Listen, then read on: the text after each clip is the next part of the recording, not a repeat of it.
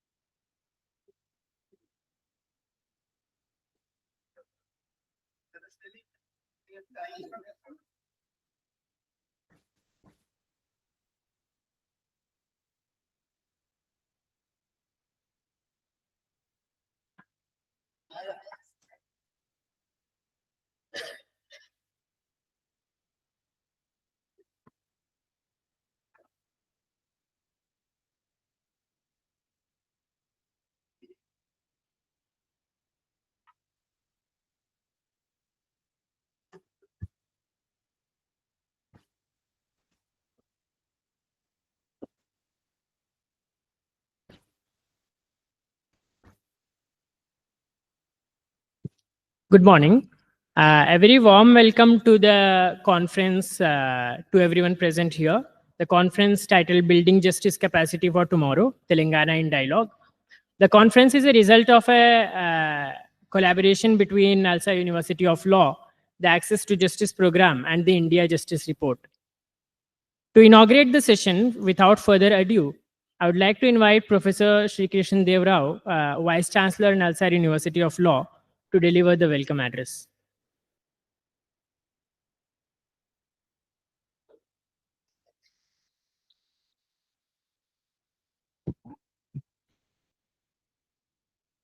Justice Murlidhar, Maya Daruwala, friends.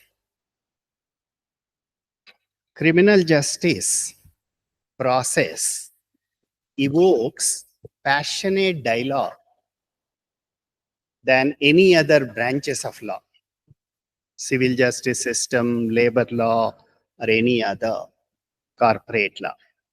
Because criminal justice means people, freedom, liberties, dignity, the entire constitutional law in implementation.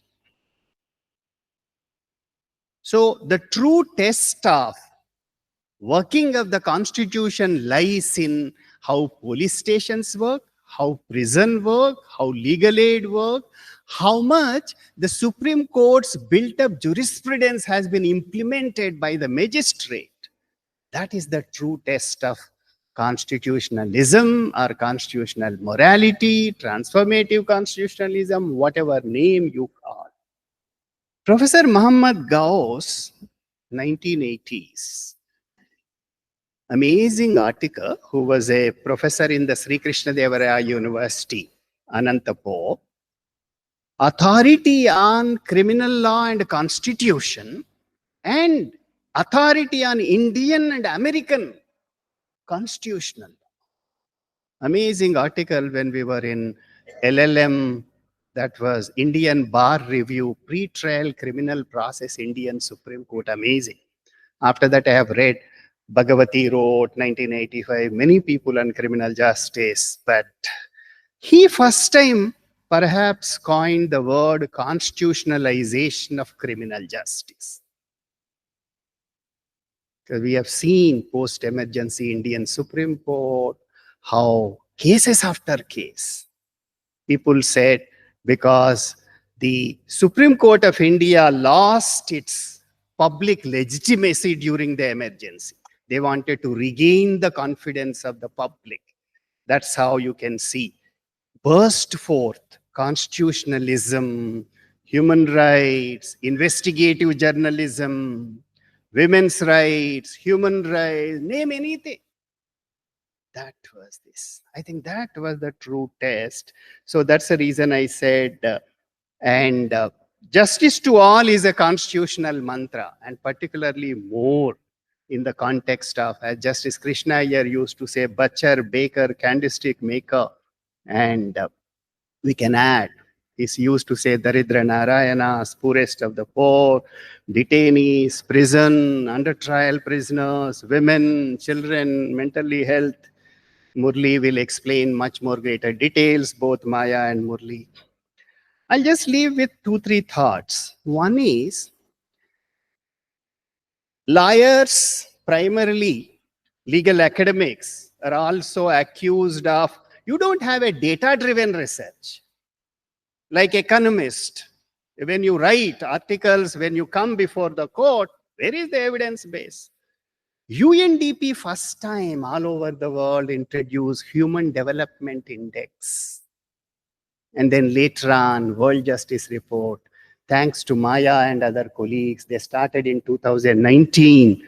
India Justice Report started with 4 pillars, now added another pillar of a Human Rights Commission. I think that's a really very useful as teachers, lawyers, policy makers, wherever you are. We must use this data, and Maya is right. This is official data. How do we use that data?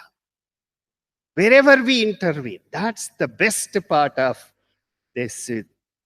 National Law Universities, the idea behind National Law University is to disseminate this, engage in the debate, make the criminal justice to all, justice system responsive. And all this is, the idea of 1980s when they were looking at the national law schools is bring legal fraternity, lawyers, judges, legal academics. At that time, just law firms were coming, but law firms, corporations, everybody who is interested in justice system must come together, learn from each other, engage, and see that it should not become only a Supreme Court case. It should percolate down. K.G. Kannabiran, I think some of you may be knowing, is a great human rights advocate, and human rights movement in India, women's movement in India have contributed a great lot to the development of this human rights jurisprudence. He always used to say, behind the criminal cases dockets are human beings. Yes, that is what the humanistic criminology, and that's where we need, and that's a purpose of the NLUs. I'm glad that my colleague Murli is organizing this Building Justice Capacity for Tomorrow, Telangana Dialogue. with access to justice for our prisoners, India Justice Report. Lastly, I was just looking at some of the data, Telangana data. Police stations with CCTVs, I was just looking at, it is India Justice Report 3 and 4, how much it is. One is Paramveer judgment having just a mechanical jurisprudence. CCTV hai? Hai. Kaam kar raha hai ya nahi? How do we do that? Where is the Maya Vial? In fact, Andhra Pradesh Civil Liberties Committee created Civil Liberties Movement. Hyderabad is a place for several. If you look at death penalty jurisprudence developed from here, emergency, visitorial system. When we were very active in the Andhra Pradesh Civil Liberties Committee, what we used to do, go to the police station. Before your Prison Act or Supreme Court said, that's effective. We were able to go. How? 3 people used to go. A lawyer, a journalist, and a student or somebody. Whenever we used to, somebody arrest ho gaya. What we used to do? Go to the police station. But later, you know about the access was not given. But saved many people. You ask Bal Gopal, you ask Jivan Kumar. Amazing. Many people. So where is that visitorial system? Where is the CCTV cameras? Having CCTV cameras is fine. But I don't want only, not just a CCTV camera, how it is working, who is accessing, how do we access? When you speak about technology integrated into criminal justice system, arrest data, why it is not going to the prison? Why after a order, bail order, it takes 2 days, 3 days? I think these are all several. So I will just quickly, police is that one. Police station with women help desk. I'm glad that Telangana police has really as a pioneer and championing, we have a good. Soumya Mishra, you will be interacting, Shika Goyal, Charu Sinha, several other we have. And a good to know that women are in the leadership positions in the Telangana police. Women are there. Majority of the young magistrates in Telangana are more than 50% are women. So in the police, I'll just leave. I know how many of you have heard of Gurajada Apparao, Kanya Shulkam, Bride Prize, 1892, remarkable Telugu novel. Somebody who you have not read, please read after that. Huh? You must also know your vernacular language, along with English, Hindi, whatever. So, 1892, Gurajada Apparao, Vijayanagaram, great Telugu literature started. Like Hyderabad, Warangal, Vijayanagaram is the something. Near Vizag, you could see. What in this, Kanya Shulkam, that was like a Rajaram Mohan Rai, Gurjada Apparao, Kandukuri Veereshalingam, early social reformers. So that novel, there is a Girisham. Girisham is a very interesting part of one of the important person, and who is like most of the time court pakshi, means court bird. Most of the time he is like goes to the court and propagates. So one day in the Kanya Shulkam, when he goes to the village, somebody asks, Girisham was telling, we got an independence. Then the person asks, sir, whether the police constable is changed, tomorrow do we see the new police constable? You are saying about we have got the independence. That's how police and public looks at police. Police is the gateway to the criminal justice system. Prison, correction. I was just looking at prison data, Telangana. Correction staff vacancy, that's nil. In fact, sometimes tokenism, even if you call prison and correction department is good. I have seen in West Bengal. I don't know how many state governments call as a correction. At least sometimes naam bhi acha hai. Whether it will percolate down to the reality. So prison correction. I was just looking at under trials detained 1 to 3 years this is where jails with VC facility and yeah. So prison occupancy is increasing. So how do we use, how all of us can come together? If you look at criminal justice system success in the law schools is everybody will start with Delhi University Prison Legal Aid Center, Beggars Home, BB Pandey, and several other. And you look at anything, law schools integration is very important. Law schools, law colleges, prison, police, all have to work together. Then only legal aid will become a reality. Otherwise, okay, we will have some strengths and weaknesses. Judiciary. Judiciary, I was just looking at the clinics, legal aid clinics. Yeah, this is in the third part, legal aid. Legal services clinics per jail. I think Murli and colleagues have to say 0.95%. Why? Why not? Not just only Nalsar. In fact, we tried to identify law colleges in Telangana. Make it as a mandatory clinical course. So we have to show pathway. So, but we need to do a sustained interest, all of us. We have to work together. So I am very unfortunate to see legal services clinics per jail. Justice Sam Koshi will be coming. We all have to request, and we will also appeal to the Chief Justice, like Tihar jail we have seen in NLU Delhi. So we must have, there must be a legal aid prison clinic in the prison, which is a cumulative effort of this. Independently also we can work. I was also looking at paralegal volunteers. That's an amazing, successful integration in 2009, but nothing has been done. I think this is the discussion. We need a new jurisprudence. I think humanistic criminology and how all we can work together and see that justice to all not remains in Article 39J in the paper, but it will percolate down to particularly police stations, prisons, and police station legal aid is very important.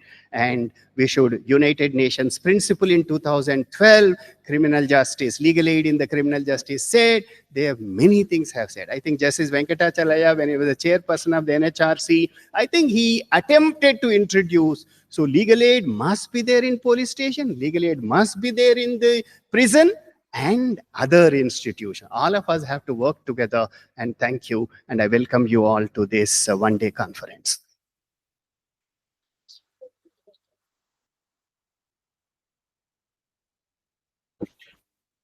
Thank you, sir.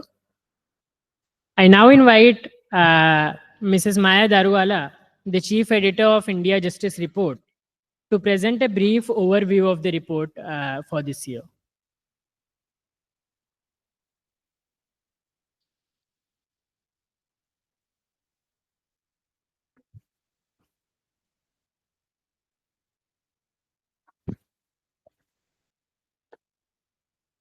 I hope you can see me.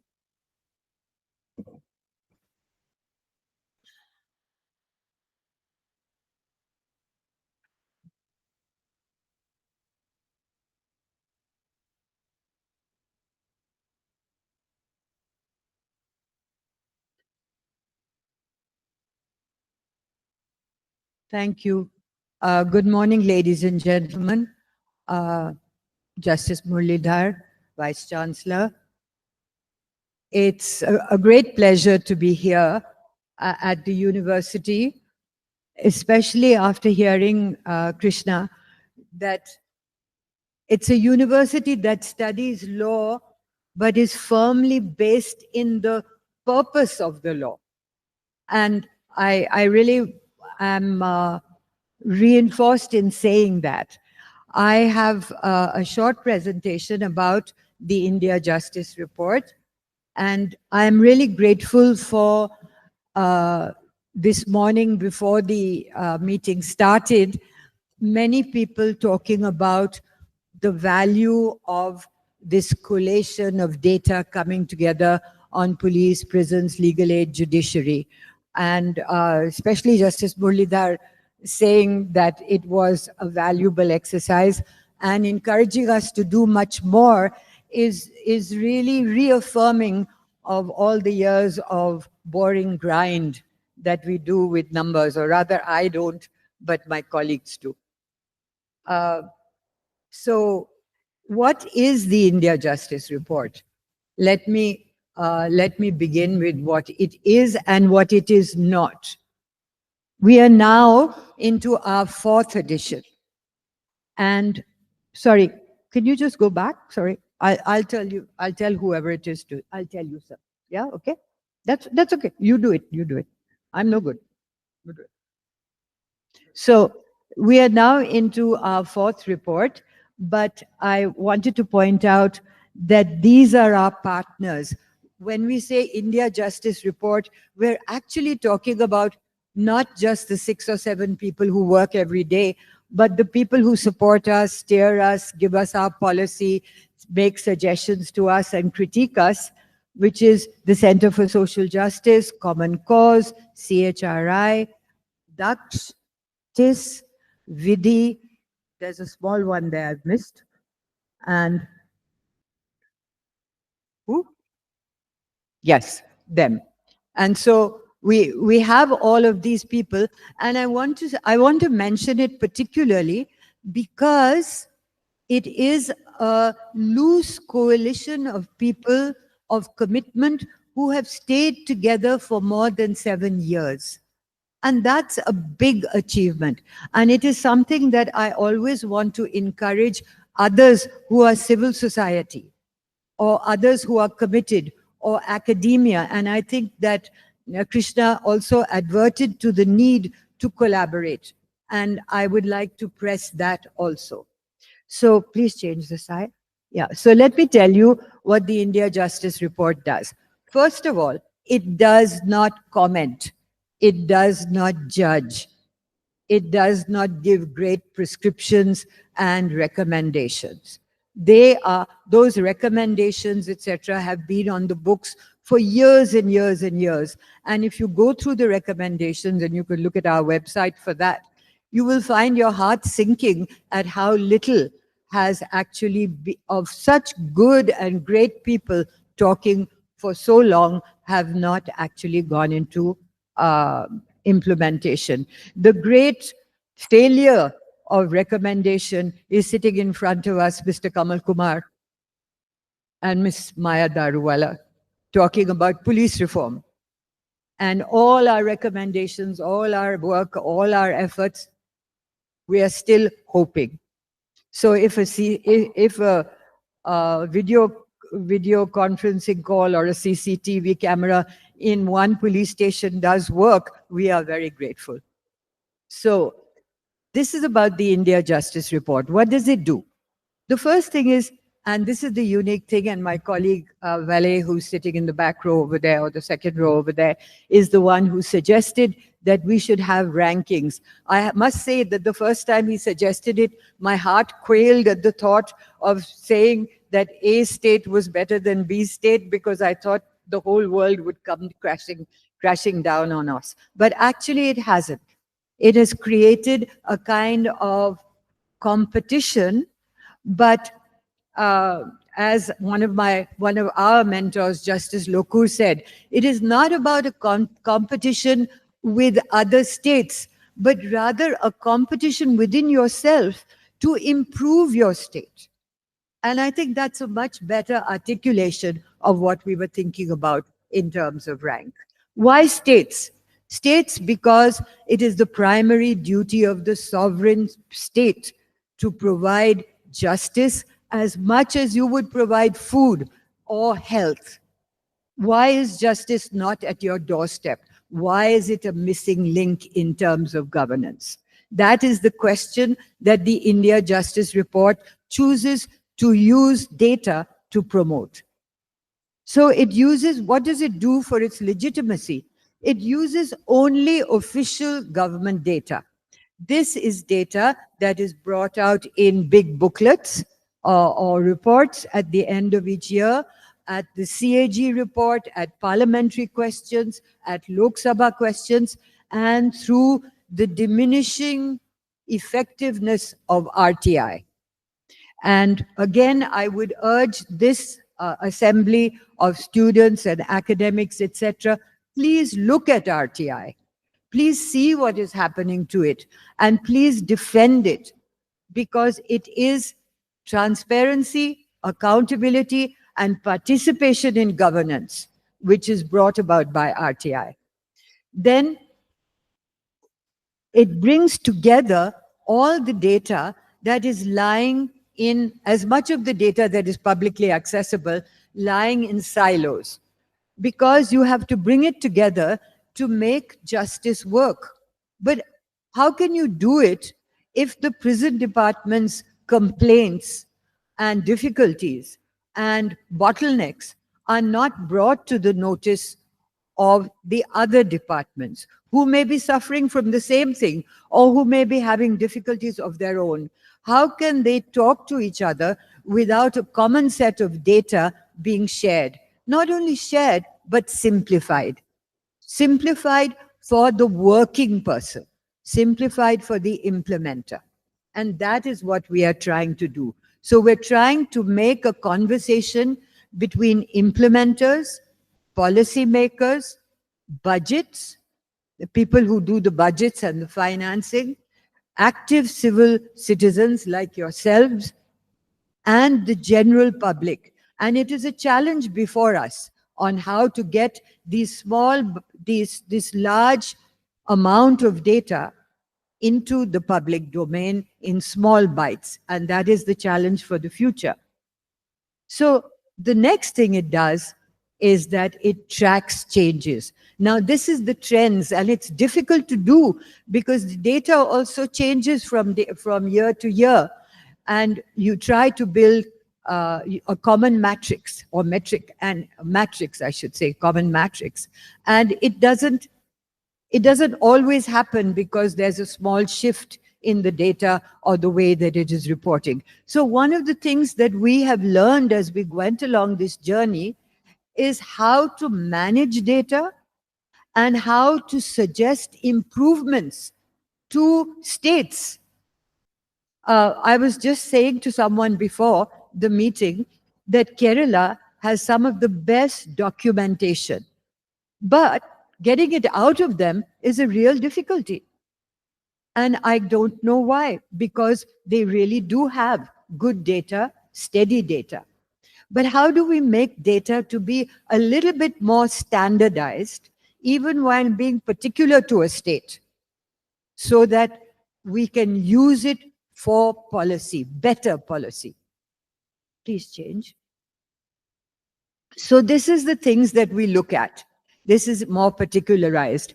We look at police, prisons, judiciary, legal aid as the 4 pillars. Now, there are other pillars and subsets. For instance, there is forensics, prosecutions. We're getting there. We've only been at this for 5 years or 6 years, and we're getting there.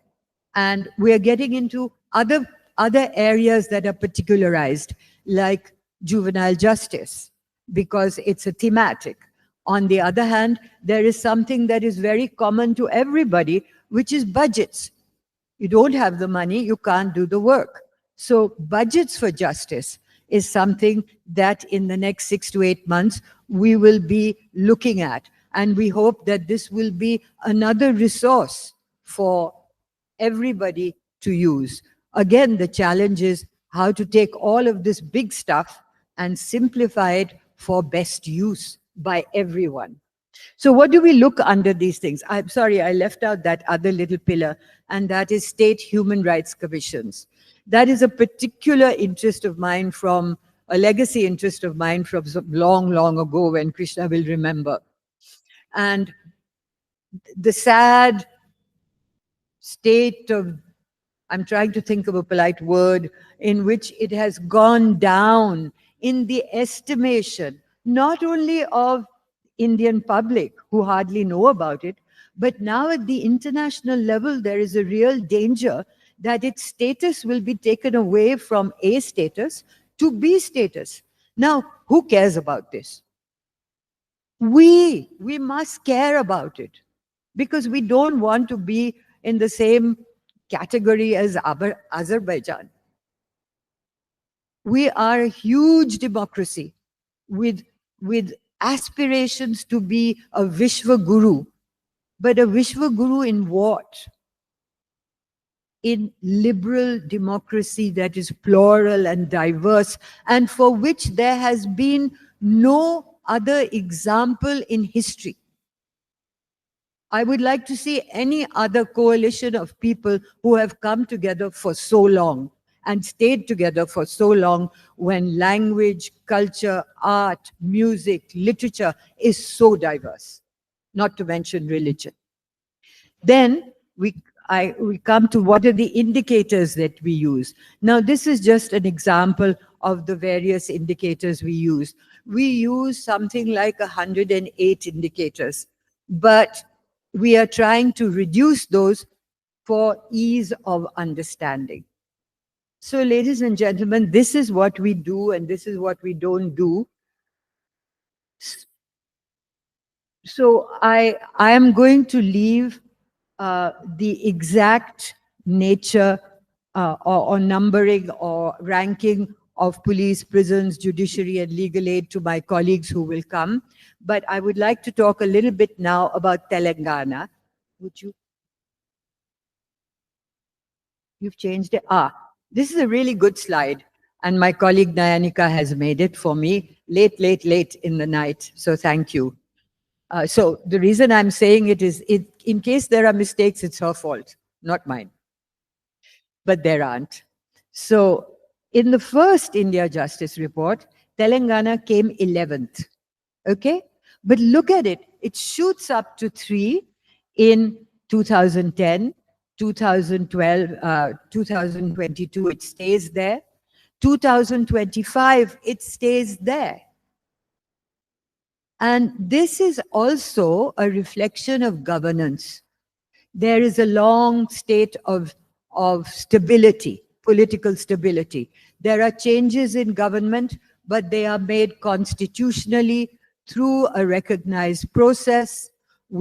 And despite being a young state, or I should say, because it was a young state, it has a moment of change, what I like to call the constitutional moment.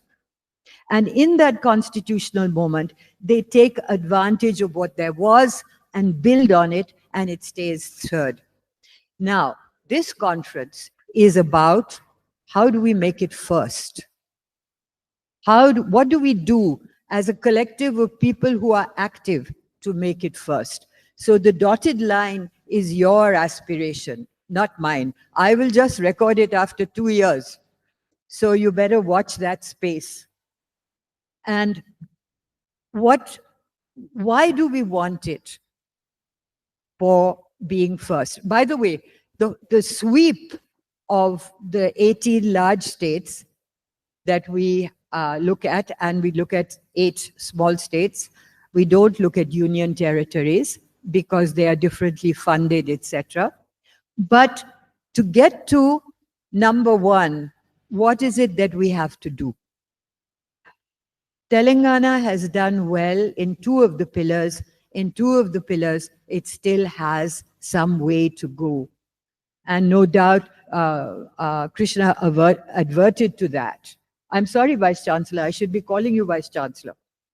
Thank you. So he adverted to that, and my colleagues will talk about it.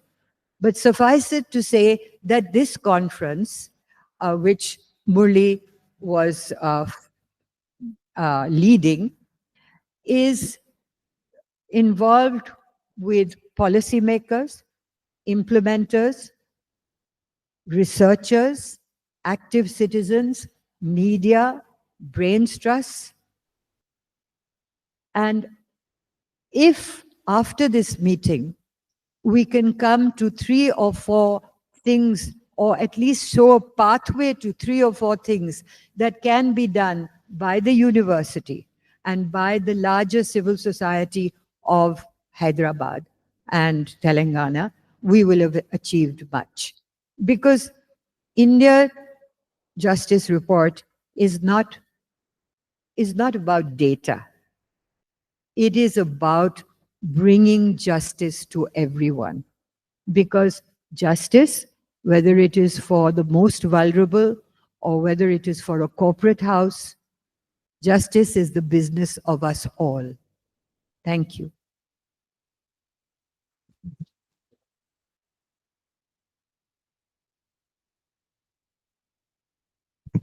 Thank you, ma'am, for this very brief yet very elaborate and comprehensive overview of the report.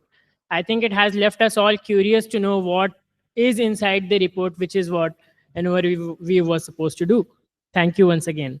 I now invite retired Justice Murlidhar for the keynote address to the panel.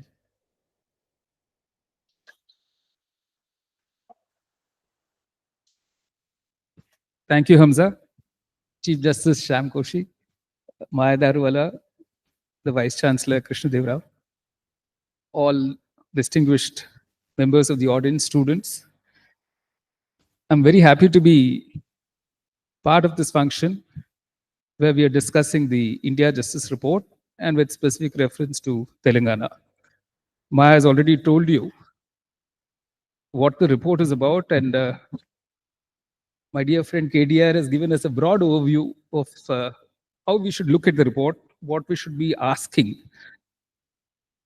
ourselves as scholars, students, and teachers.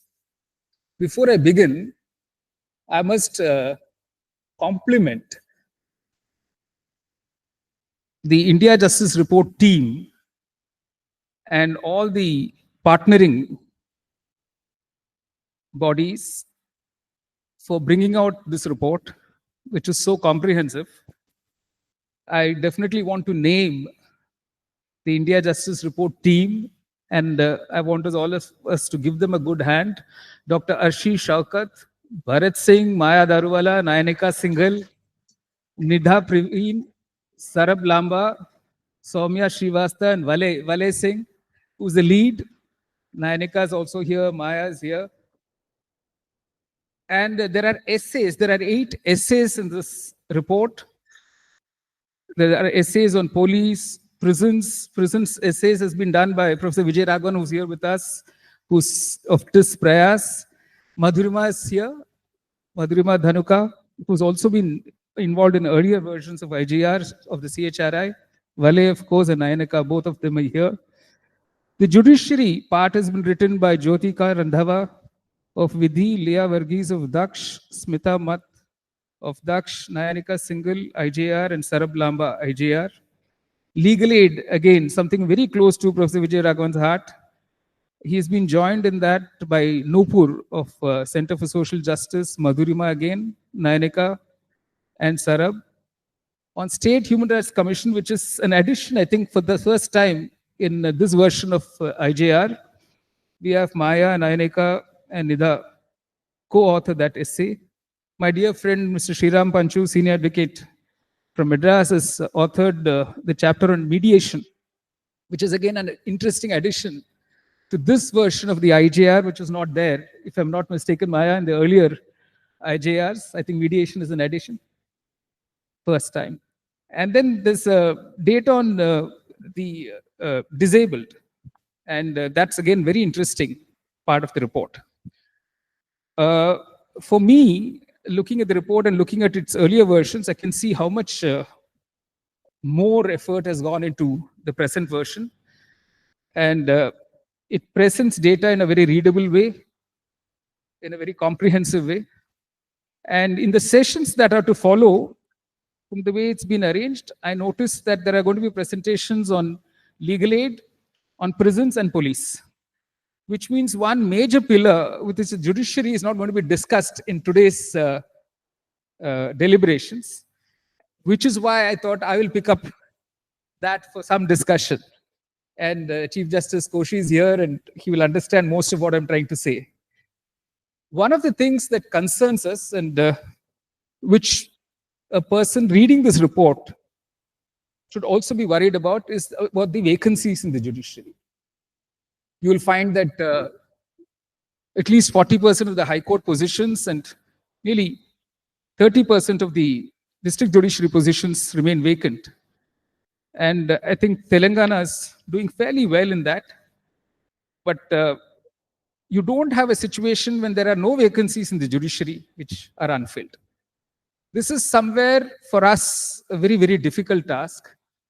And this is where I begin my critical analysis of the data. The data is not inaccurate at all, but the data doesn't tell you the full story. In fact, this report should make you ask more questions of why the data is the way it is. Because as Maya pointed out, this is one report that relies entirely on official data. Now, official data, as all of us understand, has its own limitations. One is limitation as regards time factor. So if you look at, we are in 2025, you will have statistics of 2023, 2022. Very rarely you'll have statistics of 2024 and 2025. Even your NCRB reports or Prison Statistics India, there's always a time lag of 2 years because of the vastness of the country and because we don't maintain data in the form in which it should be maintained. And there is always a contradiction between what is put out on a website as official data and what happens on the ground. Justice Koshi will understand this when I'm saying, for the judiciary, we have what is called the National Judicial Data Grid, the NJDG, which is supposed to give us granular data on what is happening in every court in the country. And when I mean every court, I literally mean that. Let's take Telangana. The National Judicial Data Grid will give you statistics of the High Court of Telangana, of the district courts at Telangana, but within the district judiciary, it gives you statistics of every court, every magistrate's court, every sub-judge. So it gives you what is called granular data. It gives you data about the orders passed in the cases, about the number of listings of the cases, and what is that life cycle of a case. So all these three can be got by looking at the National Judicial Data Grid. But that is only part of the story. Suppose the National Judicial Data Grid for a court says there are 10,000 cases pending, and this has happened in the judiciary. When you do a physical inventory of the cases of that court, you'll find there is a discrepancy. We found there was a discrepancy for the High Court. The official statistics said something on the website, and when we actually physically counted the files in the High Court, we found a huge difference. So there is always a lag between what we enter as data and what we upload as data and what is the actual data on the ground. Give all these caveats. Official data will only collect certain kinds of information and will leave out certain kinds of information. So this is the second caveat that we need to understand. Just to give you an example of how different the IJR exercise is from the World Justice Project exercise. Just I want to focus on that for a minute. While the IJR exercise relies entirely on official data, the World Justice Project relies on surveys. It actually asks users of the system what they feel about the system. For instance, it first identifies what are the 4 universal principles of the rule of law. And those principles are first, accountability. The government as well as private actors are accountable under the law. Second, it talks of just law. The law is clear, publicized, and stable, and is applied evenly. It ensures human rights as well as property, contract, and procedural rights. The third principle is open government.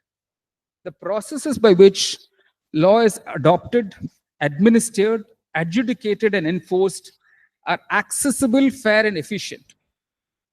4, and this is so important for us, accessible and impartial justice. Justice is delivered timely by competent, ethical, and independent representatives and neutrals who are accessible, have adequate resources, and reflect the makeup of the communities they serve. So these 4 principles, which form the very basis of the rule of law, that gets translated into numerous other factors. One is they ask, and this is, I'm talking of the World Justice Report, they ask, what are the constraints on government powers? Two, and there's such an important component of the World Justice Report, which you will not be able to find in the India Justice Report, is the absence of corruption. So corruption is acknowledged as a huge barrier to justice in the World Justice Report and is frontally dealt with by surveying. And their respondents world over, they're surveying something like 142 countries, which is a huge number. They're talking to thousands, I think 30,000 plus respondents. And they're talking to 3,000 plus experts in various fields. And that's how they gather their data. So absence of corruption is an important factor. Open government I've already spoken of. Fundamental rights. In fact, the World Justice Report 2024 says 63% of the world's population saw a sharp decline in the availability of fundamental rights, either the acknowledgement or the enforcement of fundamental rights. It took a sharp dip world over. Order and security, regulatory enforcement, and there are two separate components, civil justice and criminal justice. I'm going to focus on criminal justice because that is what today's discussion is all about. And the IJR basically focuses on criminal justice when it talks of the interlinkages between the prisons, the police, the judiciary, and legal aid.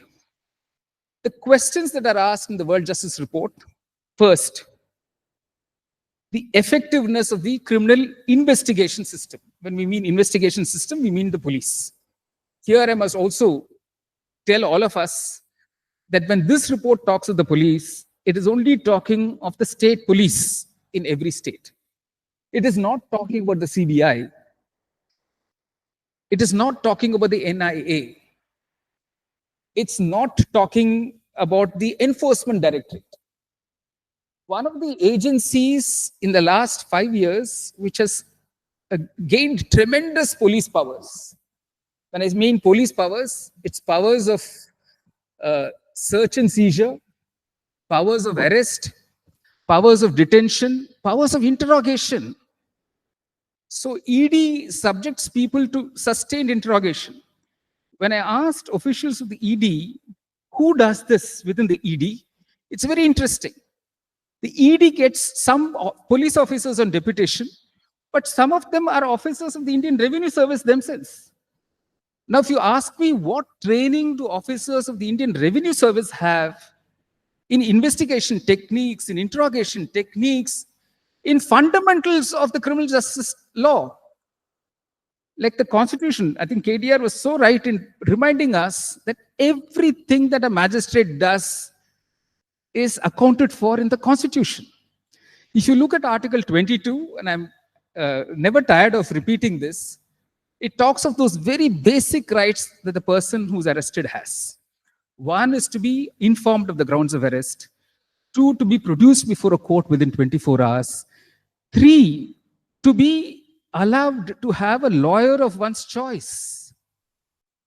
These are such important rights provided to a person arrested. Now, how far does an officer of the Enforcement Directorate ensure the protection of these rights? So these are questions that we must ask. So when we talk of police, today we have a dispersed police force. A customs officer could be a police officer, but under the law, he gets an immunity. Why? Because he's not a formal police officer. A statement made to an officer of the customs, a statement made to the Enforcement Directorate is admissible in evidence. What would be hit by the evidence law when the statement is made to a police officer while in custody is admissible to evidence when it is made to an officer of the Enforcement Directorate. So that is the extent of the infraction of personal liberty that can be brought about by giving such vast powers of the police to officers who are not formal police officers.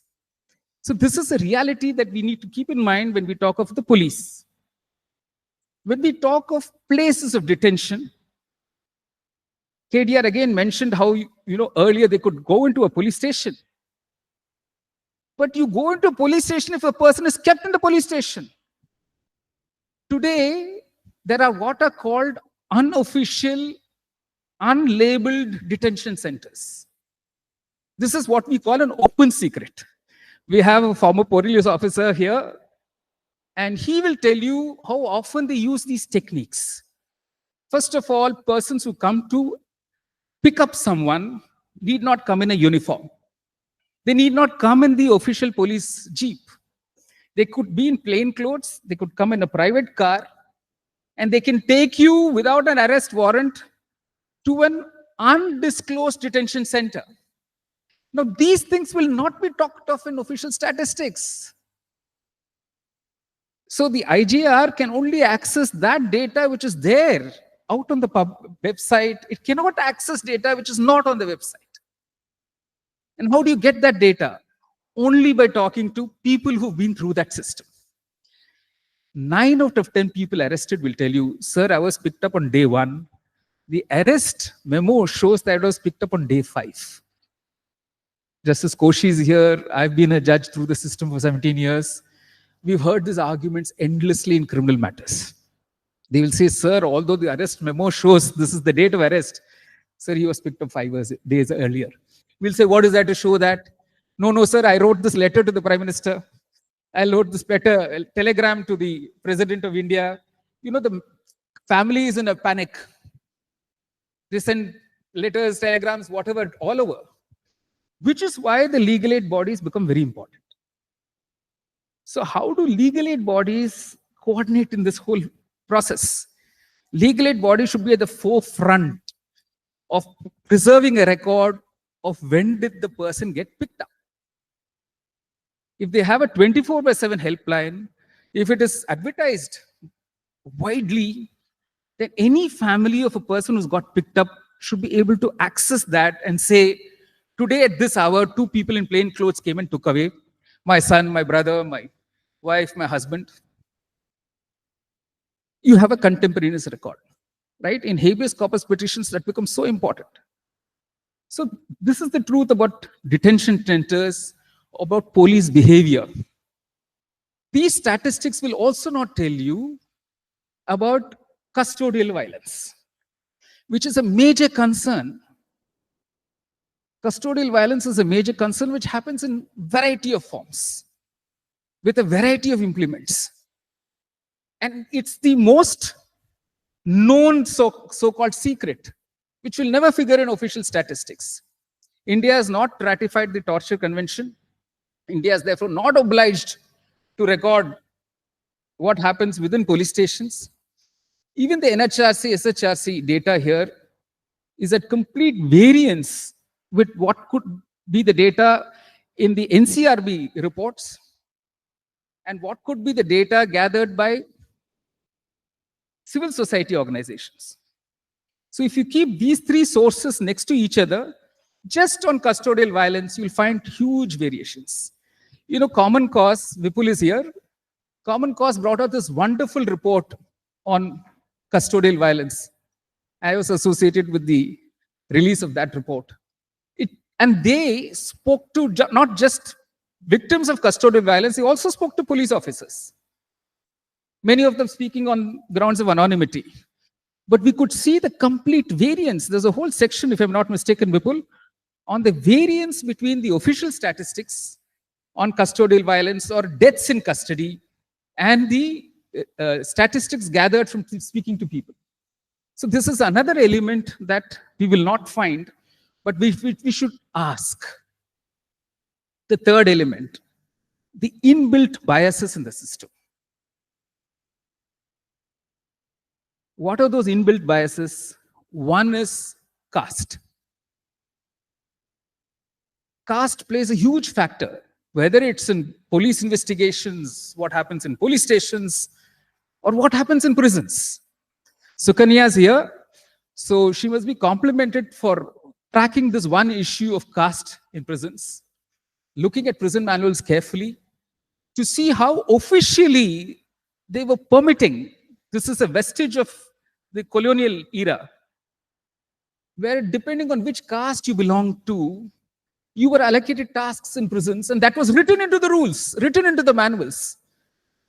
So the case argued for itself. Although I appeared in the case, I must say that the case argued itself. When the judges saw those manuals, they couldn't believe their eyes. They said in 2024, we're reading about, chamars written in those words in a prison manual and saying people who are habituated to performing these sanitation work will be allocated those works. They were talking of habitual offenders. So that judgment, Sukanya Shanta versus Union of India, which is a October 2024 judgment of the Supreme Court, needs careful studying to see what are the inbuilt biases in the system. Another element of bias is communalism. We know for a fact now that the minority, religious and linguistic minorities and the scheduled caste are overrepresented in the prison population. Just like African Americans are overrepresented in the US prison population, in our country also they are overrepresented. So when you get these prison statistics, when you get these official statistics, what it tells you is only the bare statistics of how many under trials, how many convicts, and how long have they been there. It doesn't tell you how they are represented in the prison population. Then you must ask the question, why? Is there a bias in the system to get people picked up because they're wearing a skull cap, because they're sporting a beard, because their name is a certain way? What are those biases? And how does it completely distort the way the criminal justice system should work? The whole system of, for instance, habitual offenders, history sheeters. I must share a funny episode. So this is shared with us by Professor Mohan Gopal, who was for some time the director of the National Judicial Academy. So as all of you know, the D.K. Basu judgment, it's been retained in the Supreme Court for implementation of the court's directives in what's called continuing mandamus. So the case keeps coming up every now and then. Detailed questionnaires are sent to every state. And within the state to literally every police station to say, are these guidelines being followed? So in one police station in Kerala, in response to the question, which went by this way, do you follow D.K. Basu? The answer was, since there is no history sheeter by that name in our police station, we do not follow him. So it reminded me, and KDR said, CCTV cameras are fine, but are they working? It's a valid question. The Supreme Court has been asking that question. The Supreme Court has got the CCTV matter before it. And it keeps telling us how many CCTV cameras are functioning. But these CCTV cameras are only in the police stations. They're not on those unmarked detention centers. Even within the police station, there'll be rooms which are not covered by the CCTV camera, which the policemen know. So the reality of the system is something else. And of course, the element of corruption. We know for a fact that there's an element of corruption. I'm talking of all our systems. And this is not something that happened post-independence. It happened pre-independence. If you go to the history of Section 25 of the Evidence Act, why did even the colonial masters did not trust their own law enforcement, right? World over, we know that corruption plays a huge part of any criminal justice system. There's no need to run away from it. We'll have to ask, has it been reduced? Has it gone up? Is there an index of measuring that? So we have to look at reports of, say, organizations like Transparency International. And this kind of statistics, this kind of information, you will not get through official statistics. You'll only get through unofficial sources. And that's the point that we need to keep in mind when we look at these statistics. They say a lot of things, these statistics. I think it's a specialization of analyzing data. In India, we are lacking in that. We have now come this far thanks to 7 organizations cooperating in the last 6 years with no internal clashes to say, no, this is so important a document for us to put forth in the public domain. So I compliment each of those organizations for doing this Herculean effort. It's not an easy effort at all. But it's only starting of the exercise, right? The other major exercise is how do we analyze this data? We need specialists to analyze data. They'll tell us what the data tells us, what it conceals. So what it conceals can be made up by other devices. One is the Right to Information Act. You may or may not succeed, but you should document that as well. That under the RTI Act, I asked for this information. Let's say simple thing of custodial deaths. How many people died? One, in custody of the police. Ask that of the police department of a state. Ask the prisons department how many people died in judicial custody. Right? Ask the SHRC how many complaints regarding deaths in custody have you received? Compare that data, put it out on the public domain. It will speak for itself. It will tell its own story. How many of these are properly investigated and taken to a logical end? Like, look at Telangana, right? It's a blot on the Telangana Police Department that 4 people who were picked up on the allegation of a committed rape and murder of a young woman in Hyderabad were killed in cold blood by a team of police officers. What happened next was the most surprising. Those police officers were garlanded, sweets were distributed. When a committee was set up, headed by Justice Sirpurkar, a former judge of the Supreme Court of India, and they gave a report completely damning. They termed this as a fake encounter. That report is there with the courts, with the High Court now. The question we need to ask is, did we carry it forth? Does this become part of his official statistics? So how many judicial orders acknowledge encounter killings? How many official statistics will acknowledge disappearances? They will not. This is all extra legal, extra constitutional. You will get it only through court orders. In how many of the cases when persons complained of torture, the magistrate simply extended the police remand without sending a person to medical treatment? You have provisions in the CRPC now. If some prisoner complains of ill treatment, he's supposed to be sent for medical checkup. How many of them are able to? So this kind of inquiry should begin by reading a report like this. There is a serious issue here on understaffing of police and the duties that we give a police officer. So if we listed out how many duties a police officer performs, you will be astonished. You'll be astonished. How many of them are put on duty because they have to receive the IG at a railway station? How many judicial magistrates are given what are called protocol duty?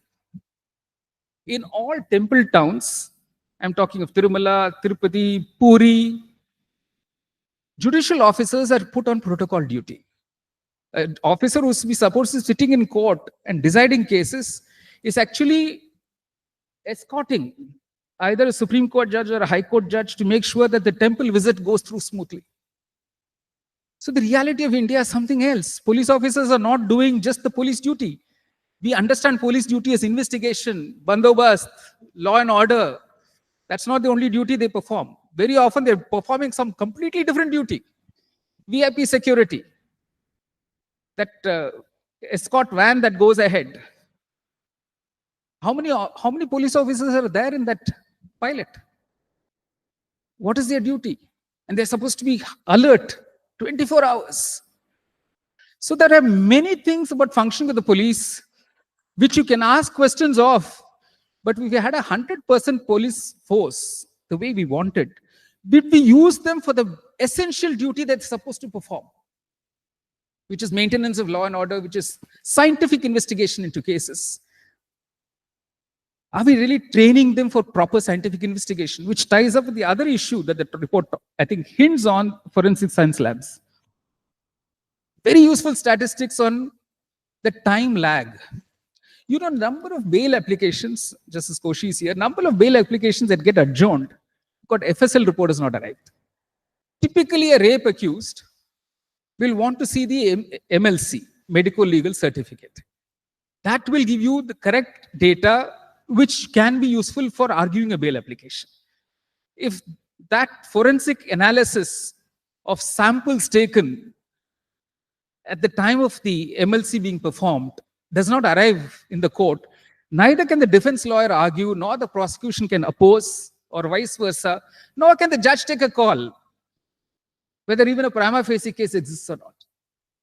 And if that FSL report doesn't come for 6 months, 8 months, 1 year, you're languishing in jail. Prison statistics on overcrowding of prisons. How many prisoners are for which range of cases? How many of them are for really serious cases? How many of them are there because they can't furnish a security bond? There are prisoners in the country today who can't even afford a 20,000 surety or a 10,000 surety. It's a huge amount for them, even if it's 2025. So the real reasons why people are in prisons is something that we'll have inquired into once you see that is overcrowding. Even Telangana, I think, has a 200% overcrowding, if I'm not mistaken.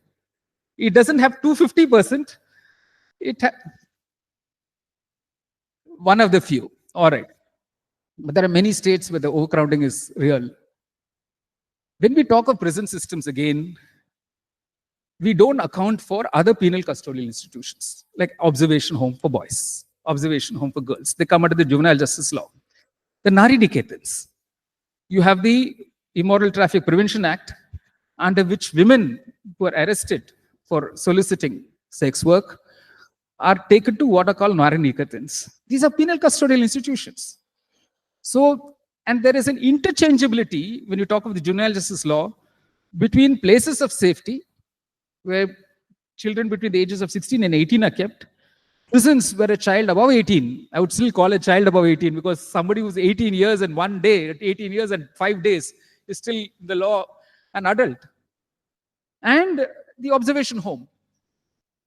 Till the age determination test is done, many of them are kept in prisons when they should actually, for the benefit of doubt, be kept in the observation homes. So there's an interchangeability between these things.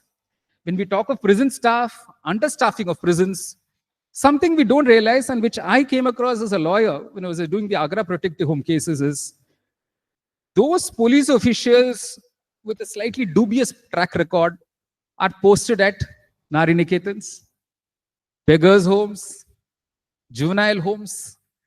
These are what are called within the police force punishment postings. These are not most sought after postings. Even within the judiciary, the beggars' courts would have the persons with, not such a good track record as judges. These are harsh truths. So it's like bread for the poor. You heard that expression. There's a certain section of our population that constantly gets drawn into the criminal justice system, and they are the poorest of the poor, the most underprivileged. They could be people seeking arms in the streets. It could be women forced to seek sex work. It could be wandering mentally ill. So these intersections of law and poverty and the impact that will have on the criminal justice system is something that we should ask questions about when we read a report like the India Justice Report. I could go on and on. I just wanted to highlight a few things. One question we need to ask is, if this report takes a soft approach to issues concerning the criminal justice system in general, how can we use these statistics to ask questions, hard questions of the working of the criminal justice system? And those hard questions would be regarding disappearances, encounters, caste and communal biases. Second is, we need to get experts to analyze. And these experts need not be only legal experts. They could be drawn from the fields of sociology, political science, other humanities, even people who understand statistics. If they could collaborate and tell us how to read these statistics. What do these reveal? What do these hide? The subaltern views, right? The official statistics tell us this. What will the unofficial sources tell us about that? If people have been acquitted in Telangana, let's say in the last year or 2 years, they spent some time in prison, 2 years, 3 years. What stories do they have about the prison system? We now have first account reports of Wahid Sheikh, for instance, Beguna Qaidi, Amir Khan, framed as a terrorist. You have, I think, one Ansari, Iqbal Ansari on the Akshardham experience. They all tell us how prisons work. We also have Anand Teltumde's latest, I think it's forthcoming, and we have Sudhar Bardwaj. So if you look at these stories of people who've been in the prisons, they'll tell you the inner working of the prison system. How convicts, they're officially termed as Munshi Qaidis. Convicts are deployed within the prison system, and this is official. There's nothing secret about this. They are, yes, it's a colonial legacy, but they are deployed to control the under trials because you don't have enough prison staff. And there's a system of favors talked about in numerous sources around us. So how do we gather those stories, keep them side by side with these official statistics, which will help us understand what is the actual working of the criminal justice system? Like the system of sureties, right? I sit in a court, I say personal bond plus one surety of 10,000. The person whom I've granted bail is a Bengali. He has come to Hyderabad. He has no roots in Hyderabad. He has no family in Hyderabad, but he's been granted bail. How is he supposed to go and get the surety? How does that system work? What does it really cost a litigant to obtain liberty and freedom? So these are the kind of questions. I've already spoken of the caste factors, the biases.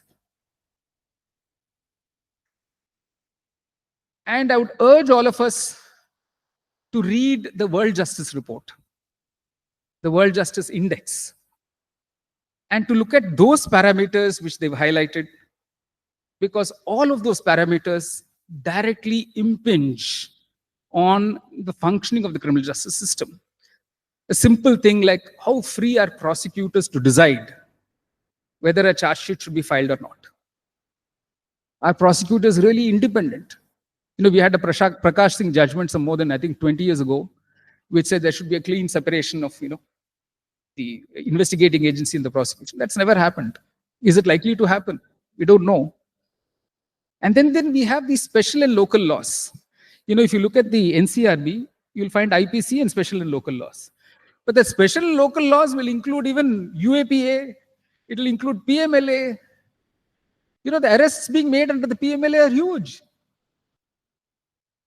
So it's all put in one bracket. Actually, that's become one of the major things now. The so-called predicate offense and the PMLA proceedings. So statistics, when we see, we have to realize that they will reveal part of the facts and leave out the others. On Telangana, I found something very interesting when I saw that graph, Maya, that you put out last, which Nayaneka helped you. I don't know if you realized it. Telangana is aspiring to go north. And it's a matter of very significance, great significance, that the best performing states, even in a report like this, are the southern states.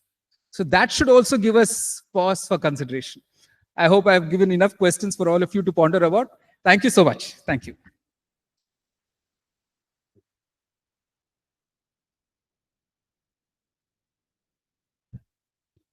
Thank you, sir. I'll now invite Professor Sri Krishna Dev Rao, sir, for very brief concluding remarks on the session, and we can finish with that.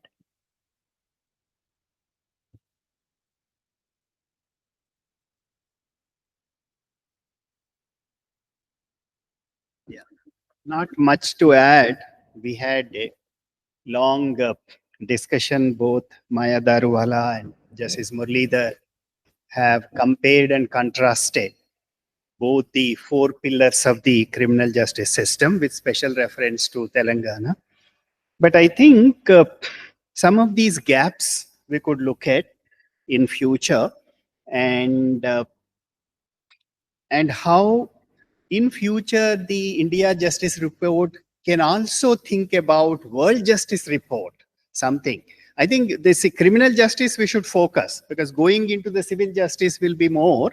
But within the criminal justice reports all over India, so the 4 principles of rule of law world justice report emphasizes may be more useful.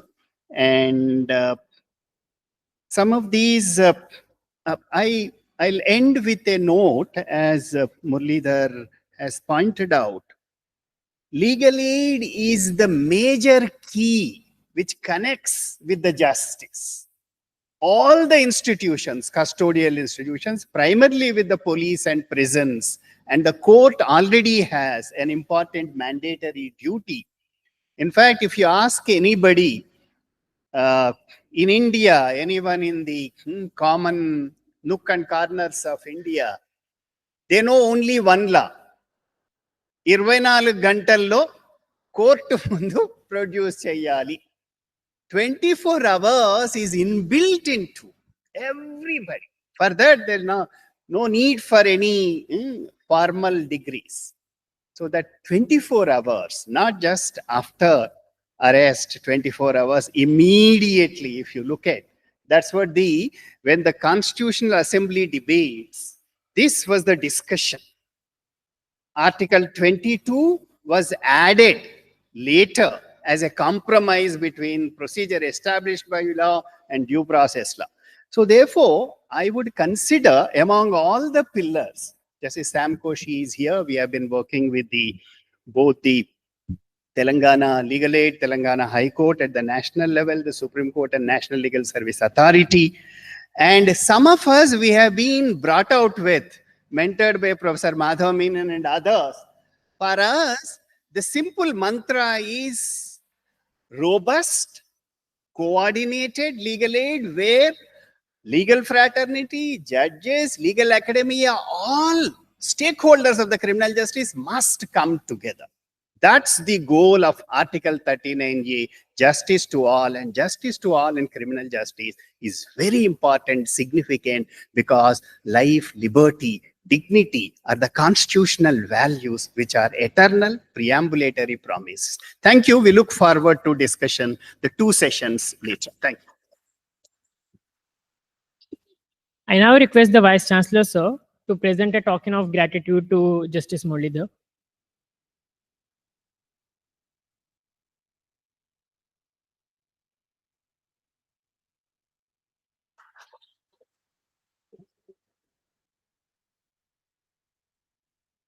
I request the Vice Chancellor to present a token of gratitude to Maya ma'am.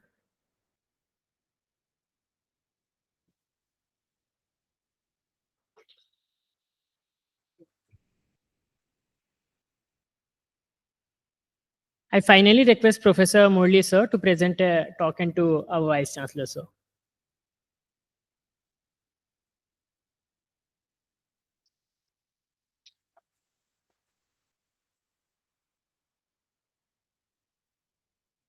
We'll now break for tea. The second session would start in 10 minutes at 11:40.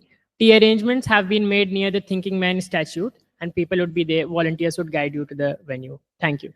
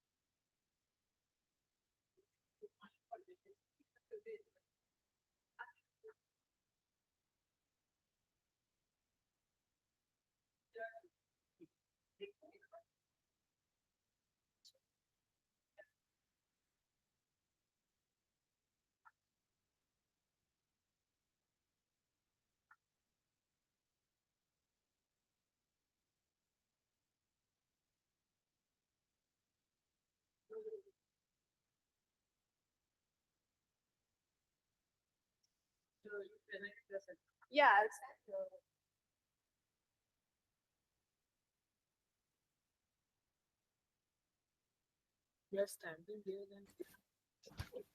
I'll be like this.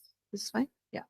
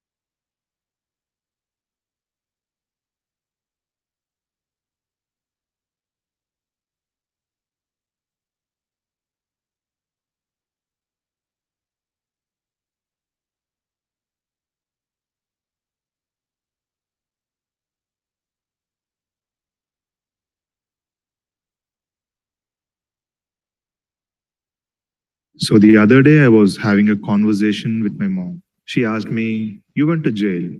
How was it?" I told her it was nothing like the movies. We imagine jail to be a depressed, dark place. But what I saw was different. There were big gardens, clean roads, birds.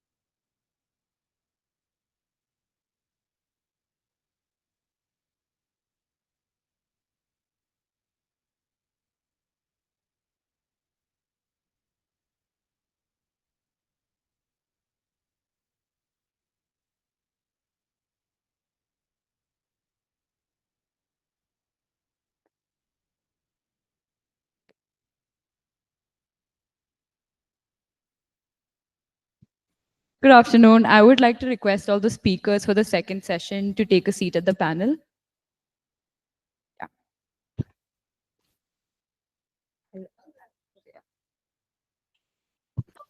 We will now begin the second session of the conference on legal aid and prisons. We are honored to have Honorable Justice Sam Koshi, Executive Chairperson of Telangana State Legal Services Authority, in the chair for this session. This session will begin with the IJR findings on legal aid, which is presented by Ms. Nayanika Singhal from the India Justice Report. This will be followed by a presentation on building capacity for legal representation by Senior Civil Judge Mudikonda Raju from State Legal Services Authority, Hyderabad. Next, we will have IJR findings on prisons from Professor Vijay Raghavan and from TISS and India Justice Report, followed by some plans and projections by Dr. Samya Mishra, IPS, Director General of Prisons, Telangana. This will be followed by some remarks on legal aid for prisoners by Professor Murli Karnam, Director of HEP. And finally, we will conclude by the closing remarks by the prisoner of the chair. Okay. With that, I would like to warmly invite Ms. Nayanika Singhal to begin the session with her presentation on legal aid.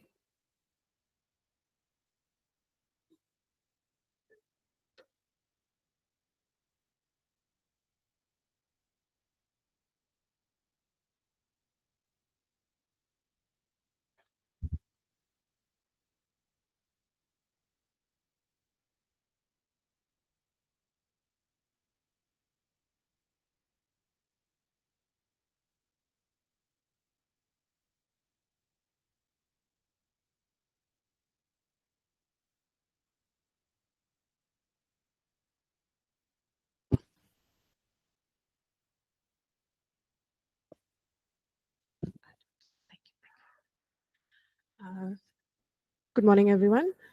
I am Nanika. I work with the India Justice Report. Thank you, first of all, to Nalsar for the opportunity to present here in front of Chief Justice Sam Koshi sir and Kamal sir and everybody else.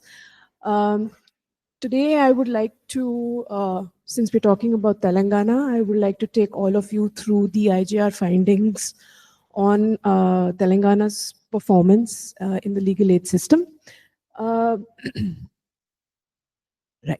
First of all, looking over the ranks in legal aid, if you can just see the legal aid rankings have gone from 4th in the first IJR report to 6th in the second IJR report to 5th, and then in the latest IJR report, which came out in 2025, which is this year, it's come down to number 10.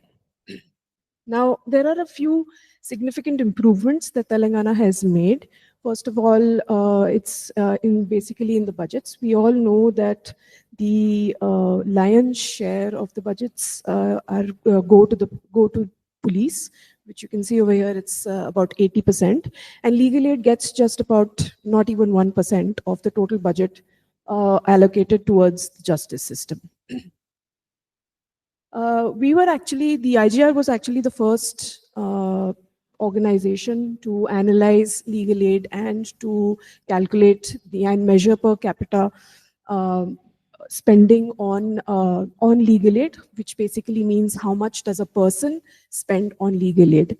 Now, if you look at the graph over here, you'll see that police, obviously, we spend most on police and the least on legal aid. However, since Telangana actually spends more on legal aid than the national average.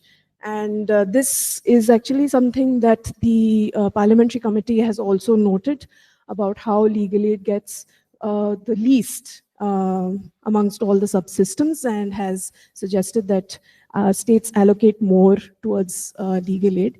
And if you look at the findings, you'll see that Telangana has been spending more. The state has allocated more towards legal aid, and the utilization is over 100%. When it comes to significant improvements made by Telangana, the Lok Adalats conducted by Telangana have also cleared out almost more than 90% actually of all the cases received. But There are a few infrastructural snags, I would like to call them, or low-hanging fruits that we call in internal lingo, that Telangana can improve on. First of all, being the numbers of PLVs. Nationally, if you see, the PLV numbers have gone down about 38% since 2019. And in Telangana, their numbers have gone down 55% from about 2,600 to just over 1,000. That means that there are about just 3 PLVs for a lakh people. That is a very low number, and they are a vital link between that bridge the gap between the community and their access to the legal aid system. And you can see over the years, Telangana's performance here has gone down a little bit. Yeah. It's not just the PLVs, actually, the panel lawyer numbers have also gone down from about the same. They were about 5,000, and now they've come down to about 3,000 or something. Right. Another important aspect of infrastructure and access to legal aid is the presence of legal aid clinics across the state. Nationally,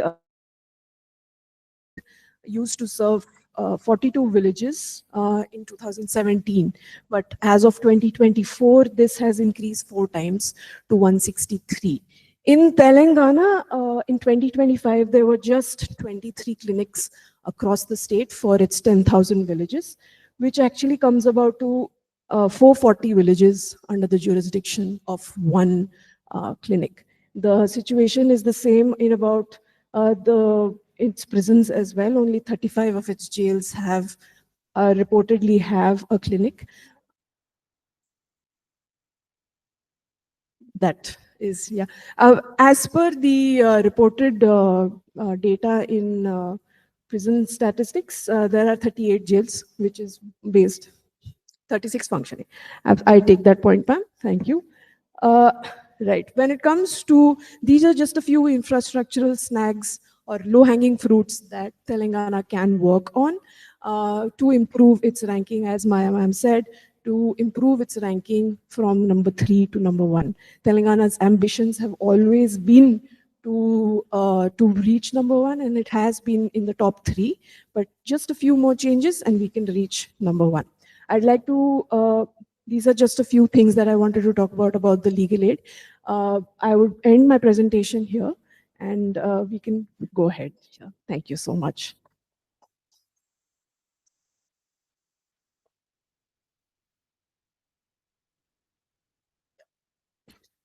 Thank you so much for that, Ms. Nainika. Now I would like to invite Senior Civil Judge Mudigunda Raju for sharing his insights on how we can build capacity for legal representation.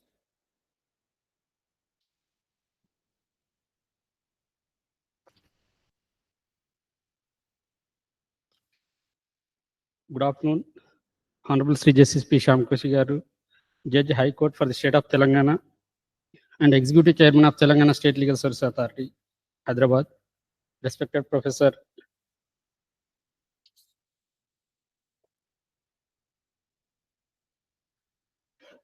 Sri Krishna Devarao Garu, Vice Chancellor of this university, the morning speakers, respected Maja Darwala, and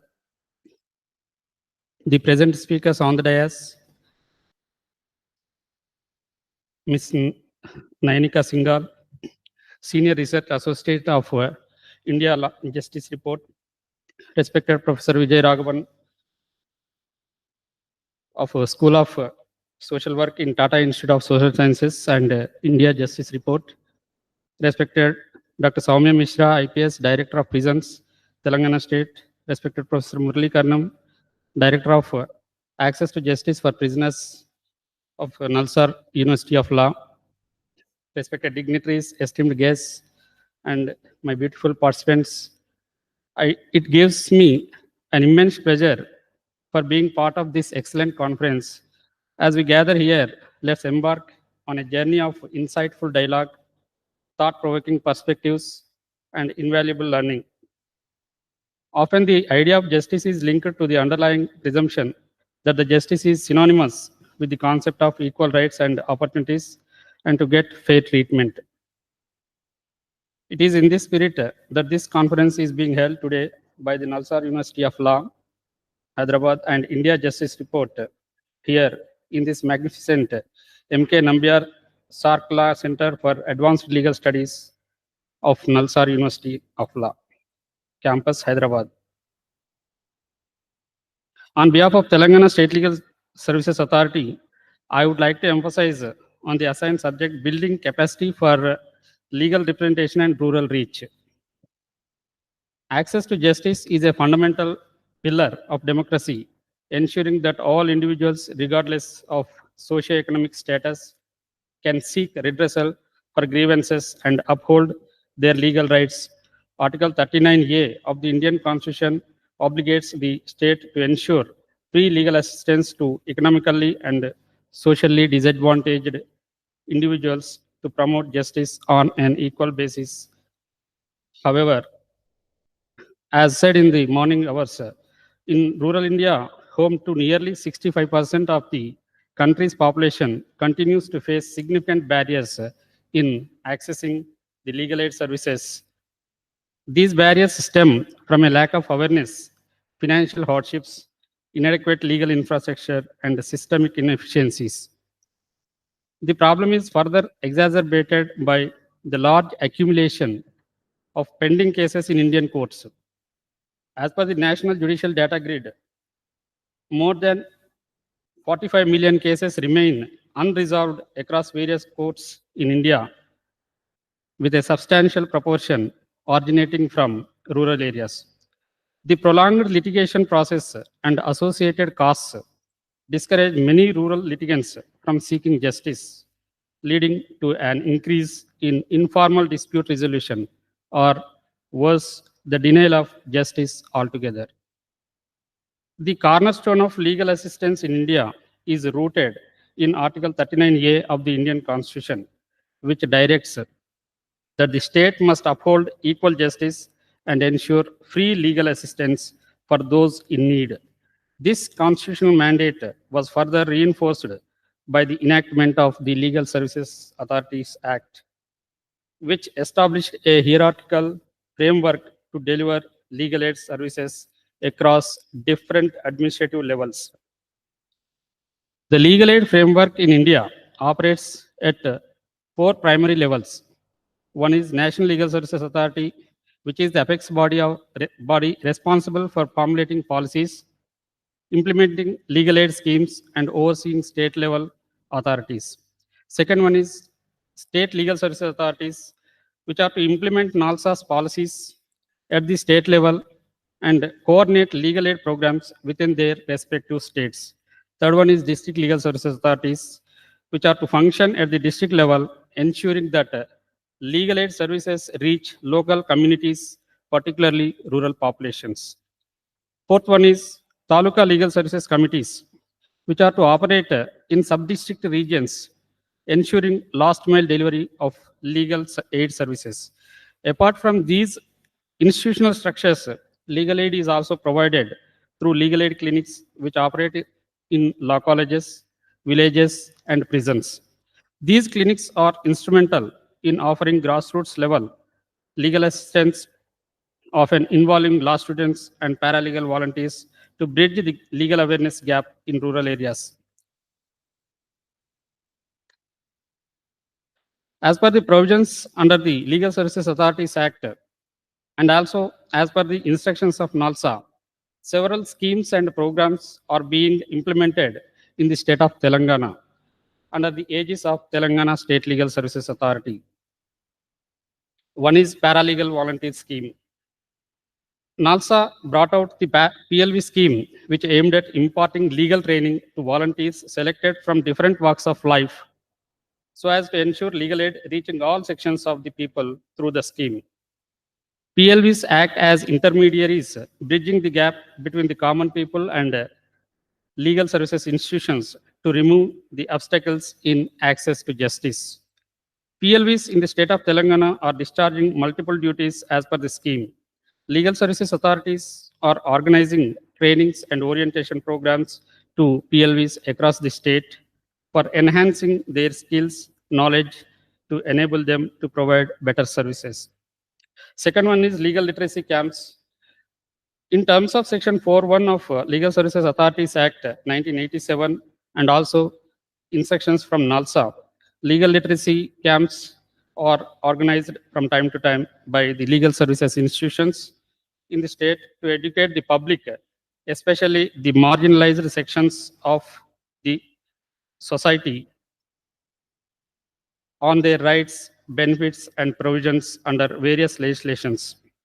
Third one is Lok Adalas.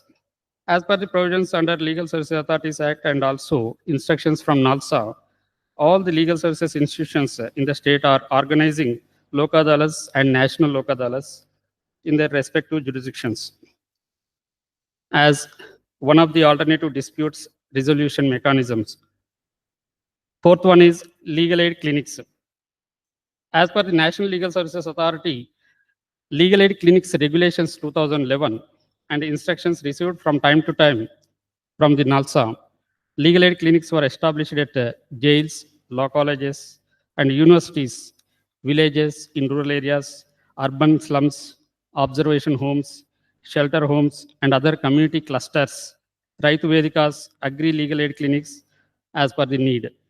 Legal aid clinics are manned by paralegal volunteers and panel lawyers selected by legal services institutions for providing legal advice, assist in drafting, resolve the disputes of the people in the locality, availability of legal services schemes, programs, etc. Now we see what are the challenges in accessing legal aid in rural India. Despite the constitutional guarantee of free legal aid, rural India continues to face multiple obstacles that prevent equitable access to justice. The primary barriers include lack of awareness, financial constraints, geographical challenges, shortage of legal professionals, and the digital divide. These challenges hinder the effectiveness of legal aid mechanisms, leaving vulnerable communities without adequate legal support. When coming to the aspect of lack of awareness and legal literacy, one of the most substantial barriers to legal aid in rural India is the limited awareness of legal rights and the legal aid services available. As per the NALSA report 2022, 15% of rural residents are aware of legal aid schemes only. Many marginalized communities, such as women, scheduled castes, and scheduled tribes, and landless laborers often remain uninformed about their fundamental rights and hesitate to approach legal authorities due to social stigma. Legal literacy campaigns have been launched by NALSA and state legal services authorities, but their reach remains limited due to low literacy rates and inadequate outreach efforts. The absence of grassroots level awareness initiatives leads to underutilization of free legal aid services. The other barriers are financial and geographical barriers, which include travel expenses, loss of daily wages, incidental costs, limited transportation, etc.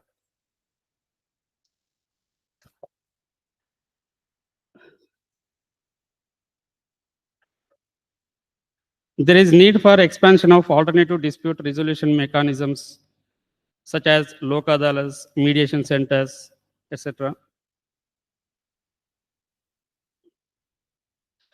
How to strengthen the legal aid in rural India? The Indian government and judiciary have made commendable efforts to improve access to legal aid in rural areas through NALSA schemes, digital initiatives like e-courts and telelaws, and the expansion of ADR mechanisms. However, ground level challenges persist, particularly in remote villages with poor legal awareness, inadequate infrastructure, and a digital divide. To ensure that these initiatives achieve their full potential, a holistic approach is required, one that combines policy reforms, financial investments, and community-driven engagement. Despite significant efforts by the government and judiciary, legal aid services remain inaccessible to to a large segment of the rural population. A comprehensive strategy is required to overcome the existing barriers and ensure that justice is truly accessible to all. To strengthen the legal aid in rural India, it is necessary to focus on legal literacy, institutional reforms, technology-driven solutions, and alternative dispute resolution mechanism. By integrating legal aid into rural school curricula, by strengthening community-based awareness programs, by expanding legal awareness through vernacular media, and also by establishing more legal aid clinics in remote areas and enhancing coordination between legal aid bodies, as well as strengthening alternative dispute resolution mechanisms by training village heads such as sarpanches and community leaders in mediation techniques, and also by expanding lok adalas and introducing hybrid ADR models combining traditional and digital dispute resolution. So also by enhancing legal aid for women and marginalized communities. Now coming to the aspect of the legal services institutions functioning in the state of Telangana under the control of the Telangana State Legal Services Authority shows that the erstwhile state of Andhra Pradesh in 23 districts, district legal services authorities were constituted in consultation with the AP State Legal Services Authority wide GOMS number 67 dated 25/5/1995. After formation of Telangana state, as per the Andhra Pradesh Reorganization Act 2014, the erstwhile office of AP State Legal Services Authority has been bifurcated into AP State Legal Services Authority and Telangana State Legal Services Authority with effect from 2/6/2014. On bifurcation, the state of Telangana has been formulated with 10 revenue districts of Telangana region. The Telangana State Legal Services Authority was constituted with 11 district legal services authorities in the erstwhile 10 districts. So further, 75 Mandal Legal Services Committees, 6 permanent lok adalas for public utility services, and 5 mediation centers have been functioning in the state of Telangana with required staff. But in view of the creation of 33 revenue administrative districts by the government, 33 new judicial districts were also formed by the Honorable High Court for the state of Telangana. And the government of Telangana has issued GOMS number 91 dated 18/7/2022, constituting 23 new district legal services authorities in the state of Telangana on par with the existing district legal service authorities functioning in the erstwhile 10 districts. At present, the Telangana State Legal Services Authority is the head of the office situated at Hyderabad, and it is the administrative office for the entire Telangana state, headed by Honorable Sri Justice Aparesh Kumar Singh, Chief Justice, High Court for the state of Telangana, and Patron in Chief of Telangana State Legal Services Authority. So also Honorable Sri Justice P. Shyam Koshi Garu, Judge, High Court for the state of Telangana, Hyderabad, is the Executive Chairman of Telangana State Legal Services Authority, Hyderabad.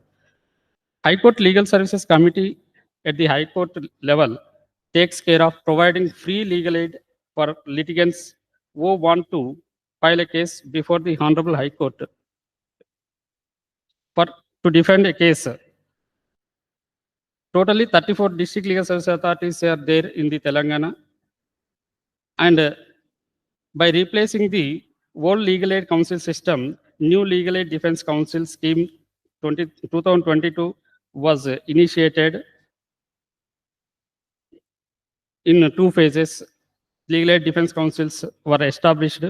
Totally 149 legal aid defense councils are working, in which chief legal aid defense councils are 28, deputy legal aid defense councils are 37, assistant legal aid defense councils are 84.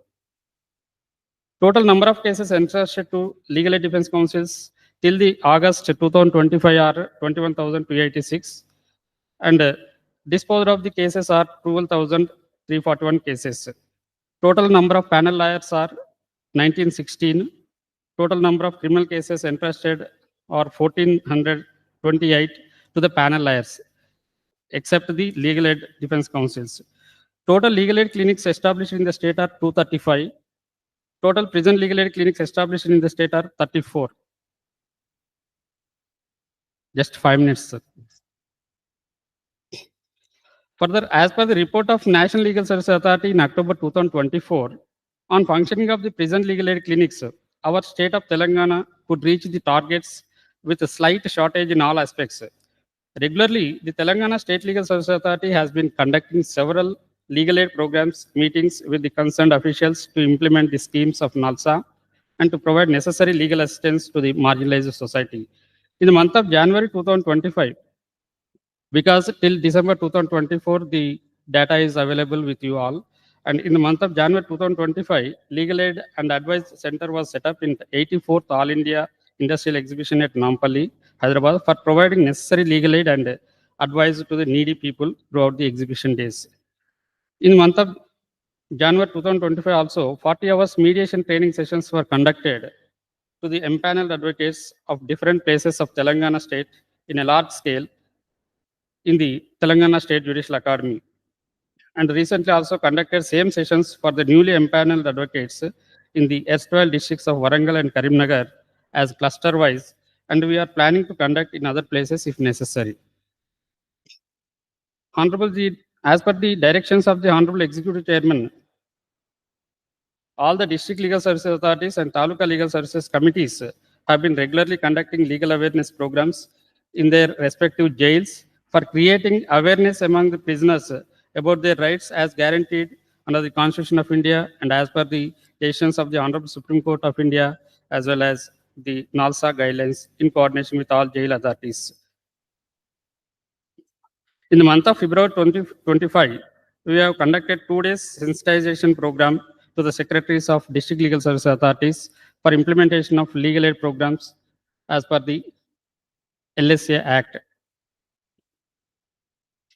We have established several community mediation centers at several places in our state by appointing trained mediators with a view to amicably resolve the disputes of the people then and there itself at the initial stage. Our LUN member secretary and other officers have visited the prisons for several times and interacted with the inmates of the jails. We also visited juvenile homes, special homes, observation homes, and interacted with the inmates therein. In the month of July, 2-day state-level stakeholders consultation meet was conducted with all the stakeholders on the rights and protections of children from sexual abuse. Nivriti de-addiction centers in the prisons were also got established in the month of July as per the DAWN scheme of Nalsar. As per the schemes and guidelines of Nalsar, we have interacted with all the DLSS, legal aid defense councils, and superintendents of prisons in the state with regard to the functioning of prison legal aid clinics and gave suitable instructions to them for the benefit of the prisoners. The list is long, but not exhaustive, and due to paucity of time, I am skipping the list. Now, I can proudly say that with the limited resources, the Telangana State Legal Services Authority has been striving hard to get the implementation of the schemes and programs of the National Legal Services Authority from time to time through the district legal services authorities and taluka legal services committees under the able leadership of Honorable Executive Chairman of Telangana State Legal Services Authority, Honorable Sri Justice P. Shamkoshi Garu, Judge High Court for the State of Telangana, and Honorable Chair of this second session. With his Lordship's unstinted cooperation, continuous deliberations, regular instructions, and prompt guidelines, by coordinating with all the chairmen of district legal service authorities and other concerned departments from time to time, our state is now at the highest point in our country in all aspects, such as creating or conducting awareness programs, conducting lok adalats, and disposing of more number of pending cases, appointing legal aid defense counsel, panel lawyers, paralegal volunteers from time to time to attend the regular issues of the eligible, needy, and poor people, and thereby strengthening the legal services in the entire state to build the capacity for legal representation and rural reach. I also would like to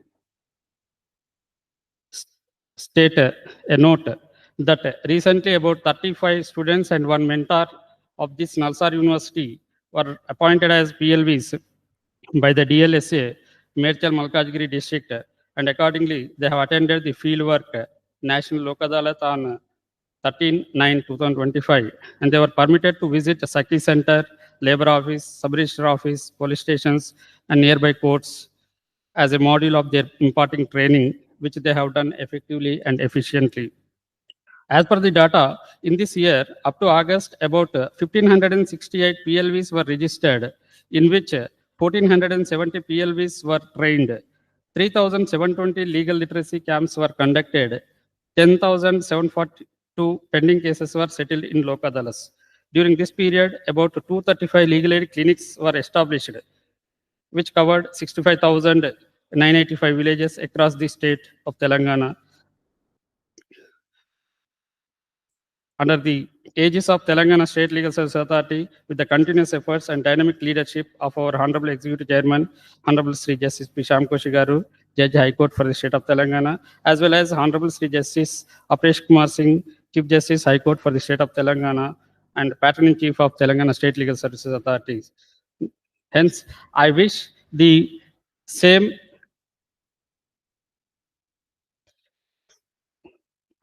would be continued in future for the betterment of the vulnerable society with an aim to build a robust and inclusive legal aid system. Thank you, my lord, the dignitaries on the dais, and the Nalsar University of Law for giving me this opportunity. Thank you.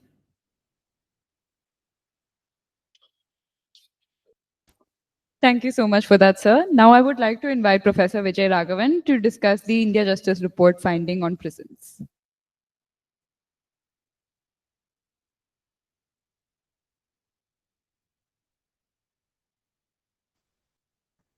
Thank you to the IJR team and Nalsar for giving me this opportunity. Thank you to all the dignitaries since morning for their contributions to this consultation that we are doing. I have requested Nayanika to quickly run through the prison data coming from the IJR, and then I'll kind of try to give my issues of concern and suggestions.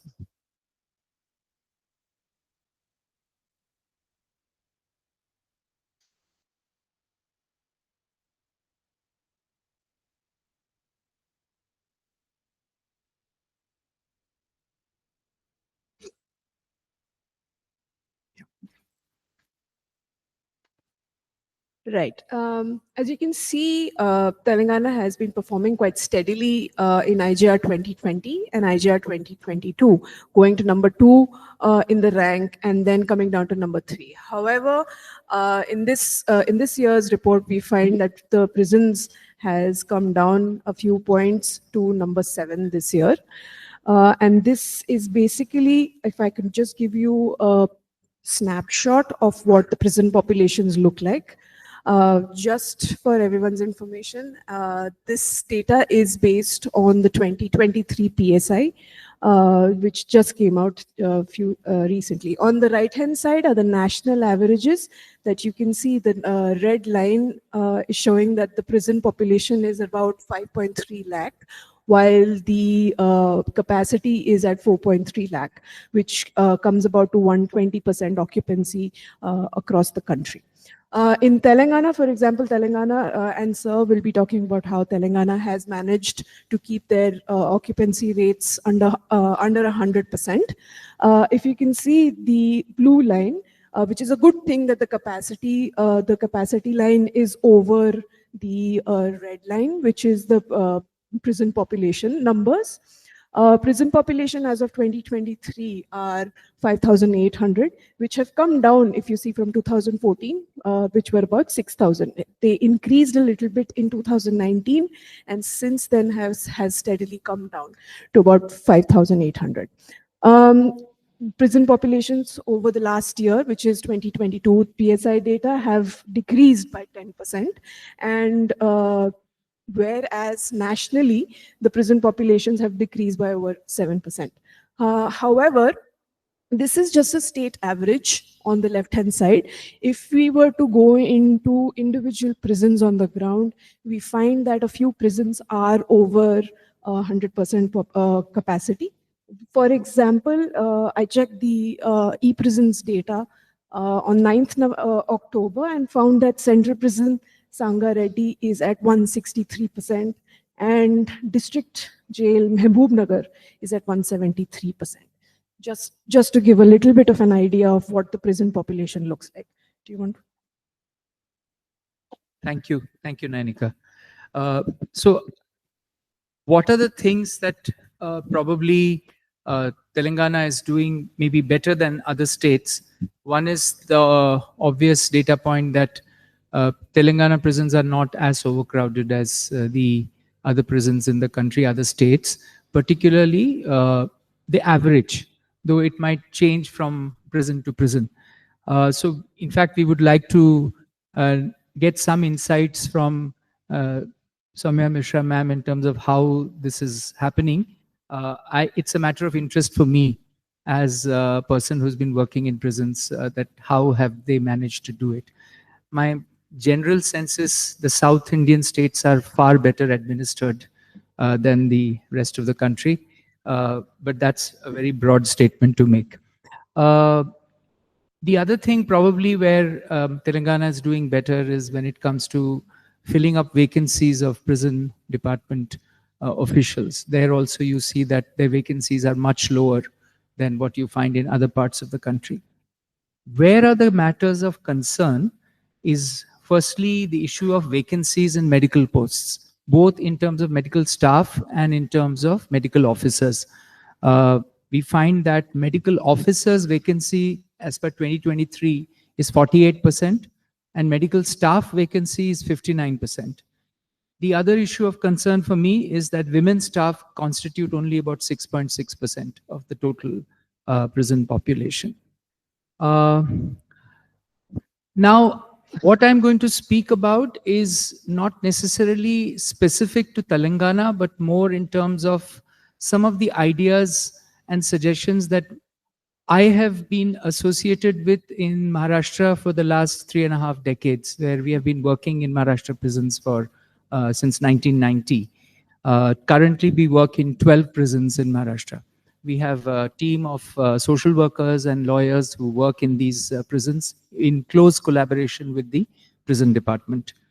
So some of the things I want to highlight is, first point I want to make is that if you really want to make a change in the lives of people who are in prison and to increase their access to justice and also create avenues for their ability to have stronger bonds with their families as well as improve their situation after release, our experience has shown that the appointment of trained social workers in the prison system is very crucial to bring about any systemic change.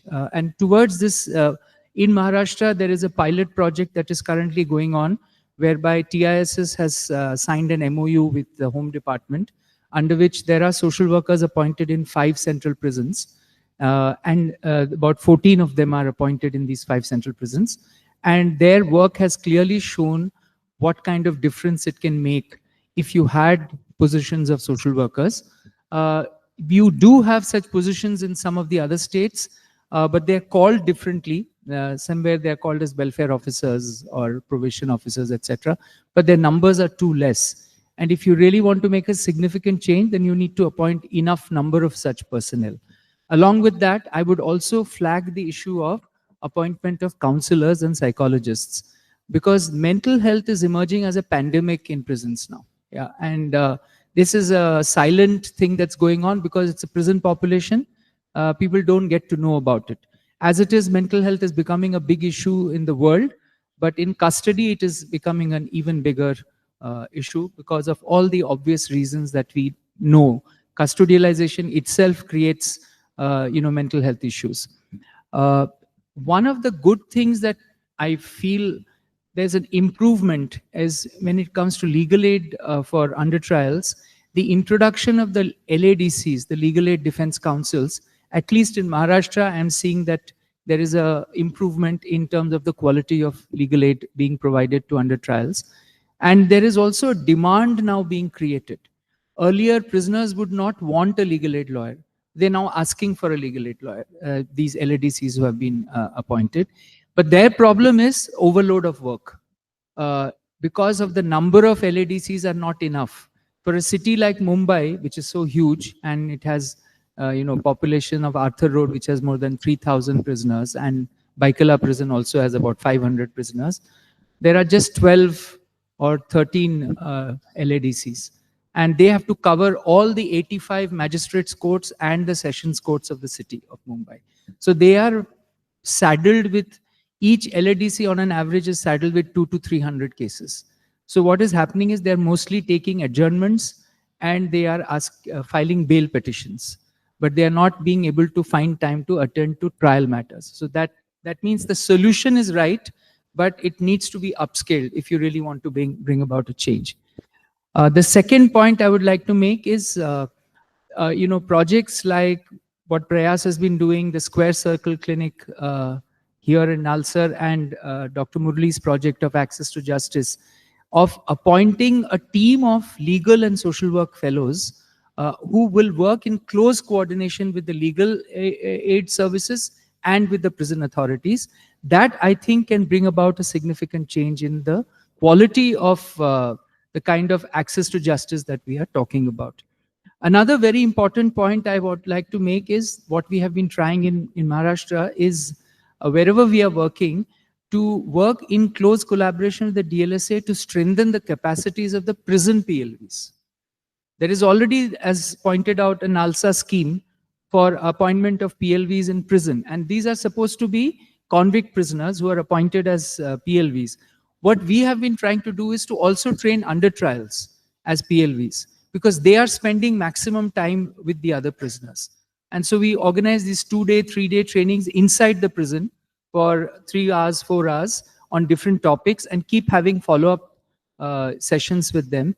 And that is really helping, because they are becoming the first line responders when it comes to legal matters, including writing applications for legal aid, including explaining what the charges are, and many such things, that it has made some difference to the whole system.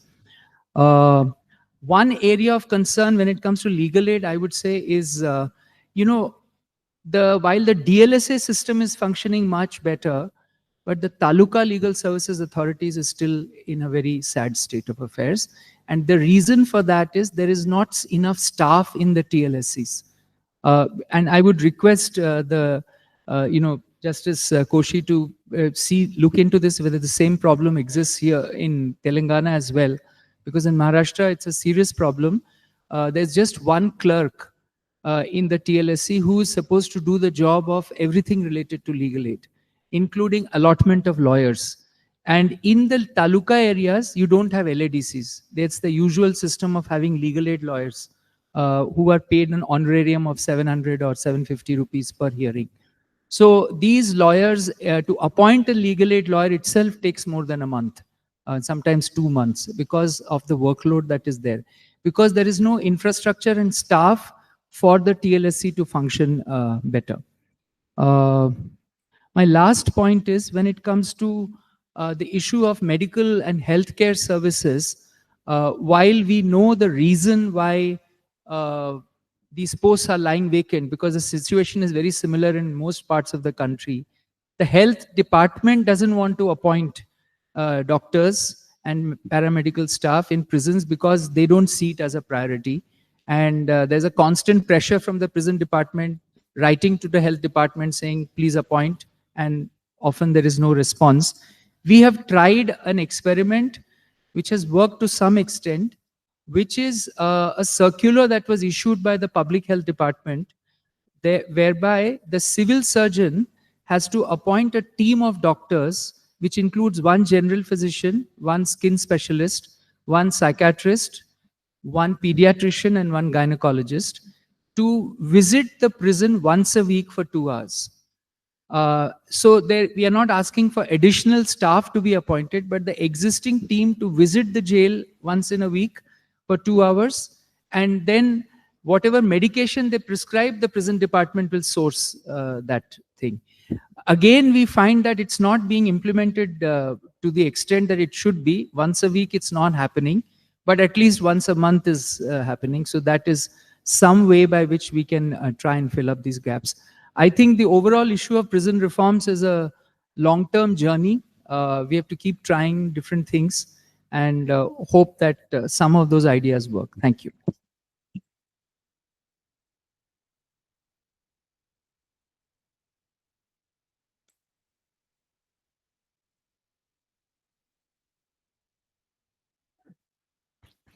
Thank you so much for that, sir. Before we invite our next speaker, Dr. Samya Mishra has requested a small video to be played. So we'll play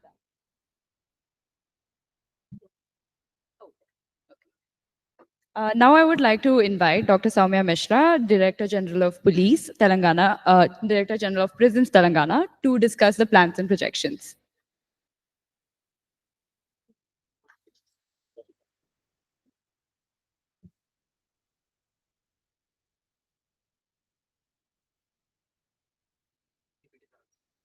నేను చెప్తాను.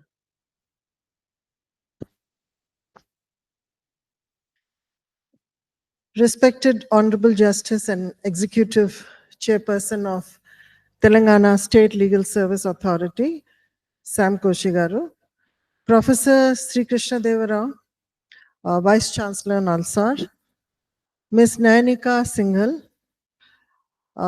Ms. Sri Mudigonda Raju, Senior Civil Judge, SLSA, Hyderabad, Professor Vijay Raghavan of TIS, and Professor Murli Karnam, Director Access to Justice for Prisoners, Nalsar. Distinguished speakers, colleagues from the legal, police, and prison department, members of the civil society, and dear students, a very good morning to all of you. It's truly a privilege to be part of this important platform, Building Justice Capacity for Tomorrow, Telangana in Dialogue, organized by Access to Justice for Prisoners, the India Justice Report, and Nalsar University. This conference brings together diverse voices from academia, government, and civil society united by a common goal, that is, building a justice system that is transparent, humane, data-driven, and inclusive. In Telangana, the prison department has adopted a clear and progressive vision to shift from the punitive incarceration to transformative correctional care. Over the last few years, we have focused on rehabilitation, technology integration, and capacity building, ensuring that our prison evolve as centers of opportunity, productivity, and reintegration into society.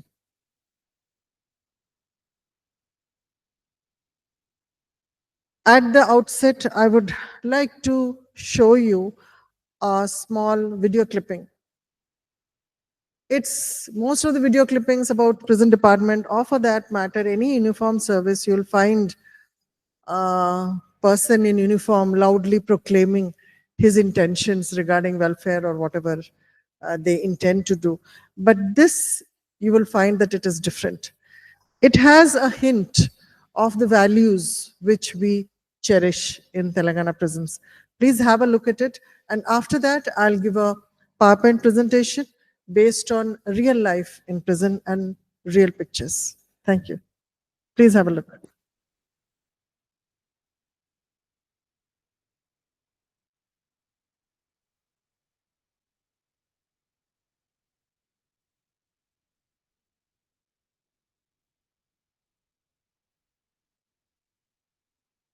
So the other day, I was having a conversation with my mom. She asked me, "You went to jail.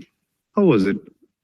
I told her it was nothing like the movies. We imagined jail to be a depressed, dark place. But what I saw was different.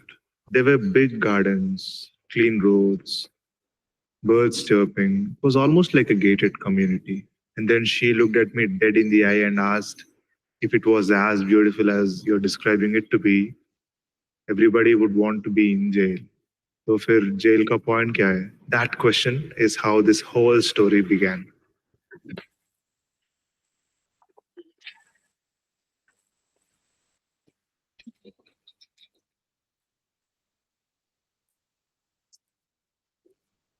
Have you heard of the story of Valmiki? We spent 4 days inside documenting life in jail. Slowly, the answers came to us.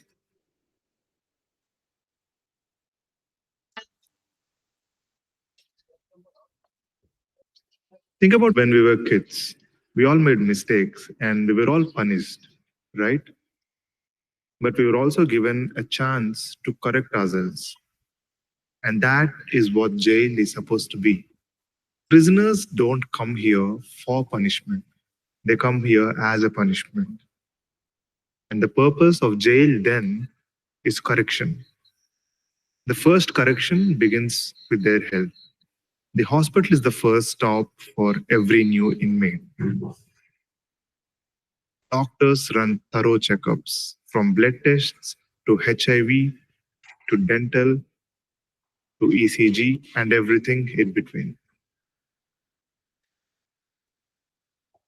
Treatment is then given to those who require it and their recovery begins.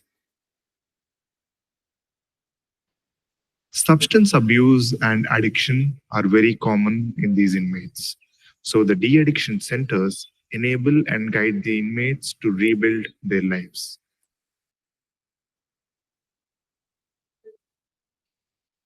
And beyond physical health, there's mental health. Doing yoga, meditation, staying closer to nature, all of these act as therapies.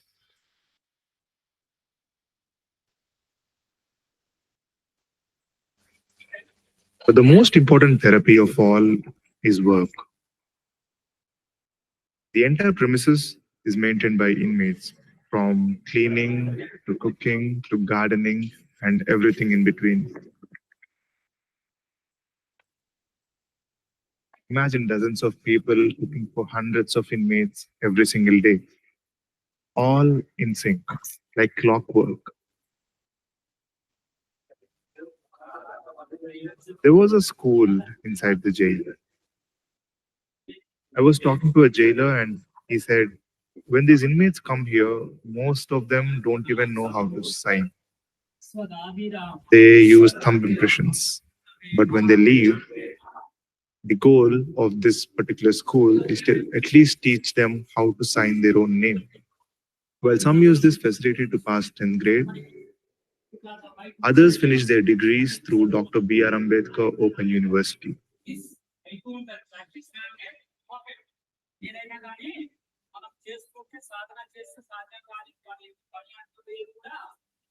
For many, it's their first structured learning environment. At the heart of the facility, there's a manufacturing center. Skilled artisans and craftsmen creating soaps, detergents, textiles, and furniture, turning raw materials into something meaningful.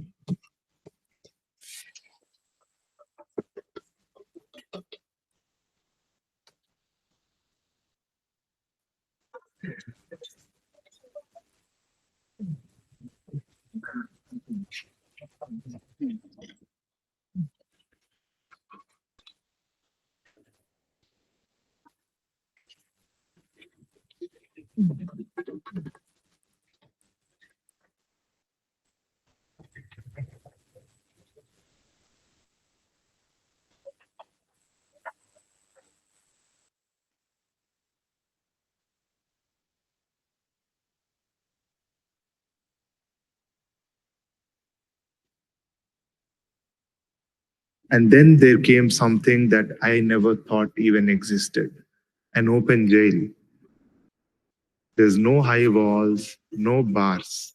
Here, inmates feed chicks, they nurse calves, and they take care of cattle like their own. Every day is filled with bustling activity, from farming to honey harvesting. running a petrol bunk, even maintaining a weighbridge.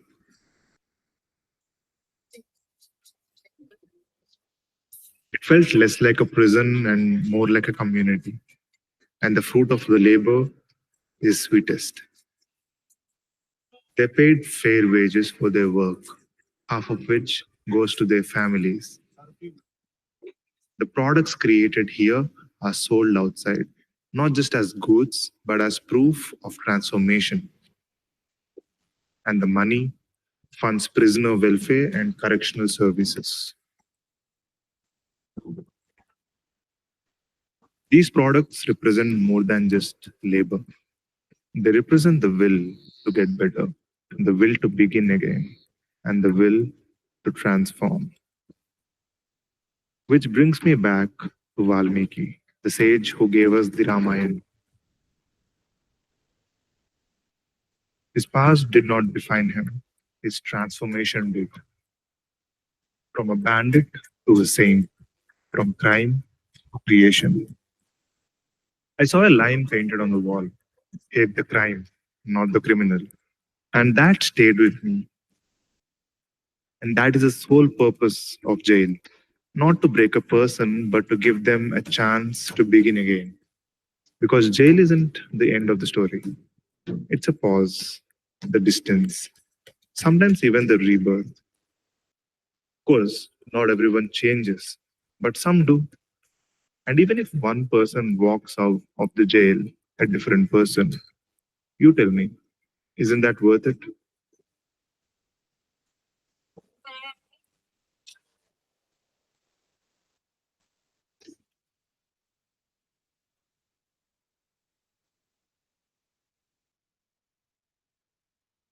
So the other day, I was having a conversation with my mom. She asked me,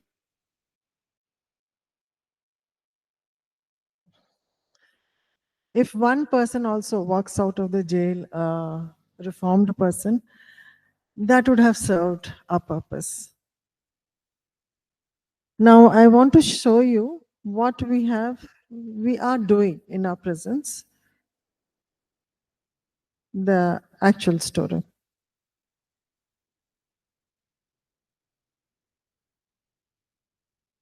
Not this one. Miniature.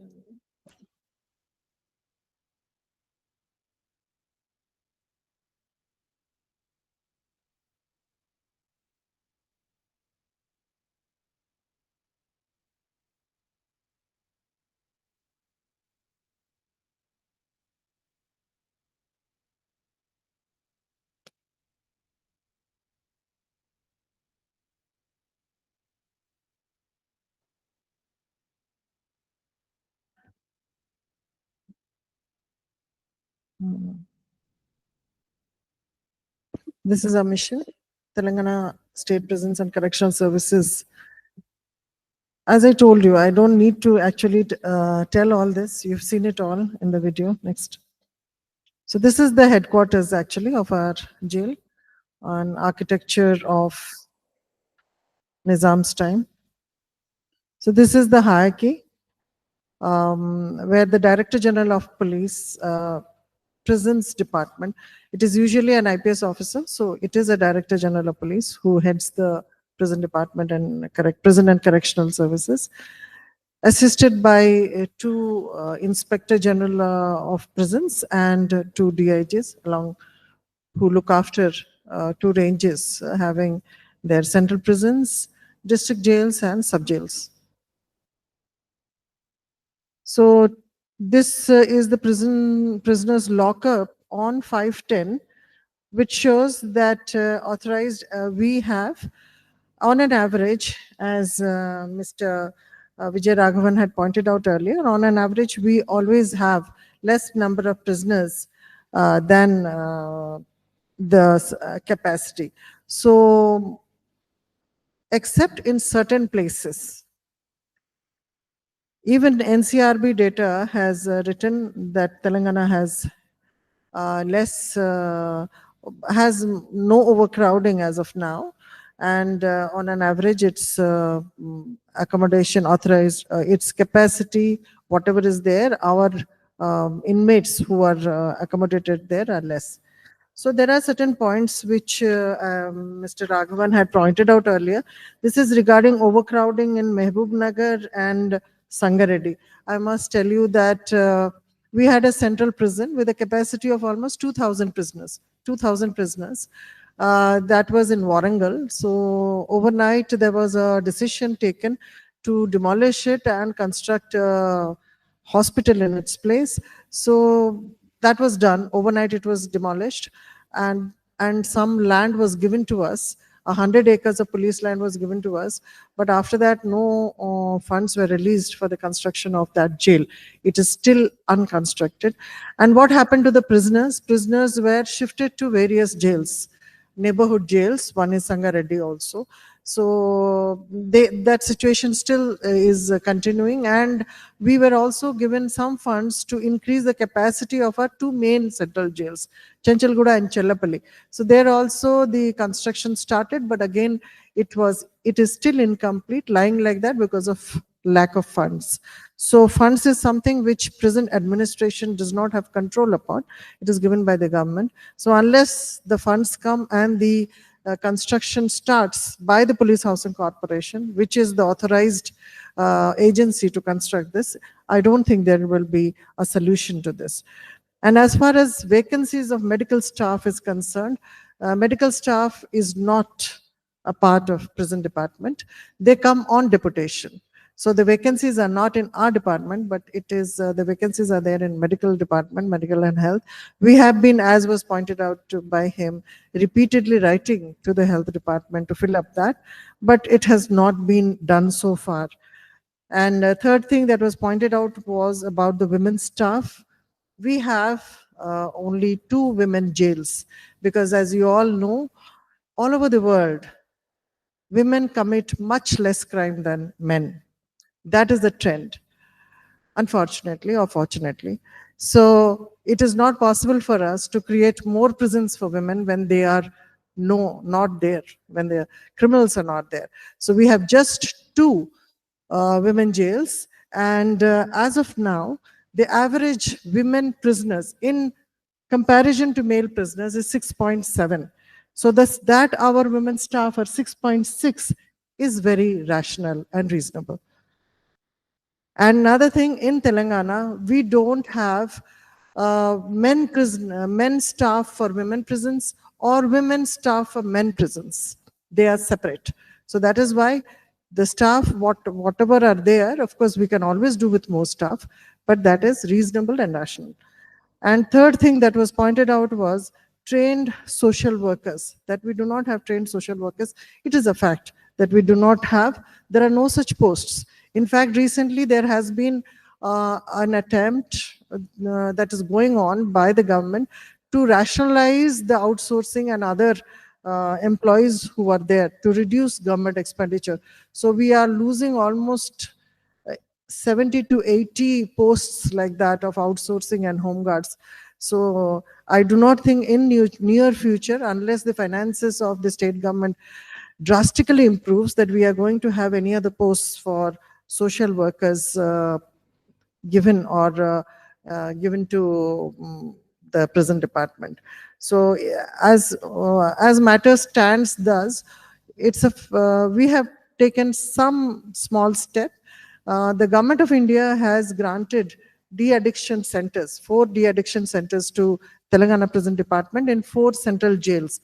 That is Chenchalguda, Chellapalli, Sangareddy and Nizamabad. So we are one of the only states which have taken the initiative to establish all the 4 de-addiction centers, and we have also recruited 28 personnel for this, which includes a psychologist and a social worker in each of these de-addiction centers, as well as a project coordinator. So they have been given extensive training. The Satyavati Garu has also knows about it, and we have sent to one of the best NGOs who are doing work on de-addiction. We have sent them, and they are trained, and now they are ready for their work. And also in women prison, because of the drive taken by the government of Telangana, against drug abuse. We also have a lot of prisoners addicted to drugs.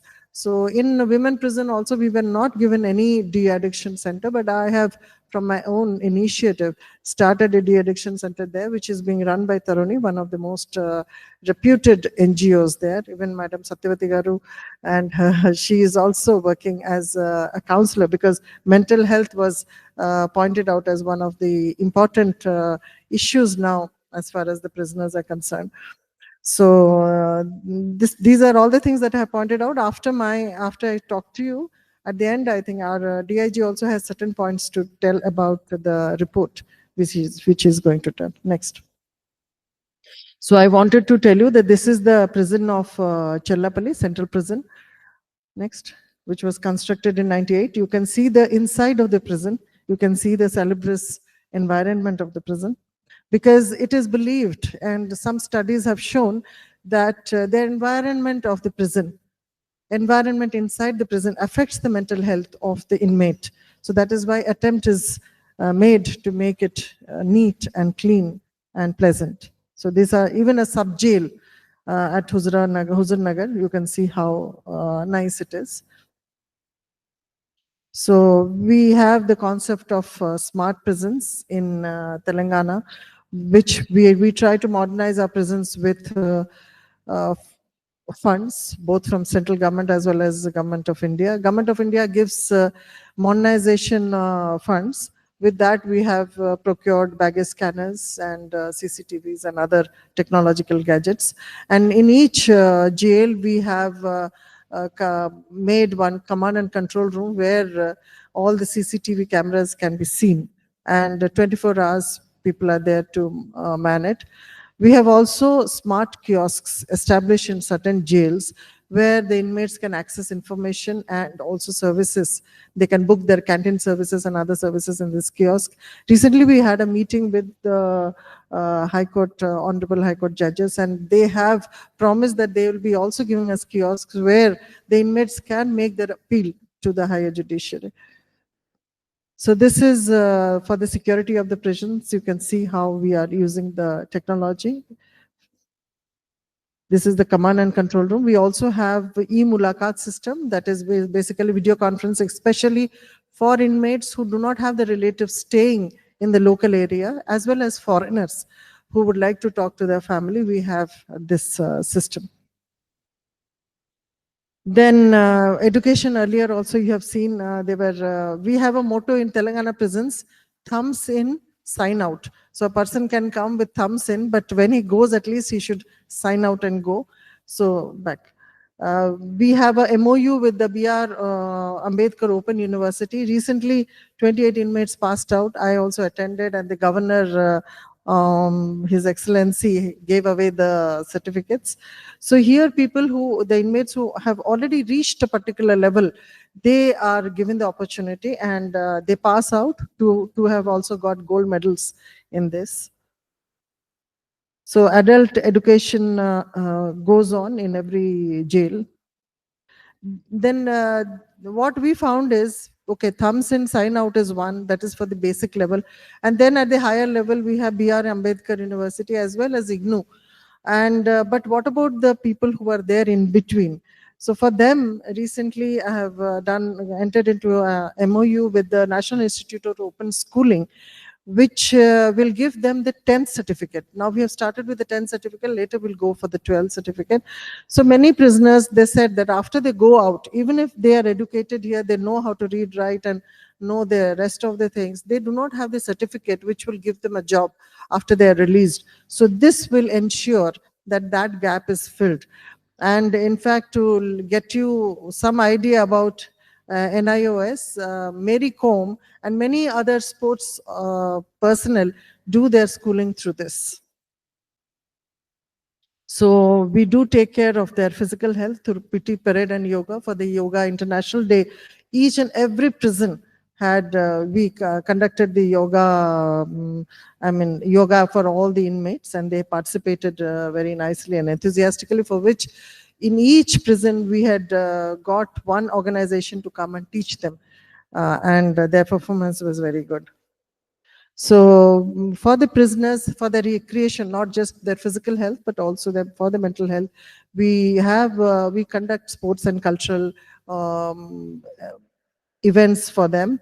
Before COVID, this was a regular feature, but after that, it had somehow not been done. So last year, we did this prisoner sports and cultural meet.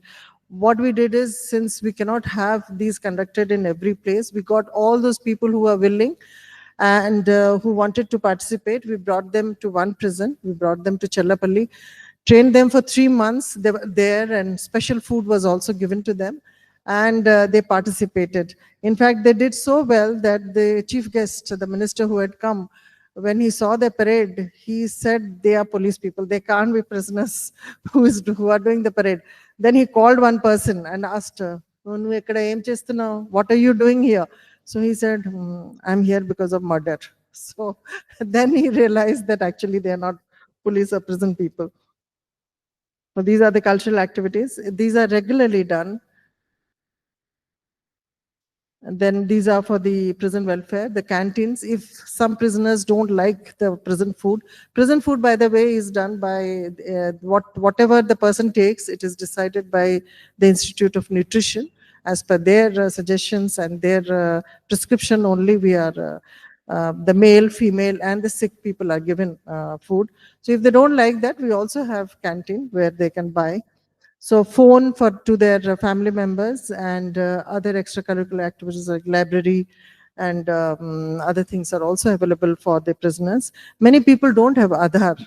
So we have Aadhaar camps for them, and also we have very good insurance schemes for them, like Pradhan Mantri Jeevan Jyoti Bima Yojana and Pradhan Mantri Suraksha Bima Yojana and things like that. You can see from 18 to 50 to 70 years, they have insurance cover for accidents, for deaths and all that, which they get after they are released too.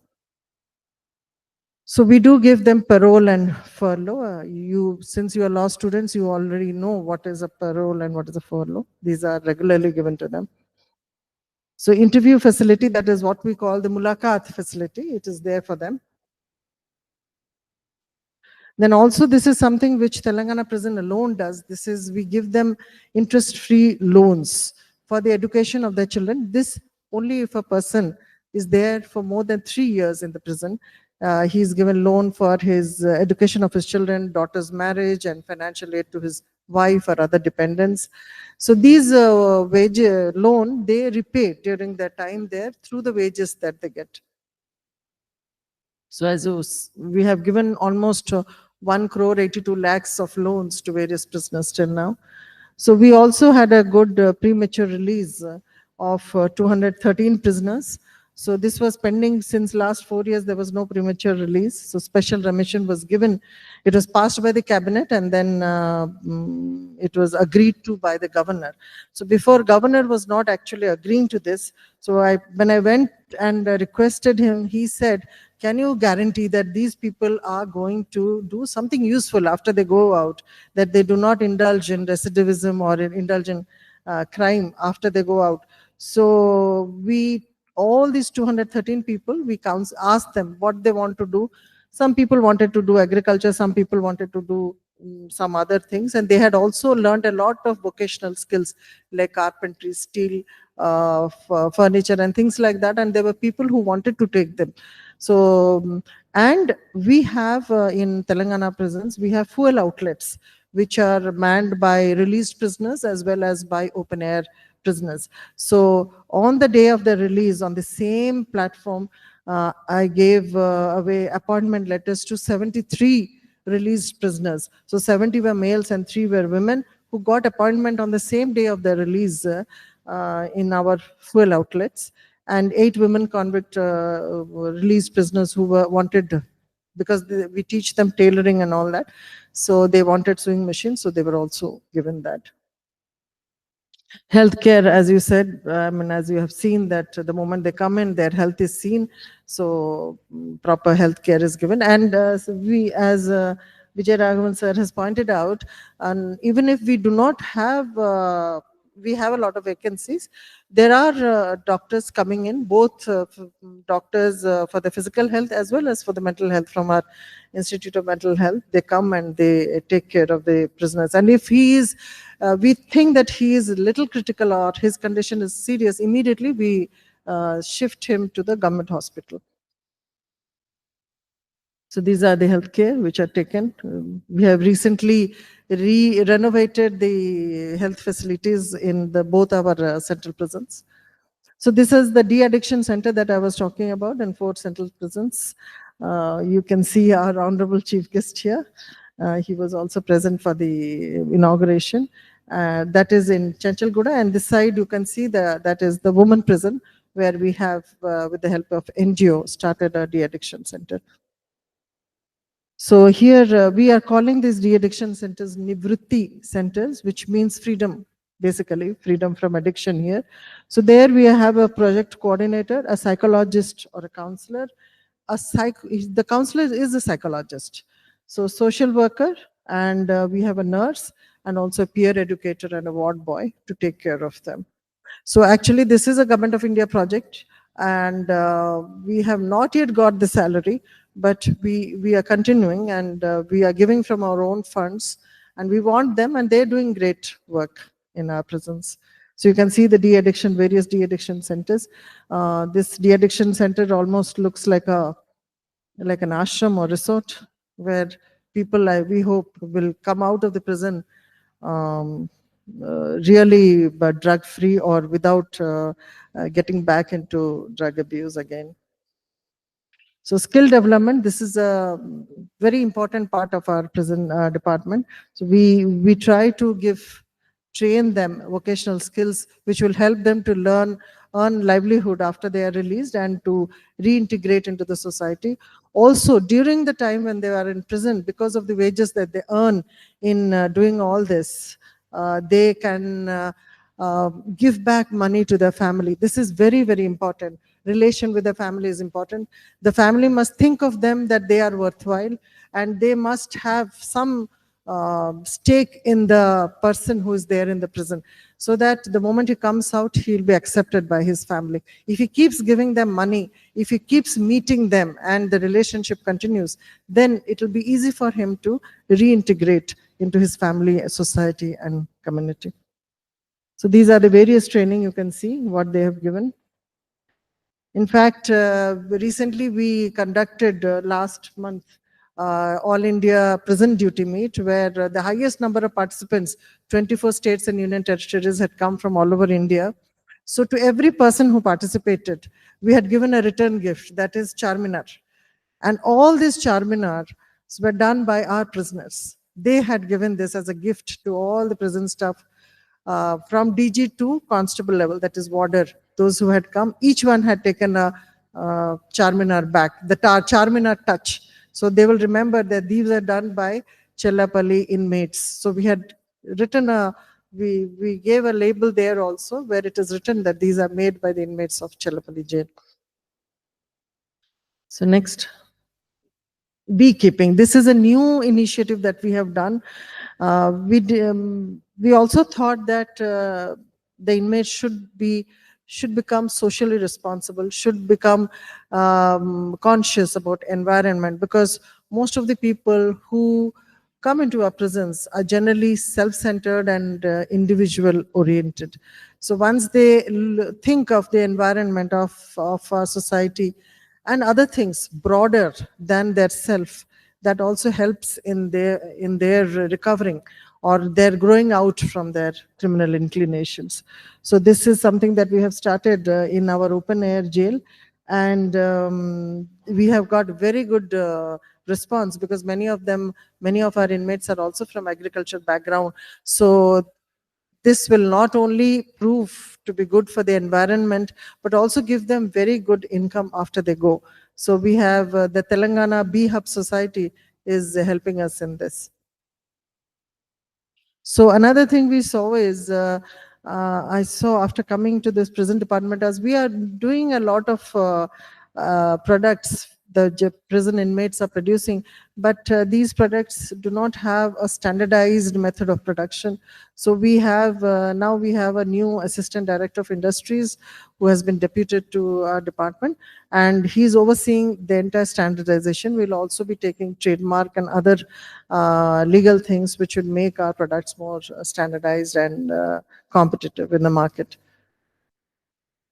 So this is the number of prisoners who are trained. Most of the prisoners who work here are convicts. If some under trial is willing, then we give him the chance also. So recently, in 2020, last year, the new government has enhanced the wages. As you can see, the wages have all been enhanced so that they are getting more. Then these are the steel industries which have become very popular. The school education department as well as the health department and others are also taking our steel furnitures. So this is done in PPP model in various jails. Then Numaish is one place that we have such loyal clientele that they wait for 1 full year to buy prison products from Numaish. So last year we also got a prize for this Numaish for selling and presenting the best among all the government departments. So you all know about the Miss World competition which happened here in Hyderabad. The contestants had visited our stall which we had opened in Indira Gandhi Mahila Shakti stall in Shilparamam, and they were very happy. In fact, Miss Spain and Miss Cyprus, they bought our potlis which were made by the inmates. So even the FICCI, they had also given us the opportunity to open a stall for them at High Techs, and there also we had good sale and good awareness about what our prison inmates are doing. Especially we have started, you can see this basket, it is made out of milk wrappers. So we have also introduced the concept of waste to wealth so that they are aware of what all are happening and how to work for others also. So these are the new fuel outlets that we have. With this, we have around 30 fuel outlets in the state. This is, of course, as I told you, fuel outlets is not made by prison department as a measure of profit. It is only for the rehabilitation of released prisoners and to give them a proper livelihood. This is an all-woman fuel outlet, exclusively run by women by the prison department. It's one of its kind. I don't think anywhere else such a fuel outlet exists where only women run it. So these are the details we have already given.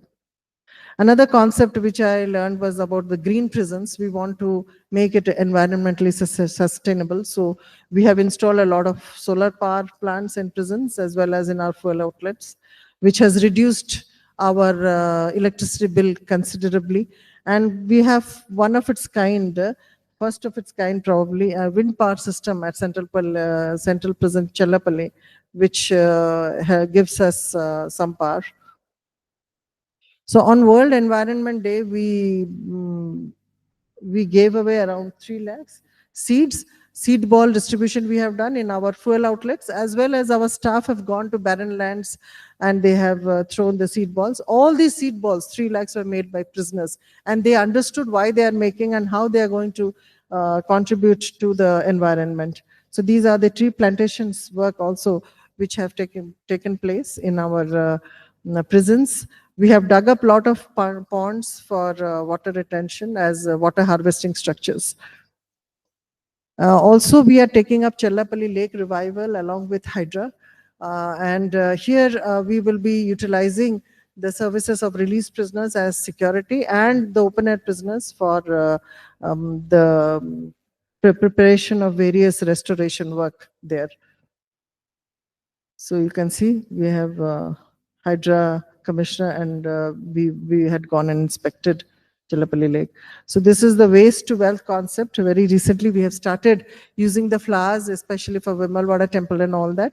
And we are using that to produce essence sticks. There was good sale of these sticks even in the duty meet as well as in Numaish. So this is from waste food. because we have to give food to the inmates as per the prescription given by the Nutrition Institute. So if some food is wasted, then we are converting into biocompost. This is another thing. Can you guess what it is? These are oil drums.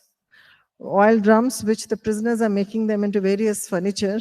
And already we have got, there is demand for this, and we have got from Forest Department, they have asked us to supply to them. Next. This. Okay, so this is our training institute called SICA, where we train people from all over the country. Next. So here also the government has increased the stipend for trainee warders and deputy jailers.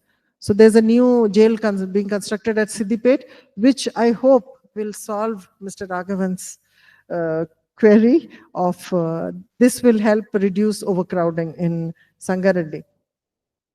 So we got the Scotch Award for rehabilitation and reintegration of prisoners in society recently. And we had done, as I was talking to you, about the All India Prison Duty Meet 2025, which had very good participation and very good representation from all states. So the Honorable Chief Minister, he also congratulated our Telangana Prison Department, which got the overall championship in this. Thank you so much.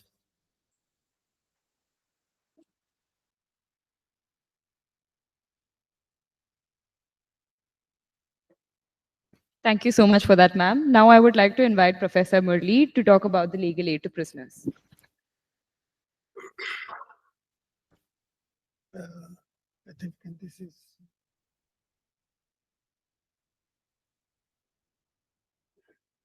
Yeah, respected members of the legal aid and also other dignitaries on the dais, and thank you for attending this conference. I'll quickly try to see what things I have to say about legal aid in Telangana. This is basically about IJR. The official data, like Justice Muralidhar pointed out, has its own way of structuring the entire thing. While NCRB captures only 18% of the total prisoners. But real picture is, in a year, you see in 2023, 31,000 prisoners have been admitted. And in 2024, of course, NCRB is yet to publish it, but Prison Department bold enough to publish it last year itself, December 31st, that 41,000 people have been sent to prison, which is 30% more than previous year. Similarly, the under trial prisoners have increased 45% than previous years. Previous year it was only 20,000, but in 2024 it is 31,000 people.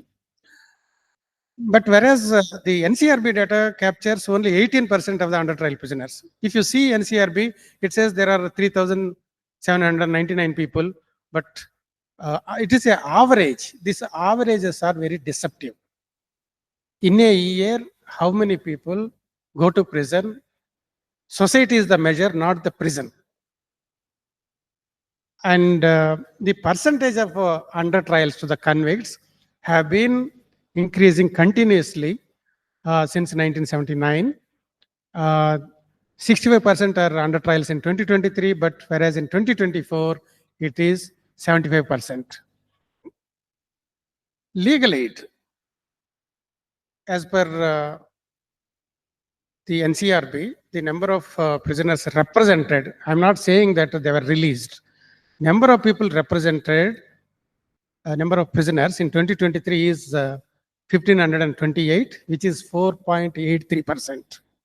In 2024, it is 1,045, which is 3.46%. And the number of prisoners who got the default bail in 2023 is 629. For 2024, we don't have it. We don't have the data. We may not have it for various reasons. I'll come to that a little later. We don't have data about the number of prisoners who got the bail but not released, but we can guess it from the data given by Andhra Pradesh for Supreme Court in 2023. That is 462 people got the bails, but they were languishing inside the prison because they could not meet the conditions of bail.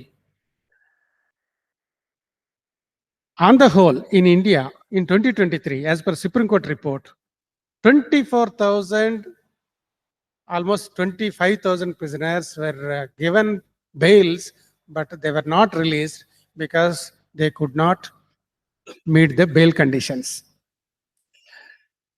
The cases heard in Jail Adalat in 2023 is 1100, and in 2024 it is 1900, and prisoners released by Jail Adalat is 376 or 482 respectively for 23 and 24. Most of these Jail Adalats are all like because of long incarceration, prisoners, despite having bails, are pleading guilty. This is complete violation of Article 20, Clause 3, right against self-incrimination. Larger the period that you keep somebody in the prison, larger the chances of pleading guilty. In 1979, when Justice Khanna made a report on under trial prisoners as the Law Commission chairperson, he was shocked to see there are 51% of under trial prisoners, but now you see the figures. Now it is almost touching 75%. Why is it this? It has a direct correlation with the question of quality of legal aid. While we accept that right to consult and be defended by a practitioner of law is a fundamental right, under Article 22, Clause 1, there are a lot of issues. One, Supreme Court said that on the same day of making application, a bail needs to be disposed of because you can't take easily about deprivation of personal liberty of the person. But our experience here tells us it takes minimum 10 days. Minimum 10 days. There are hundreds of tactics through which trial disposal is, that is a full story. I can talk about it another 1 hour. I will not go into that. Right to be informed of the grant or rejection of bail should also become part of the legal aid.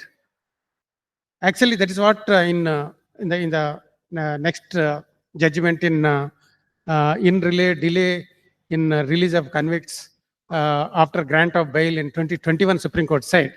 But in Telangana, there is no practice of informing the prisoner within 24 hours as mandated by Supreme Court about the granting of the bail or release of the bail. It is only release order. Release order is completely different from grant of bail order, which will have substantial grounds and material for rejection or granting of the bail. That practice, especially in the magistrate courts, doesn't exist, but it is there very well in the district court. This is, Supreme Court said in 2021, Justice Kishan Kaul, when he came here, we asked him if courts are insisting on local surety. If you remember, Justice Krishna said, those judges who are insisting on local sureties are anti-nationals. You can produce property from anywhere. Why are you insisting on local surety? That kind of pronouncements are radical pronouncements are there, but courts are insisting still local sureties. Right to bail before default eligibility. What is happening is not only legal aid lawyers, even most of the lawyers who doesn't have courage to displease the magistrate or courage to displease the public prosecutor or the police, they happily keep waiting for until prisoner becomes eligible for default bail, which means they are ensuring 60 days or 90 days this person will remain in the prison. So legal service is not just an end-to-end service. See, Supreme Court in delay in release of convicts has clearly said, if he was not released after grant of bail, Suo motu magistrate has to take the case and then go for reduction of the surety, ensure that he is released. That is the meaningful way of contributing for legal aid. But what is happening is, when legal aid defense counsels file a case, or even private lawyers, when they file a case, they get the bail. It is never informed unless family members take interest. Okay, there is no data on the number of releases after grant of bail. There may be a lot of people who have been granted bail because of a default position, but it is communicated. It is not communicated through emails. I mean, the reasons are best known to the lawyers why it is not directly communicated. And right to legal advice before pleading guilty in jail adalas must be provided. This is my appeal to Justice Shyam Koshi.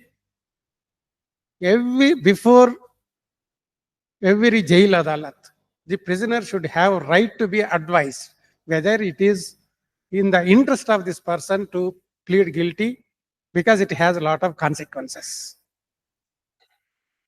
And financial assistance scheme declared by Supreme Court, after our Honorable President Draupadi Murmu declared about conditions of prisons, has not taken off, because the district magistrates don't have time to approve these things. Only when some prison superintendent takes interest to go and approach DLSA secretaries and also to district magistrate, you can count on fingers in the past 1 year how many people have been released because of financial assistance given by the NCRB under the central scheme. As part of legal aid also, one has to ask one simple question. If a prisoner is not satisfied with the services of if at all we think it is a fundamental right, if he is not satisfied with the services of a legal aid defense counsel, even a private lawyer, if he starts delaying bail surety compliances because his conditions need to be met. Prisoners are not released not just because they cannot meet the bail conditions. They have to meet the conditions of the family. They have to meet the conditions of the police. They have to meet the conditions of the lawyer. So many conditions are there. What is the mechanism for a lawyer? When we go to prison, fortunately, prison department has given us permission to reach out to 799 prisoners. One single most important complaint they have is, we don't know who is our lawyer. That I got the bail, I was never informed. And he never consults me. He never asks me whether I should fight a case or not. He never informs me about whether I should go for bail compliance. What is the solution for this? For private advocate, whether Bar Association, Bar Council does something or not, I don't know. But for at least LADCs, there is a responsibility on the part of State Legal Service Authority to ensure that they consult the prisoner and communicate this in time. You see, until default bail period, if it is not communicated, if it is not processed, this bail doesn't have any meaning at all. Because the law itself says that you have to be there for 60 days or 90 days. What is the point of getting them released after 90 days? The central point is this: whether legal aid is able to avoid unnecessary detention where he is not required to be in the prison or not. That is the central point. Unless that is satisfied, legal aid is not a legal aid at all. Legal service of a lawyer is not a legal service at all. This needs to be seriously addressed. See, can Legal Aid Services Authority do a survey about whether when somebody is really arrested, immediately they are informed about their families, or their friends? Prisoners a lot of time tell us that police never inform them, their families. Actually, they take away for cell phone, therefore we are not able to communicate our family. Sometimes prison department is more generous in allowing them to freely to call their family members. So sometimes they don't have phone numbers also to even to communicate. The public prosecutors, as a matter of fact, they keep on opposing every bail without substantial material or substantial grounds. And magistrates keep on, the technology is very efficiently used for extending the remand period. But same technology is not useful to communicate the bails to the prisoners. This is a very surprising thing. I mean, see, what has happened to this personal liberty under article is very surprising. For a court clerk, Aadhaar card is far more fundamental, far more important than Article 21. I know hundreds of cases, just because somebody doesn't have an Aadhaar card, is not released for months. I don't know how to solve this problem. So, let's see, one important thing that I want to say is that pre-trial detention is no longer as a temporary phenomenon. It has come to stay, and it is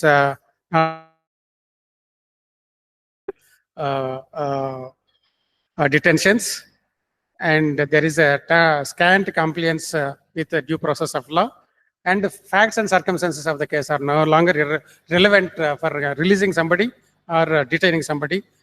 And arbitrary, and it has become very arbitrary and undermining the principles of presumption of innocence.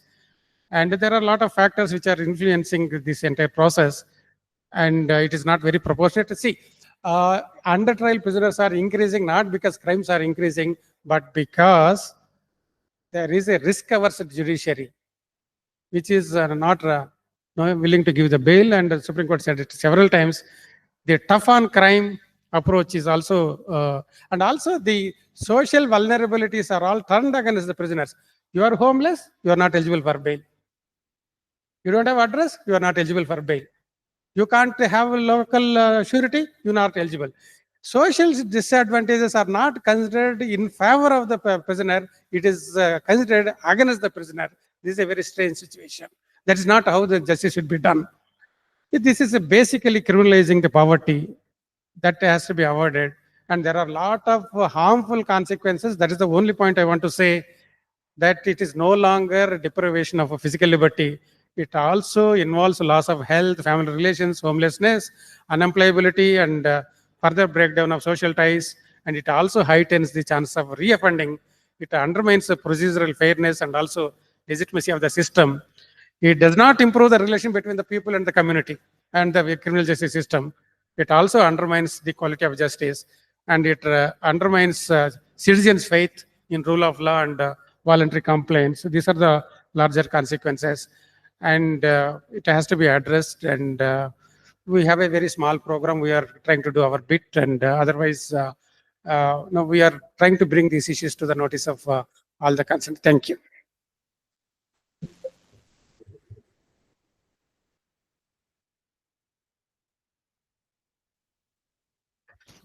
Thank you so much for that, sir. Now I would like to invite Honorable Justice Sam Koshi for his remarks.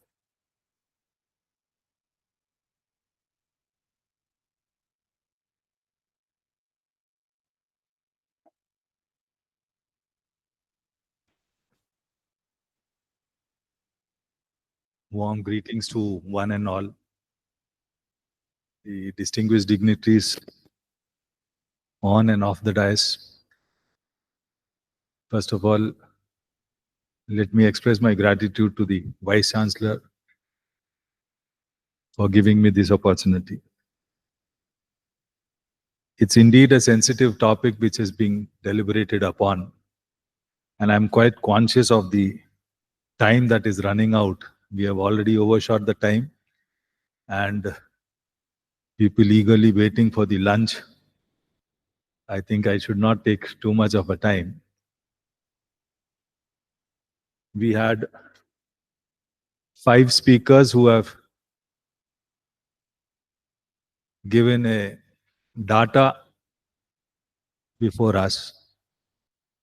Each of the datas presented is after extensive research done at the individual level as also at the national level. In between was the rosy picture that was presented by the DG prisons so far as the prison conditions are concerned. But one thing I will admit and can vouch is the atmosphere in the Telangana jail. I had the occasion of visiting Chanchalguda as also the open jail at Cherlapalli, the ambience and the atmosphere was in fact what it was presented. But what is more serious and what we are more concerned about is the life within the structures that were reflected there. The inmates who are there, their conditions is what is more. The hard realities is what has been depicted by Professor Murli. The ground realities is what has been reflected by Professor Raghavan. Statistics is what has been reflected by Namika. We need to ponder and introspect as to what we can do to better the life conditions within the four walls where the inmates are. The statistics shows that Telangana, I have the privilege of having seen a few jails in Madhya Pradesh, almost all the jails in the state of Chhattisgarh, which is my parent cadre. And these two jails in Telangana, I can definitely say Telangana is much better. Not that it is best, but it is much better. And there are a host of things which needs to be dealt with for the more better conditions, that is when we keep the aspect of public liberty and human rights in our mind. Still, Telangana, as the statistics showed, was 163% more. Can we not bring it at the optimum level of 100%? That should be our target. The conditions, as I said, was better, but then inside the prison, it is still crowded. It may not be overcrowded, it is yet still crowded. The space between the two prisoners, be it an under trial, be it a convict, is far less sufficient that it is to be. But all said and done, as has been expressed by the DG prisons, it needs a lot of infrastructural development for providing such better conditions. And with the government functioning, cutting across the country, I don't think there is any state which is able to provide enough funds on priority basis to the prisons or for meeting the requirements of a prisoner. That is one aspect we need to. Definitely, as she has built that Warangal jail was demolished, it is already proposed to have another one at Warangal itself. In the capacity of the chairman of the State Legal Services Authority, I shall definitely, along with the Chief Justice of our state, take the issue with the Honorable Chief Minister and try to expedite the same. And if that materializes at the earliest, the percentage of the prison capacity is definitely going to get reduced substantially.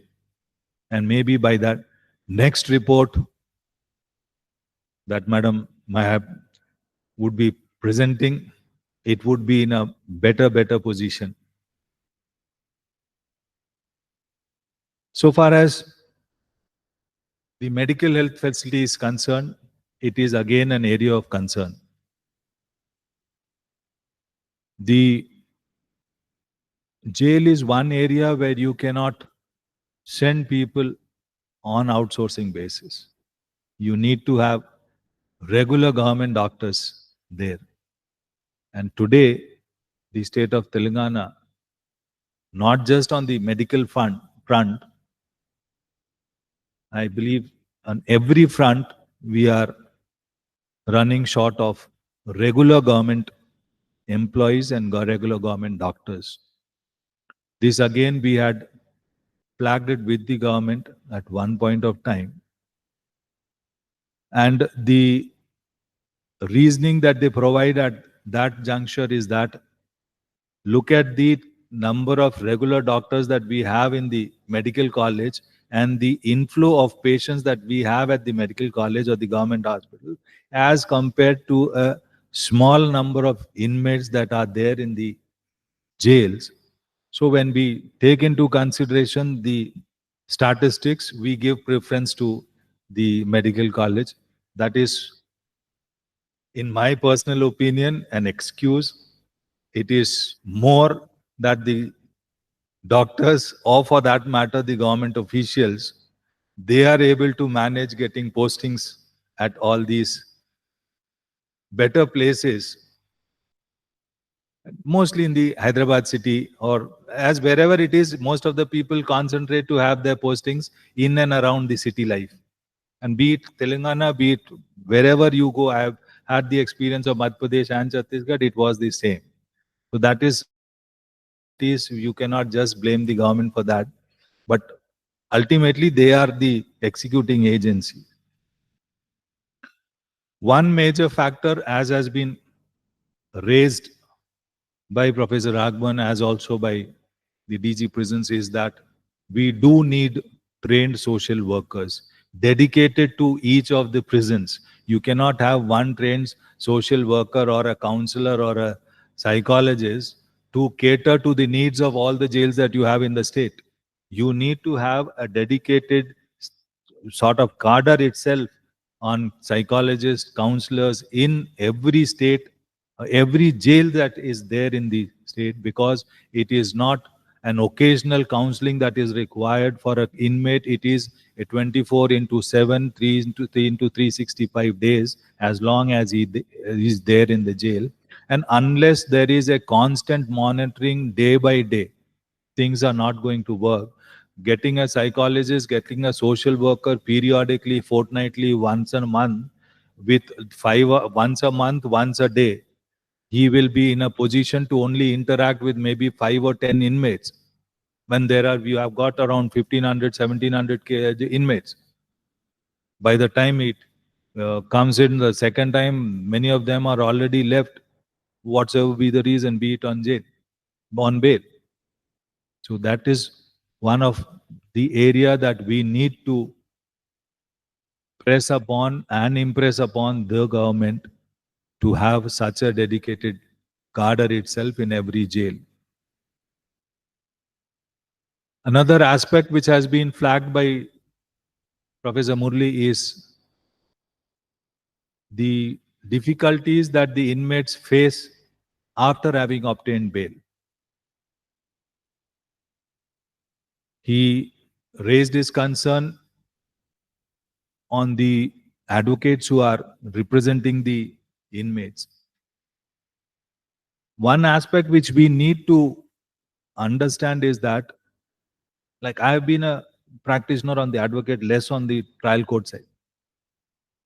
Of course, not on the criminal side, but what we have noticed is that practicing in the High Court, you get briefs from the districts. We have no connections with the client or the litigant or the criminal. It is brought to us by one of the lawyers in the district. It is he who briefs us. And it is he who we respond back to. Having obtained bail, we immediately, me in the sense I'm putting myself in the capacity of a lawyer. He immediately informs the concerned lawyer in the district court.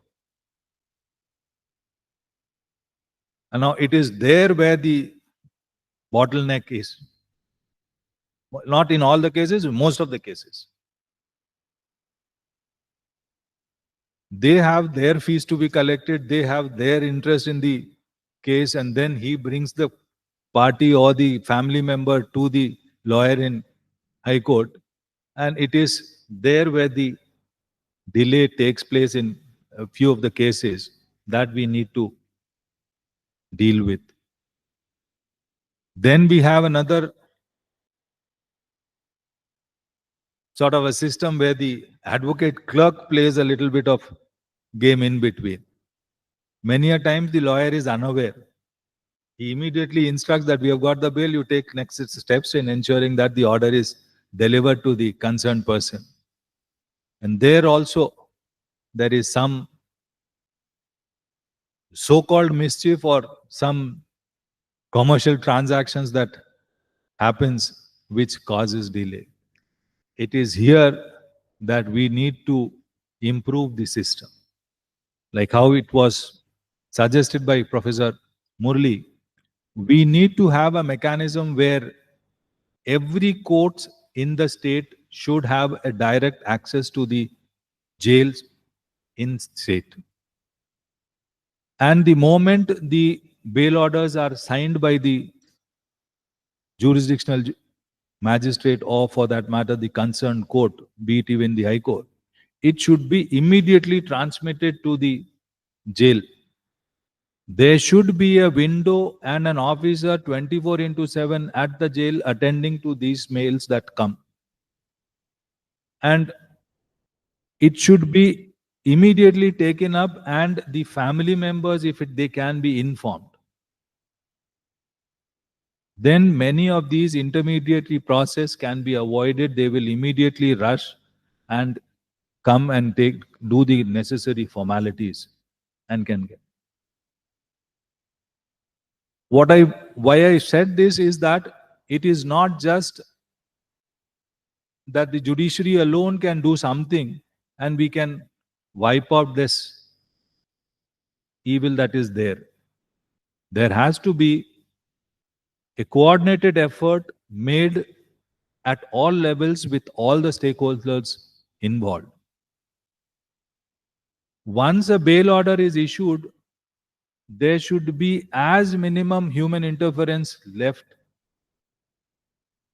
that would smoothen the system in ensuring that the inmates are released as quickly as possible.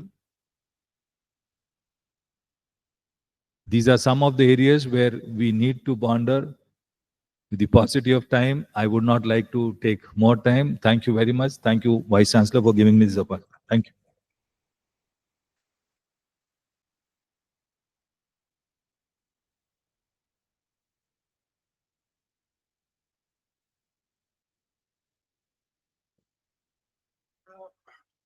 Due to paucity of the time, should we have discussion for a few minutes or should we break for lunch? Because we have already overshot our time. Yeah, maybe one or two questions and then we can, yeah, Maya.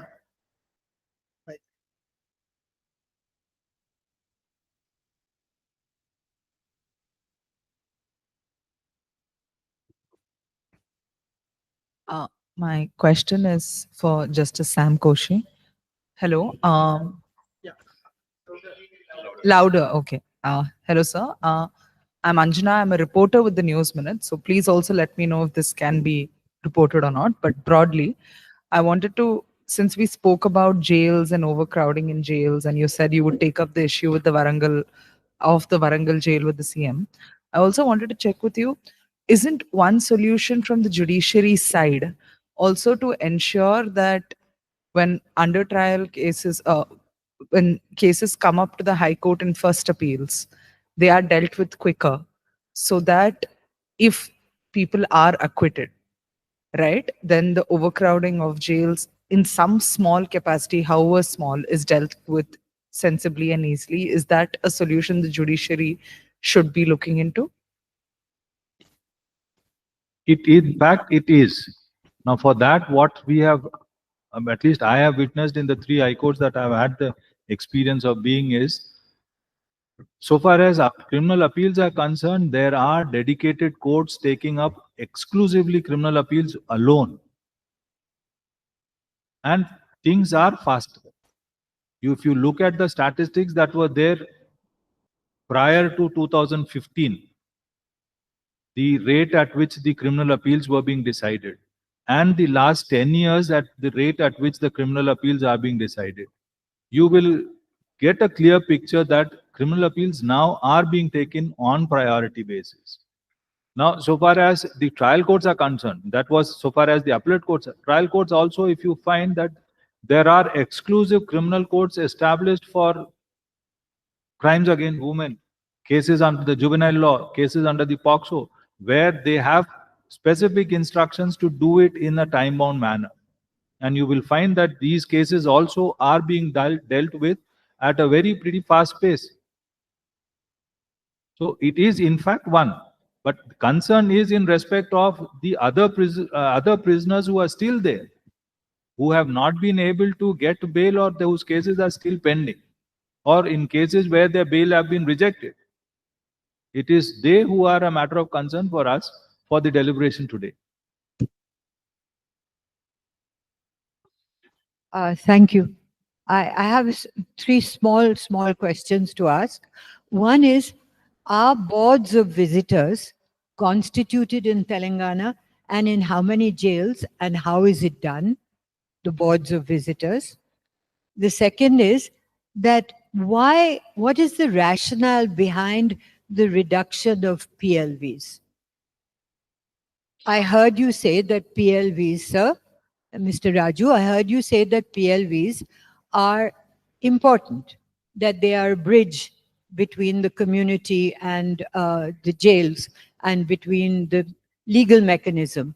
So if you do acknowledge that, then why have they been so starkly reduced?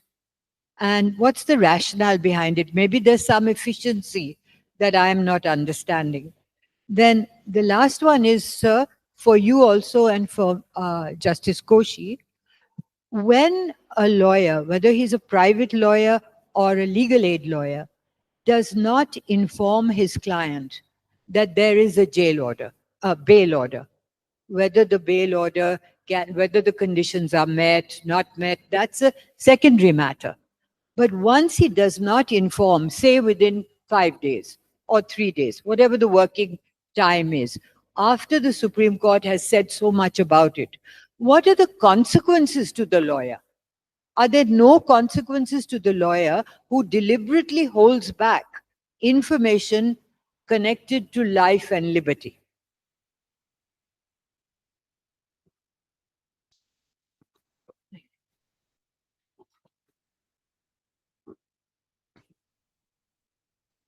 I'm Suresh Kumar, advocate.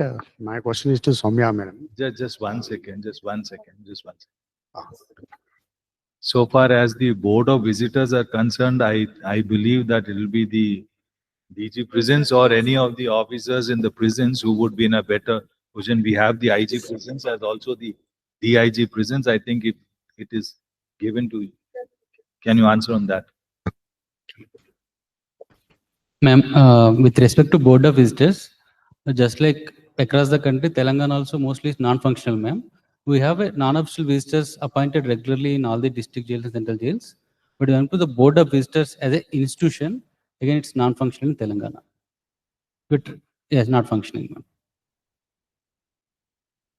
It should be there as a checking mechanism on the prison and the authorities. But it's as of now non-functional. But non-official visitors are functional, ma'am. Yeah, they visit regularly in all the jails. Yes, ma'am. In every jail, it is there.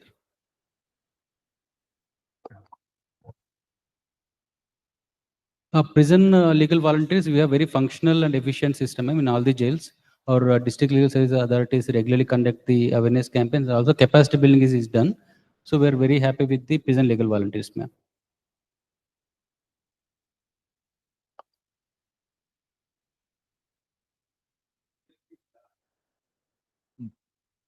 So far as the PLV reduction is concerned, I am told it has been regularly appointments are being done. But what I presume, I'll have to get it checked from the statistics. What I believe and what we find in the other services that we have, like in subordinate service, whatever we get the appointment, after having worked for a couple of months or a year or so, they venture into better options available to them, and then they resign. And for the appointment of the next PA batch of PLBs, it takes a little bit of administrative time, and that is where the statistics go down. Otherwise, so far as paralegal volunteers are concerned, we are in the process of regularly keeping these figures on this board.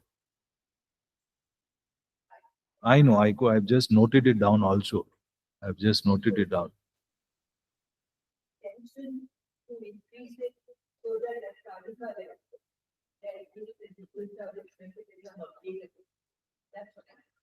What my personal feeling is that the emoluments and the honorarium that we give them is too meager an amount.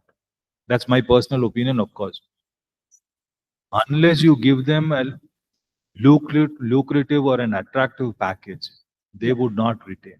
Yeah, Sir, and I with have so much of options available with them, they immediately switch over, and there is a vacancy created. And once a vacancy created, it is difficult to fill up a vacancy one by one. So normally it is done in batch by batch when there are consolidated figures. That what happens when we filling up the vacancies are concerned. Last question. Yes. Suresh. There's one more question of that was in respect of the lawyers role, if you want. Regarding the passing of bail order, the Honorable High Court has given the circular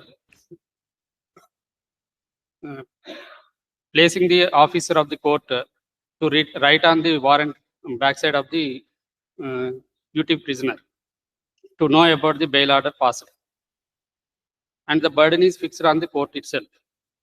Though the lawyer did not inform, it is the duty of the court to inform the bail order details to the warrant on the backside of the warrant. And in turn, it has to be looked by the prison authorities, and they have to inform the prisoner. That is there, madam. Suresh. My question is with regard to the interviews. One is legal interviews and another is general interviews. Legal interviews, as far as the lawyers are concerned, they are not general visitors, but they are being treated as visitors only. We have to undergo the same procedure. General visitors are being allowed. We have to take the photograph, despite of our legal interview is being allowed with the identity card or bar council, where we are having our photograph also. Still, we have to go and stand before the take a photograph, and it has to be given. And that is one part. And another part is we are giving the legal interviews in the general legal interviews hall, which is we are coming there not to have a family chart. We are coming there to render our duty as a professional. In fact, as a judge comes there as a judicial officer, we are coming there as a court officers, as lawyers are generally has to be understood. So we are doing our lawyer's duty in the general mulakat, where we have to take a phone, and then the jolly whatever the mulakat, it is very difficult for us to take instructions. And it was not the practice. It is with the COVID, all this has come. Some 20 years back, we will be allowed inside. You sit in the chair and a table will be there, so we can take down the notes. Why lawyers are not being allowed now? And the another question is, in general mulakats, I'm really surprised. The earlier general mulakats, whoever comes, they will be allowed. But now it is restricted, basing on the Aadhaar, to only the family name, surname is there. If it matches, then only that are being allowed. For those persons who have no relatives, or parents died, or no siblings, friends whose name will not match. I know some tribals cases were given from Chhattisgarh, they came. All the persons who came from Chhattisgarh, they are being denied the interview with the insiders. So these two questions I want to know.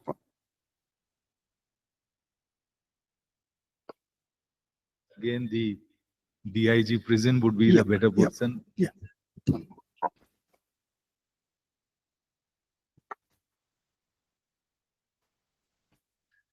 With all due respect, sir, when it comes to legal mulakats, we don't have such terminology in our Prisons Act as well as the manual, sir.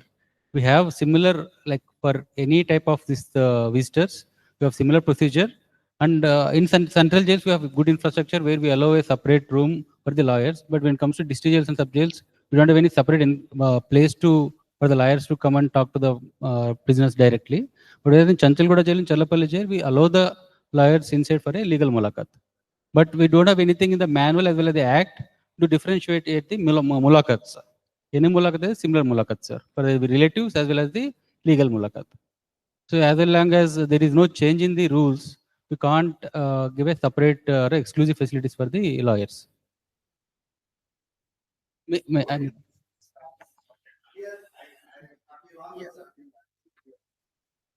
I agree with that, sir. Even now in Chantilgoda jail, Challapalli jail, we give legal mulakat inside the jail. Okay. Okay. Okay. Suresh, we can have this discussion later. Yeah. Next point also you told something. Whereas, ma'am, with respect to the relatives, the friends and this thing, it depends on the security aspect of the prisoner, sir. If he's a regular prisoner, again, it is not very clear in the rules. So, Yes. So there was some problem in between, and the prisoner has to be willing to meet somebody.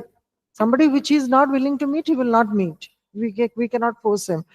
There was one occasion in between where a friend had come, and that had created problems. So then we had given the orders that only the close friends or close relatives will come.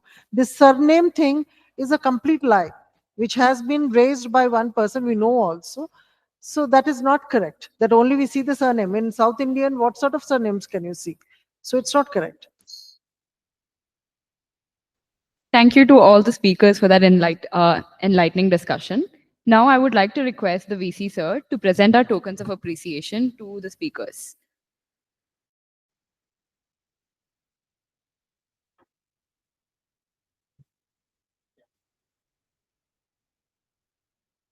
Firstly, to Justice Sam Koshi.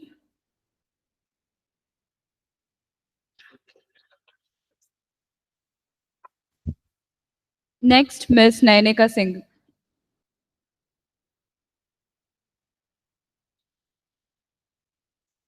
Next, Ms. Nayanika Singhal.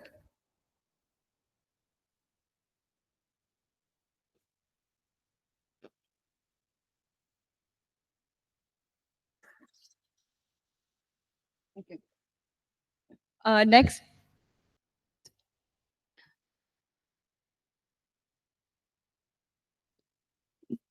Next, Dr. Soumya Mishra.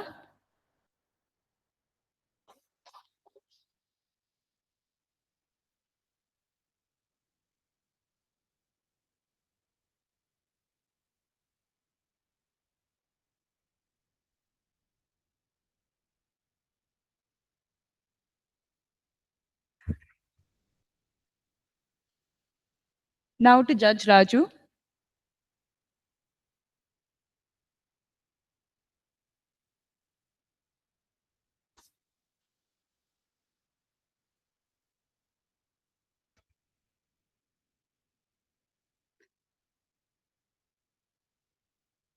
And then Professor Vijay Raghavan. Yeah. Yeah. With that, we conclude the second session of our conference. We'll now break for lunch, which will be served outside the Thinking Man statue. Please reconvene here at 2:40.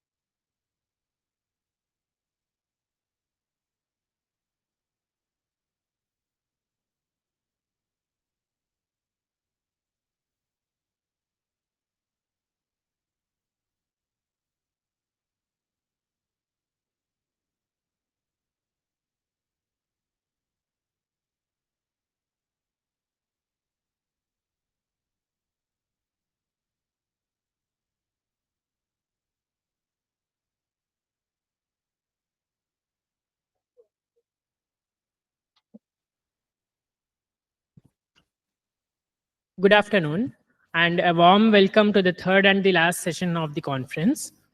We'll be starting shortly. I welcome Mr. Kamal Kumar, sir, on the chair at the dais.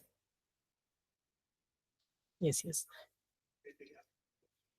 Mr. Vipul Mudgal, sir, Director Common Cause, Ms. Shikha Goyal, and Mr. Srinivas Kodali. I welcome them to the panel.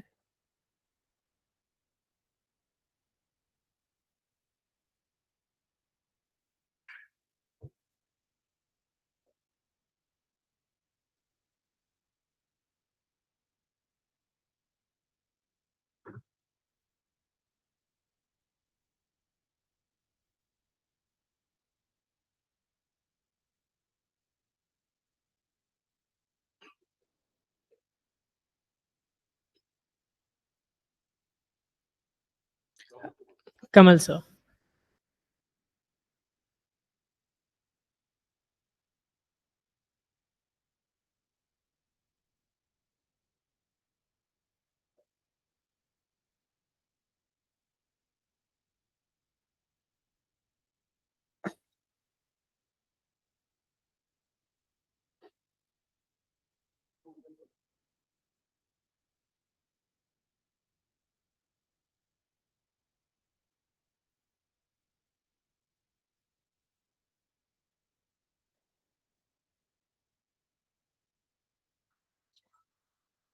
Of course, I think that person as well.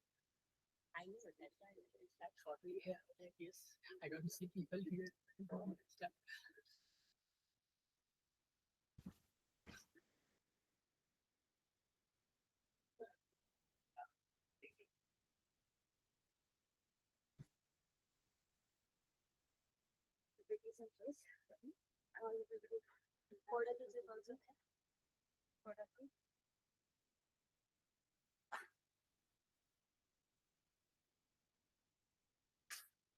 I've seen the downloads. I think we have downloaded everything. Just open it up.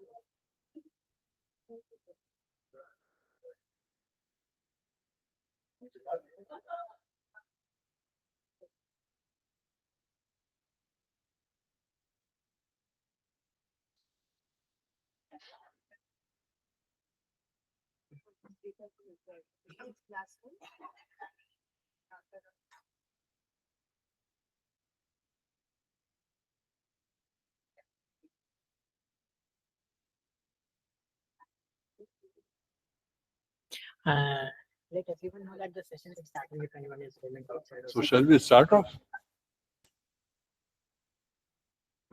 Class. Classes का कल से इधर से level जो दोनों covered है वो दोनों classes that उधर रख दो. हाँ हाँ.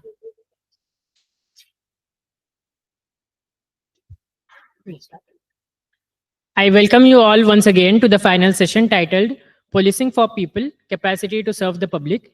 We have in the chair Mr. Kamal Kumar, former Director of National Police Academy. Without further delay, I would invite Mr. Vipul Mudgal, Director of Common Cause, to present his briefs. Thank you.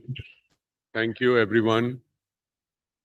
Kamal Kumar sir, Maya ji, हमारी मार्गदर्शक और हमारी chief editor शिखा जी, श्रीनिवास जी, vice chancellor sir, मुरली sir, आप लोगों को बहुत बहुत शुभकामनाएं, बधाई कि आपने हमें यहाँ पे बुलाया. Sorry to break into Hindi in a South Indian state, but this is like by habit. Anyway, so this presentation is on India Justice Report and the Status of Policing in India report. Now, these two reports we bring out together. I mean, India Justice Report has partners, as was mentioned earlier, and we have been among the lead partners of this report. So we kind of look after the policing part, and we analyze the policing part of it. So I'll be doing this, giving you a little bit of an overview of what India Justice Report does on policing, and also on what the Status of Policing in India report is. So how do I go to the next one? Yeah. So we start with the rank and score of large and mid-sized states. And this is actually, it's a very kind of nominal kind of table for the simple reason that uh, the states which are doing better only on their own yardsticks, which means that if you believe that you should have so much number of the constables posted in a particular place, you come close to that, you get full marks, or we say that you must put a little bit of your budget into training or something or the other. So whatever are your own benchmarks, if you come close to that benchmark, you get full marks. So the states which are doing better are also doing better because all other states are doing so poorly that you come out in good light.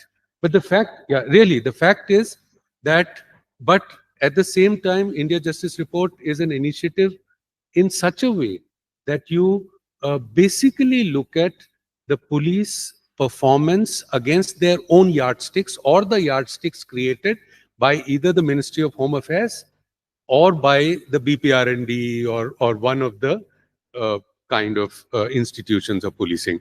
So this basically shows that Telangana does very well, but it is also doing very well because Bihar, Rajasthan, Jharkhand, Uttarakhand, Uttar Pradesh and West Bengal have done very poorly. But it does not take away the fact that Telangana has consistently done well and it has improved its ranking. And now this is on like overall all pillars, all sections of policing. There are many parameters inside that.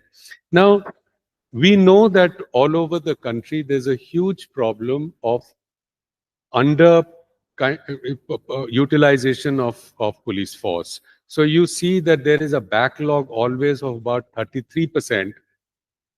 Either the constables are missing, the officers are missing, the vacancies are there. The vacancies, if you further break it down, there are vacancies of SC, ST, and other sections that should be there, women. So all those vacancies are there. In your state, in Telangana, 1 in every 3 constable is missing, which is slightly up from the last time it was, from the national average, which is about 22%. Shortfall of 13% among officers, and among, the 90% scientific staff missing. I mean, that is like in the forensic labs, which is very, very worrying. We'll come to that in a separate slide later. Now, police women at the police station, the Ministry of Home Affairs has said very clearly that there should be at least 1 woman sub-inspector and 10 women constables in each police station. So now, if we see this as a yardstick and look at all other states and Telangana, how other states have done, we've done quite badly. Actually, we are 0.5. Telangana is 0.5, which is like less than the national average also, and it is like below the requirement. Now, this is a most provocative slide that IJR has ever made. This is about how long will it take for every 3rd police person to be a woman. Now, the yardstick is that about 33% of all police force should be women. BPRND has said that, ministry has said that, many people have, chief ministers have openly said, they've said that this is our objective and we're definitely going to do it. Now, what we have studied is if things continue to go as they are going, how much time will it take for a particular state to have 33% quota? So we see last 10 years, you have gone 3 steps forward and you've gone 4 steps backward. So it goes on like that. There are various factors for that. I mean, in recruitment is something that politicians like to do every 4 years or 5 years when it comes close to elections.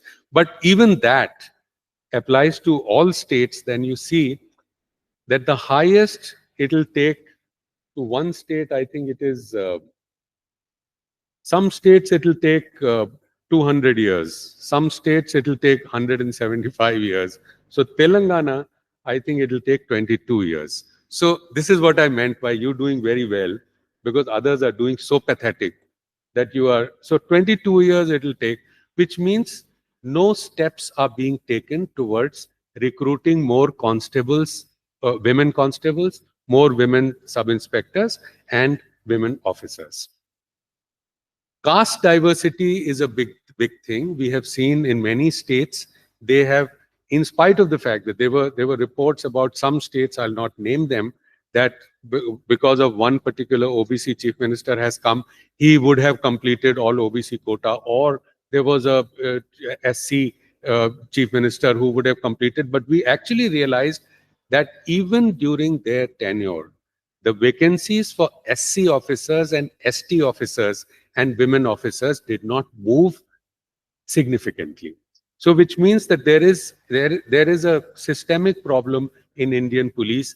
Somehow we do things in such a way that we do not end up recruiting more officers and more subordinate services officers from the marginalized sections. I mean, minorities also, there is a huge problem, but the ministry has stopped sharing data about minorities in the police, which is quite a shame, because I mean, a lot of people think who are working on the national security issues, on against terrorism, on major things, investigative agencies, they say we need human intelligence.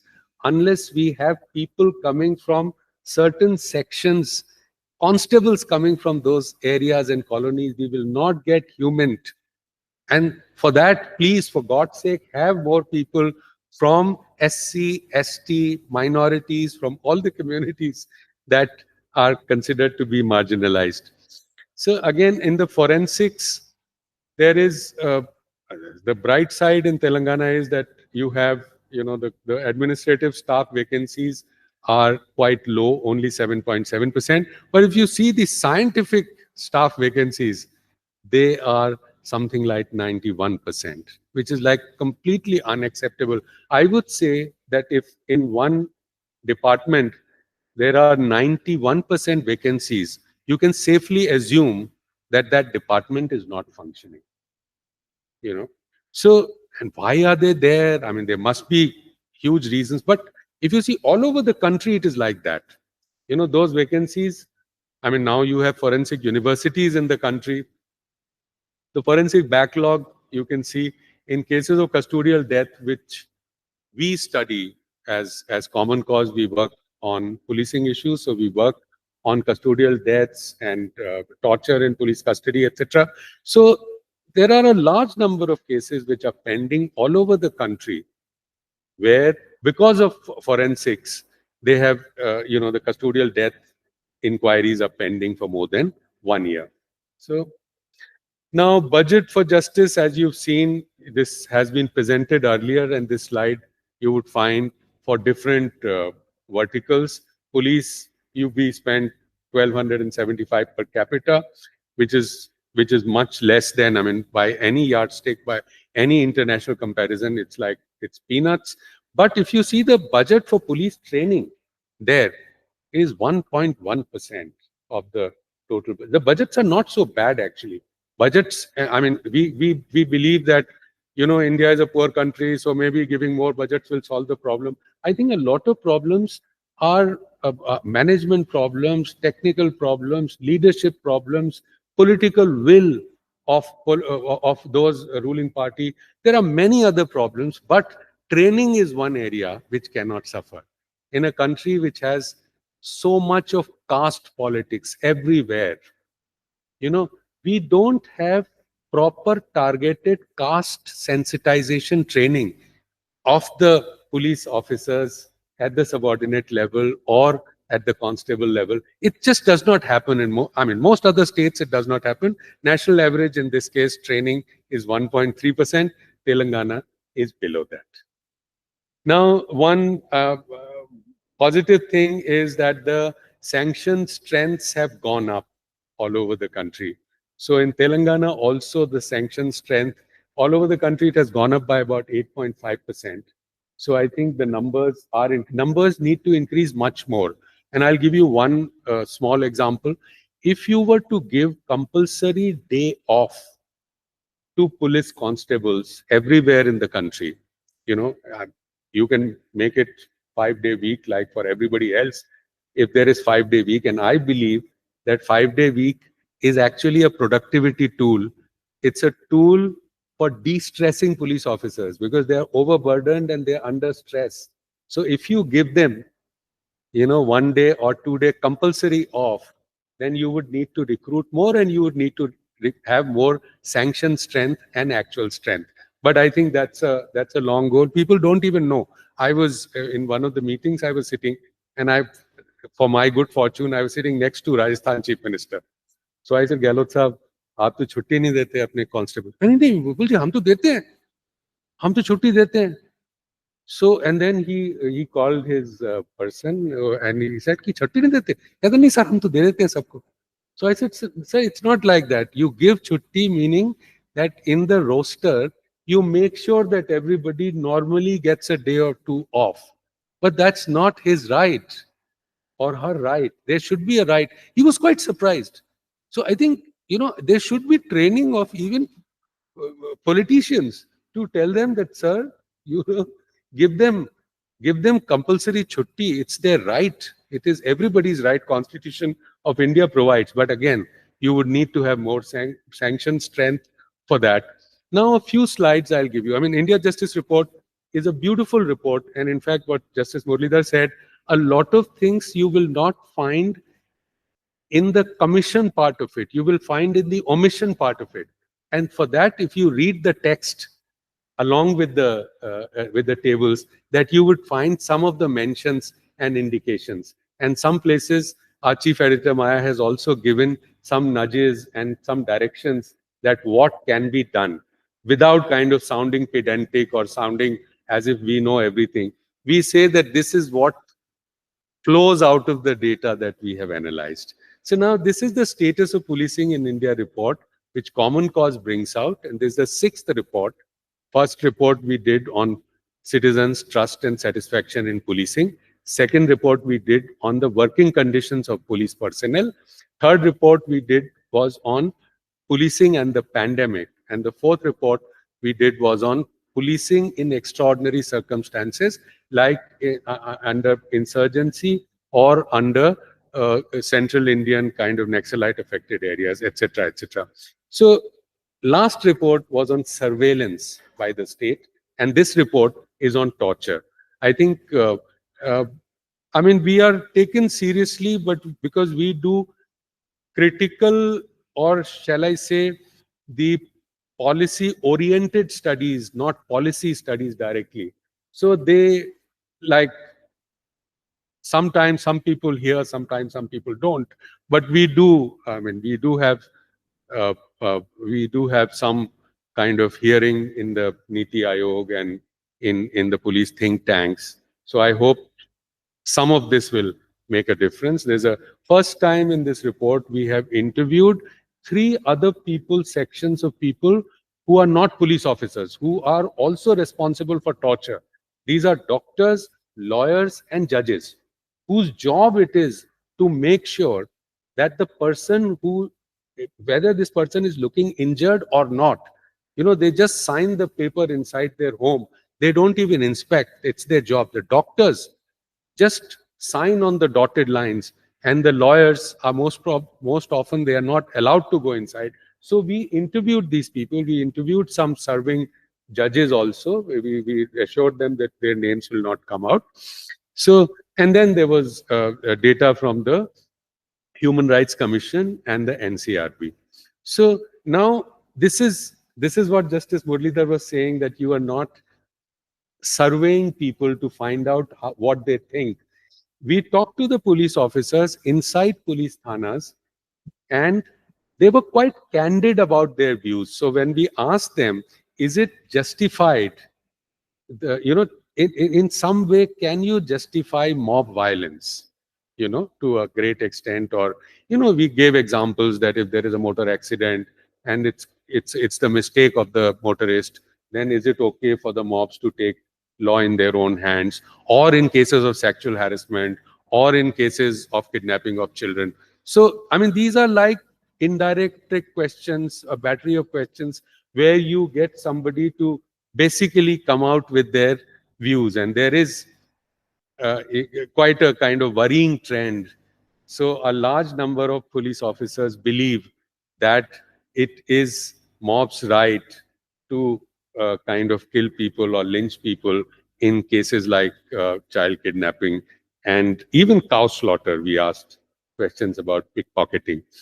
So then more than 2 out of 3 police personnel believe that police should be allowed to arrest and detain suspected criminals without any court investigation. So we asked them many questions, a set of questions, 3 or 4 sets of questions about, how judges they can be difficult, prosecution is time taking, it's tedious. And then they start talking and they say that, no, there should be right to arrest. And what is this? Why should there be any answerability to that? And the numbers are staggering. Strongly disagree is 28%, that there should be detention without, without trial, and 12% strongly disagree. So which means more than double of those people who agree actually disagree. And if you add somewhat agree in strongly agree, then I think it's like more often than not, police officers would believe that it is perfectly all right to detain a suspected criminal without any court investigation or involvement. 70% of police personnel believe that police should be allowed to use force without any fear of punishment. Now, this is a huge number. 70%. I think many of these things will go with decent training, with involvement, with asking them questions, giving them real life examples, showing them statistics, of what kind of... So a lot of police personnel believe that when you use torture or strong tactics, it is necessary because there are cases of national security nature, there are cases of terrorism, there are cases of anti-nationals and things like that. When they are shown the figures that almost 90% cases in which the torture has happened or death has happened are accused of petty crimes, crimes as small as keeping a mobile repair shop open beyond the COVID curfew hours. COVID curfew hours was 6 o'clock. Shop was open at 7 o'clock. Father and son both were taken in India's best governed state, Tamil Nadu, and they were both killed. And they were so brutally killed that, there are many reports in Tamil papers which said that they were made to wash their own blood. They were made to bring water in buckets and wash their own blood from the walls of the police station. So what would have been the provocation? So what was the case? The other case in which again a police officer of Tamil Nadu cadre who... Just 1 minute. We'll come back to it. I'll be very happy to. So this is not anti-police. This is, we want the police to work better. Yeah.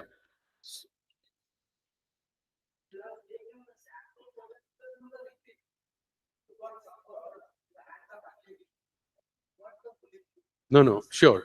No. So no. The provocation.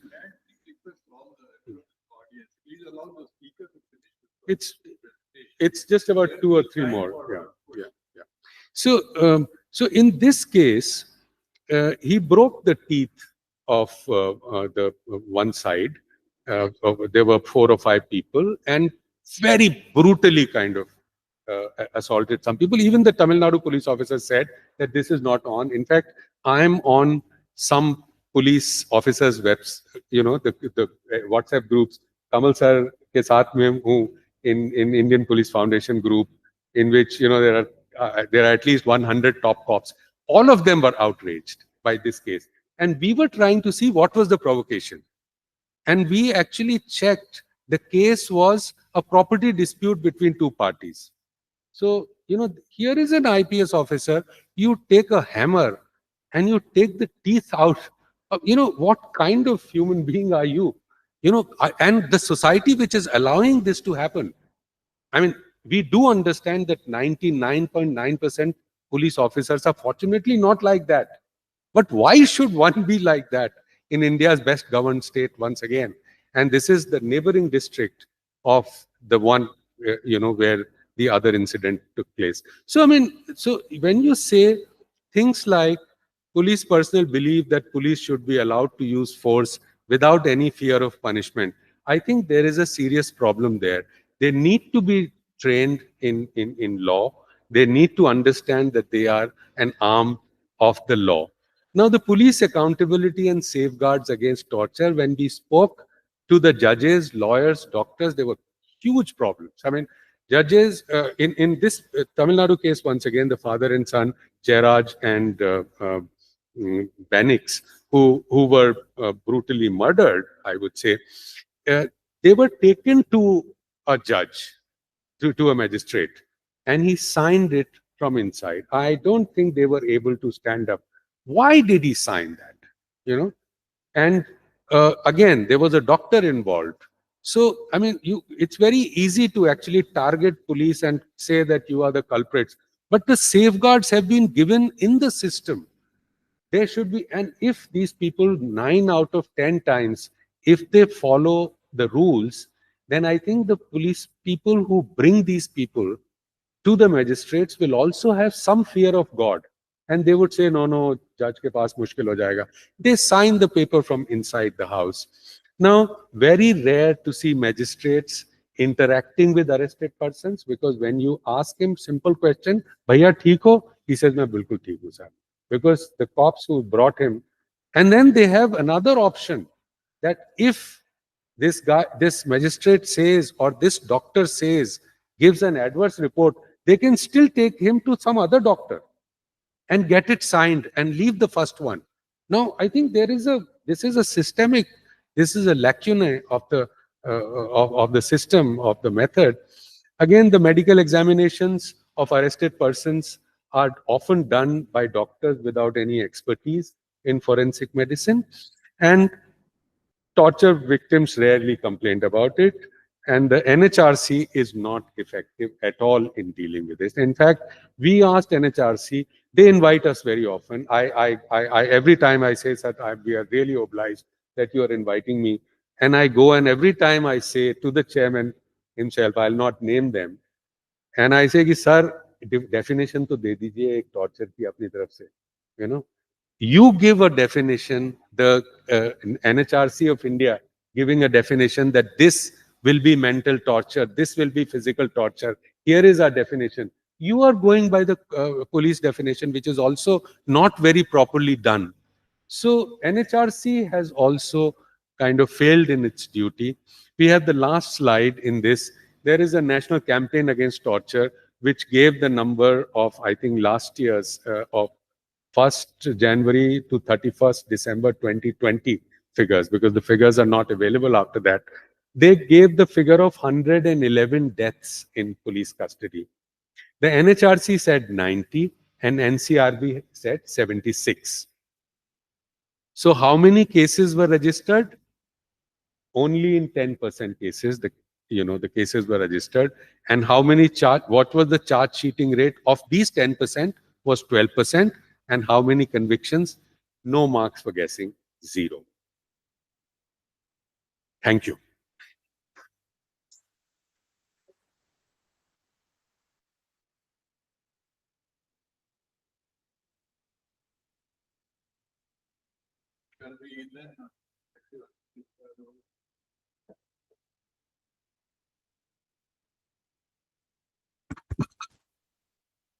Are you able to hear that? Okay. Would you like to go there or from here? No, if you're comfortable from here, it's okay. Are you like?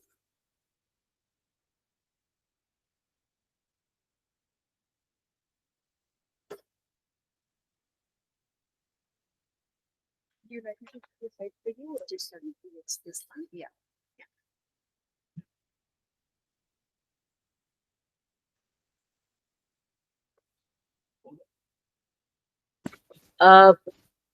Good evening, sir. Good evening, all.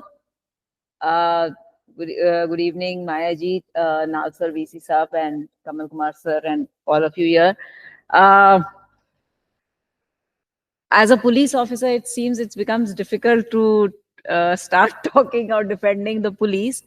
However, after 30 years in police, I can say with conviction that although police department may not be a perfect department, but thousands and lakhs of us police persons and officers work 24/7 to ensure that all of us live and sleep peacefully wherever we are.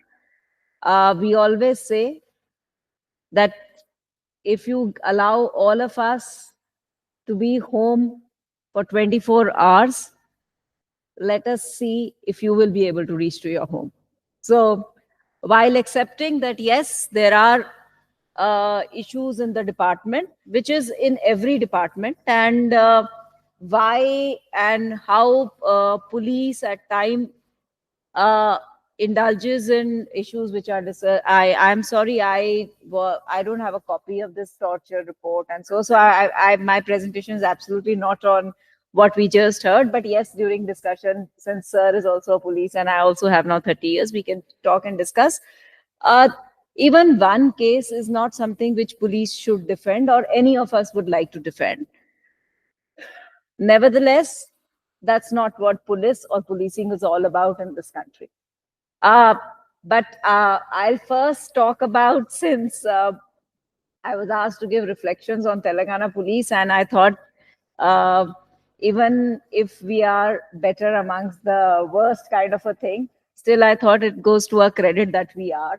And therefore, my presentation is very much on a very positive kind of area of what policing has been in Telangana and why we think that we've been doing better than others. But yes, all the issues which are raised probably can be answered. No, sir? No, so I'm not, but I just wanted to say that I'm not the first going to be talking about it. So in Telangana, what I could get is that we've had in the IGR ranking, in 2019, we stood at 11. And then on 22, we were 1. I don't know, 23, 24, the reports, I think didn't come out, if I'm not mistaken. Because in 25, again, we are at 1. I didn't get any figures for 23, 24, so I'm not aware. So therefore, policing basically, as far as we believe in Telangana, it's like it's not this just once by chance we have come at the top. It's been a long journey and a long tradition which has actually led to what policing in Telangana is all about. Will it take time, or I can change this? At least this will be visible on this. Because wahan nahi aa raha. Yeah. So as we all know that the southern states are generally considered to be better administered state. Traditionally, this is a historical fact. So even in the IGR report, I found that Karnataka and AP have done extremely well. And as we are part from the erstwhile AP. So we have a legacy of professionalism, which we inherited. Building the systems and processes is something which I have seen in this place for last 30 years. A very small example is, sir, about the way the erstwhile AP and now Telangana, or the both states together, have been tackling Naxalism.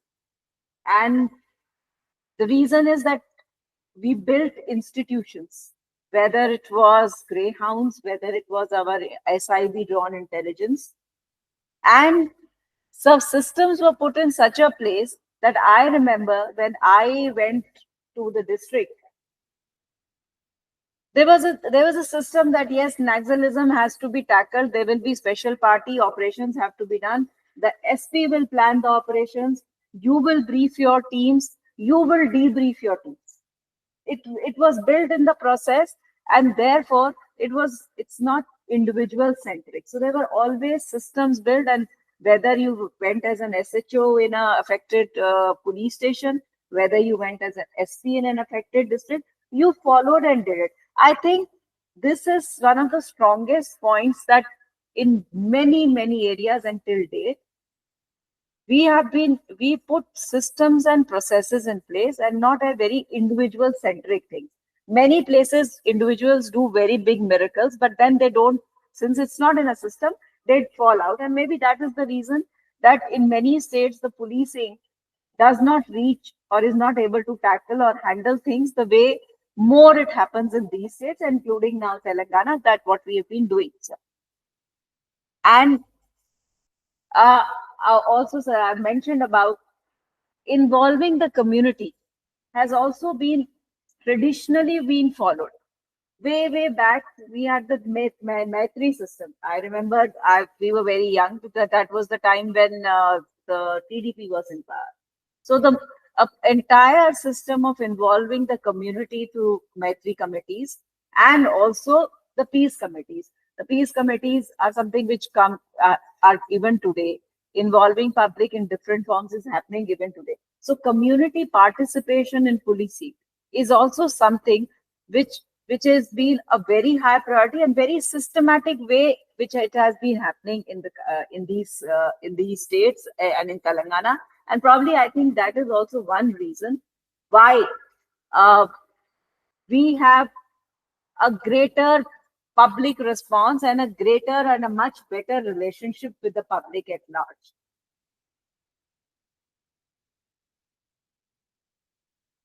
Another is the government support and vision. Although the slide I started from Telangana, but I'll again go back to the issue of Naxalism. The government policy on Naxalism is something which, for example, I saw, sir, you must have seen from before.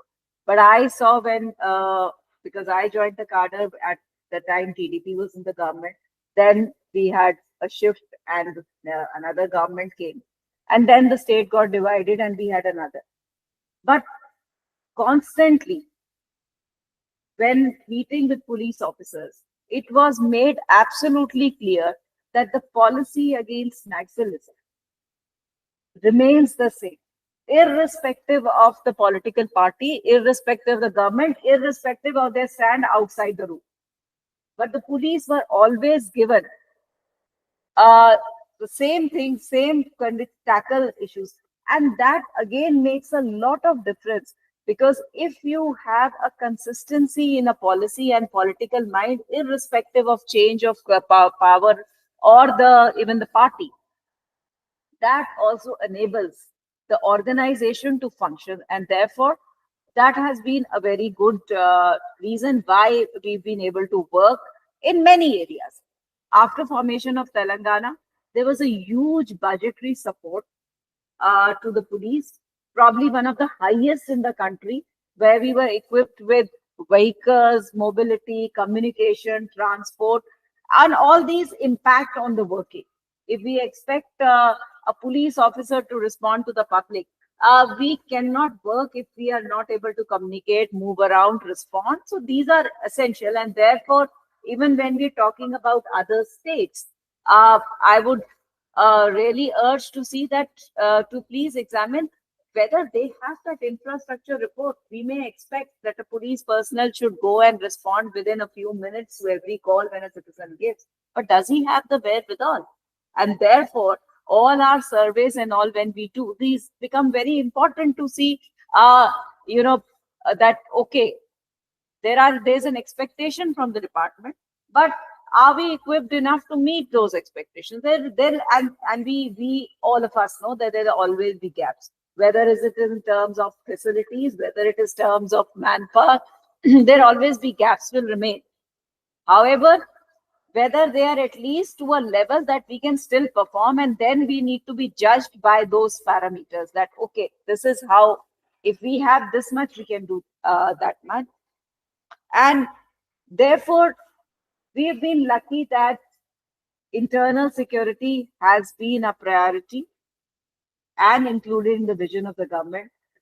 We have been lucky where it is understood that economic development, or if the government wants investments, a prerequisite is that there should be law and order and public order in a place. It is only then that you would get people to invest.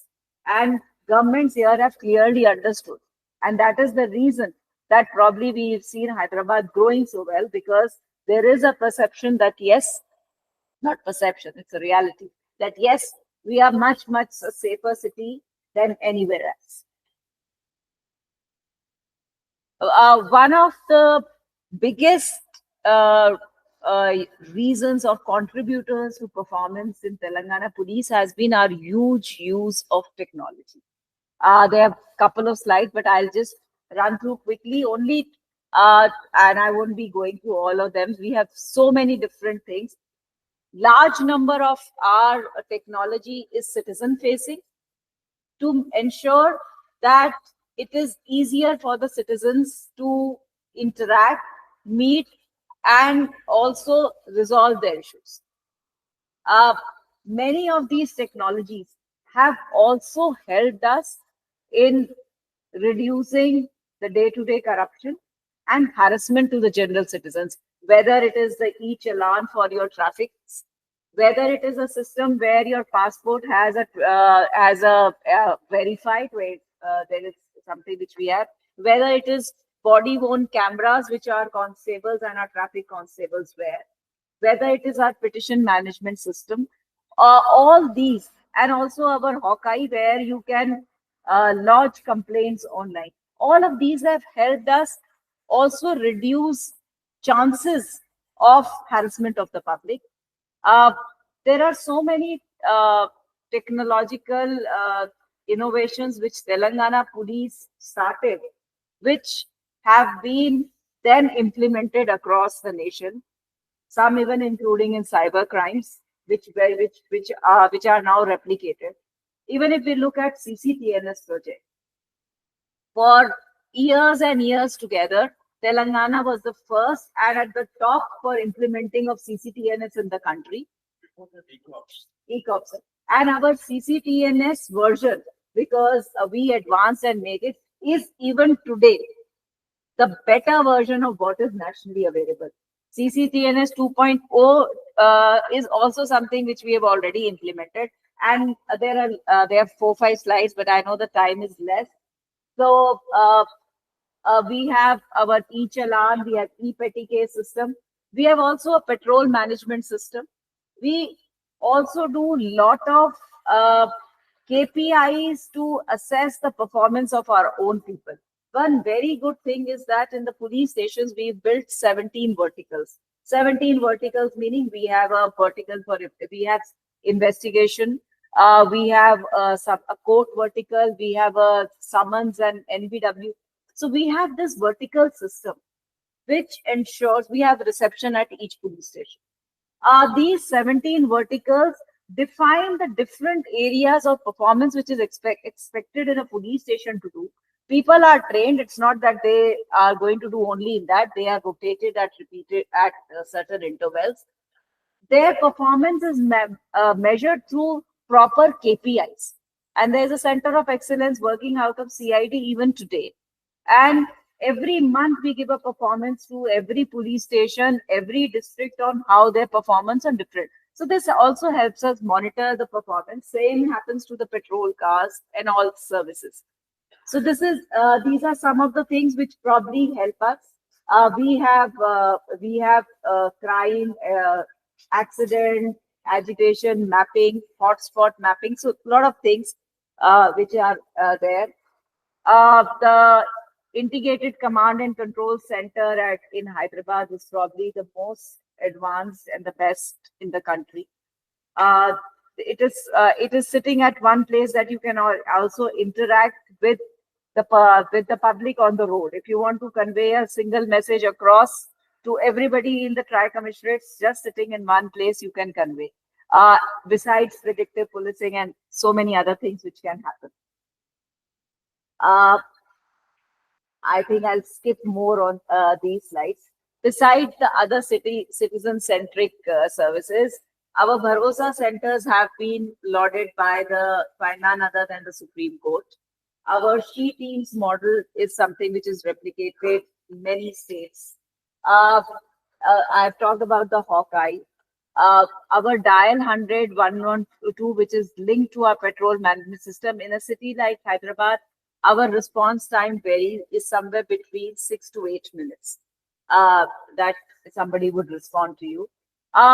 We also have a third party citizen feedback system where we take that what is the response when you go to a police station, and it is something which is a third party, which is not by the police, and based on that matrix we tell a police station how the citizen has rated.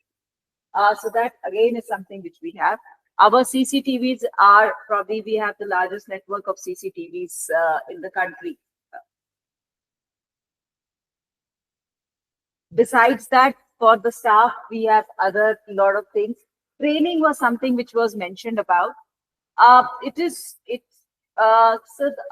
true that the budget, in fact, maximum budget which comes to the police, I think, and maybe most in the government also, it actually goes into your basic essentials of salary, TA, DA, you know, those. So the component which are actually for other things, which may be, whether it is for training, whether it is for technology, for advancement, awareness, those are very less. It is true that policing as such normally in the country also is not somewhere where it's a very highly budgeted or a priority by any of the governments, and therefore the budgets always will remain a problem. And even then, I think the number of trainings which are there in Telangana are really quite high. While some of them may not be happening in the academy, we have a very, each and every district has a district training center which is within the SP. Now, the trainings which happen there are not something which are going to get accounted anywhere. They are not something which would be enumerated. For example, even in my cyber security bureau, I have 5 cyber training academies linked.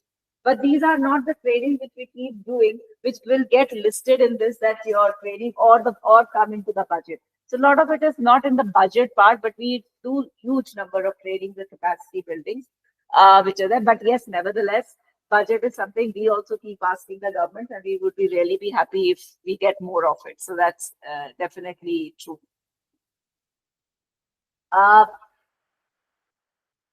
One of the very important things which have been for the Telangana police or the erstwhile AP and then Telangana is that most of the time we have been institution builders. We have seen that, okay, what are the future challenges for the police? I remember way back when I was an SP, we had a 2-day retreat in the police training academy, where all officers, all IPS officers were called. We were broken into groups. We were given that next 10 years, what can be the challenges which the police would face? Discuss in group, come up with those challenges, what would be a solution? And those were then, thought about the leadership. So for 2 days, entire leadership was there. So this is the kind of attitude, or this is the kind of which has been in the police department. And this is the reason that we have, I already spoke about our SID or Grey House, or for that matter, we have the Octopus, or now that we, from very beginning, we had a police computer services, which is now the tech, so that, or we have created the Cyber Security Bureau or the Eagle for the anti-narcotics. So what would be the challenges in future? Building institutions, following is something which has been a strong point, and probably this is what keeps us ahead of other similar, our counterparts, other places. As mentioned, yes, challenges about recruitment. So last few years, the number of recruitments have increased. It is true that recruitments for any government service is quite a bit of a political decision. Recruitments have increased. What we also saw, and is that when we're talking about, we were not actually getting people who were able to qualify. As in the police, there is a physical or an outdoor complement which you need to qualify to get into the police. So what we have been doing now for many years is that the police itself, we are organizing camps or coachings which go on for months together, where without any cost, for free, we train people to get through the police. So we train them in outdoors, we train them in indoors so that they know. This is something which we are also specifically doing for women, because one, the number of women, now it is increasing quite a bit, but the number of women who join always is less. There are a lot of hesitation. And also they are not many times when you're especially going into the rural areas. Most of them are malnutrition, not capable of qualifying this, the physical part. Same for the men also. And therefore, these are the places where we are doing, and we've seen that there's been such good response that the children who come out of these free coaching camps are able to get through the police recruitment in a much better manner. And therefore, our recruitment is improved, and also the kind of people we are getting into the police. Now, at least 50 to 60% people in the police, the young batches, are actually graduates and postgraduates, including engineers and technically qualified people, even at the constable level. Yes, sir. So this is, and with that, definitely the quality of policing definitely will also be better. The other is about forensic. I also have the forensic lab. It is true that we have huge vacancies. There have been reasons why these have not been filled up. There were issues about their service rules and all that, which is all now sorted out. And we just got a due a couple of days, and we probably will start recruitment. But even then, the numbers will be very small. We've sent another proposal for an enhancement, keeping in view the NCL provisions. However, we have one of the lowest pendency of FSL in the country, despite the fact that we have a very high vacancy. The number of cases our FSL experts examine is much, much, much higher than anywhere else in the country, without compromising on the quality.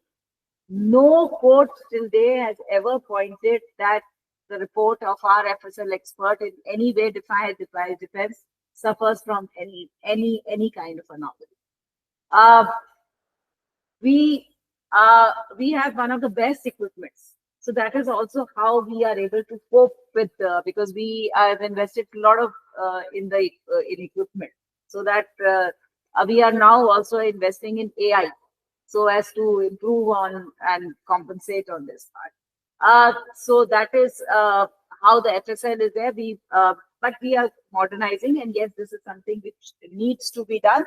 But we are not bad. 80% of my reports in all cases, 80% of my reports are going within 2 months. 100% of POXO cases, reports go within 2 months. So, which is not with states which have at least 10 times more number of experts also cannot be. So that is something which we have been doing. There were, I think, sir mentioned some other issues. Women, as I already mentioned, we targeting women, but there are traditionally many issues, especially in the rural areas. We are finding difficult for women to join the force. And as since we all know that the constable vacancy is a district level vacancy, and that becomes a problem, because when it's a district level vacancy in the rural areas, the number of women who are willing and joining the force is less. So that is where the problem is arising. I was very, glad to see that AP, we are saying that they'll achieve within 3 years, probably a time when I would suggest that our team should visit AP and see what they are doing better. Maybe there's some learning for us in there so that we can improve on that. Recruitment. Another thing which was about, was talking about weekly off. In fact, to a very large percentage, we are giving weekly off in Telangana. Even in a place like Hyderabad Commissionerate, where it is so much high problem, even there we are managing now to give a weekly off to the people. So that is, despite all the vacancies, we are doing that. So that is working. I think as far as general, I think our strengths have been that one, the police here is highly accessible. I think probably one of the highest accessibility in the country. Very innovative, very inclusive, and very, very willing to bring about changes. I think those have been the strengths of Telangana police over the years. And that is how probably we are ahead of the others, even if I can't say that we are at the top, that yes, we are ahead of others. There's still a lot of things to be done, but police is a part of the society. And what the society is, the policeman comes out of that. Expecting a policeman to behave 100% opposite than what society is all about is something which is ideal, but something we can all work towards. Thank you. Thanks a lot.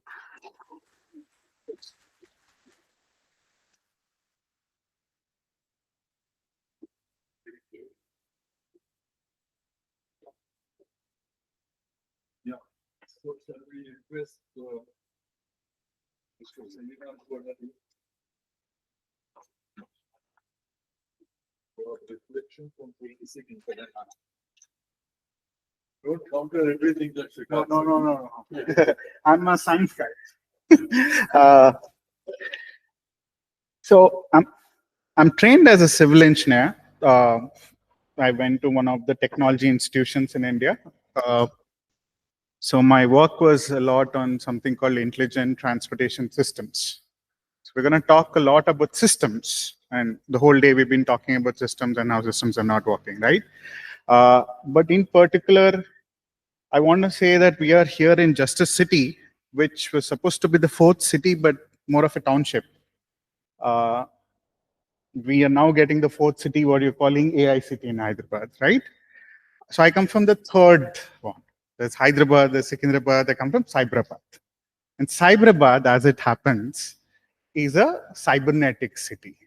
Now, cybernetics has been lost to history.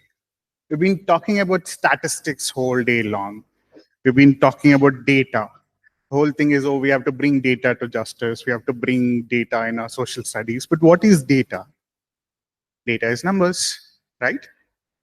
But data with some context becomes information. With data without context is gibberish. It's not information. You can't understand it. But it's also signals. Signals is something that comes from military signals. Signals intelligence, human intelligence, open source intelligence, operational intelligence. These are all techniques that we use in policing, in intelligence, against Maoists, against terrorists, against other nation state actors, including in the cyberspace. Now, we're talking about Cyberabad, but what is cyber? What is the genealogy of the word cyber? Cyber comes from cybernetics. What is cybernetics? Cybernetics is the science of communication and control. As the father of cybernetics, Dr. Norbert Wiener would call it. As it happens, Norbert Wiener, who is considered a legendary mathematician in the United States, was here in Osmania University, 1954, Jan 2nd, meeting Nehru, advising how India should develop its technology. And post this, he comes to Indian Statistical Institute, working with Mahalanobis, creating India's first early generation of cyberneticians. And as it happens, the father of Indian IT, F.C. Kohli, Fakirchand Kohli, who's the head of TCS, created a lab called the Cybernetics Lab in TCS in Hyderabad in the 80s. So, because Mr. Kohli was the student of Norbert Wiener, and it is from this you get Cyberabad. It's because we had a state capacity. I mean, it was still TCS as a private institution, but it was attached to Planning Commission. It was a body that the state has helped create. So creation of Cyberabad is not just geopolitical, it's technology, it's science. So most of my presentation is going to be science, tech, and society. Society is where I'll bring law in. So as I move on, so when we talk of this whole system, right? So the system that we're talking about, like Shikaji has mentioned, CCTNS 2.0, it's largely referred to as interoperable criminal justice system, which integrates your forensics, your courts, your police systems, your prisons, and also the intelligence guys, the NIA, right? So you're just networking all of this. CCTNS itself is crime and criminal tracking networks and systems. So you're creating a system. Now, any system will have some foundational values, some foundational science that goes behind it when you design it, right? I'm sure you want to call it law, but I would rather go back and look into science. Here is a metabolic network diagram of E. coli. I'm bringing biology now. This is where the science comes from. So if you're thinking to map all the police networks that have been mentioned, if you interconnect all the police stations, you'd probably end up a diagram like this. If you interconnect every other police station to prison, to courts, at district levels, you are looking at life.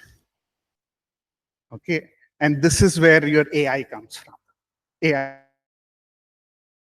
it's not based on your brains, it's based on biology. So when we talk of this idea of a 360-degree network of an integrated criminal justice system, this system doesn't exist as far as the Supreme Court is concerned.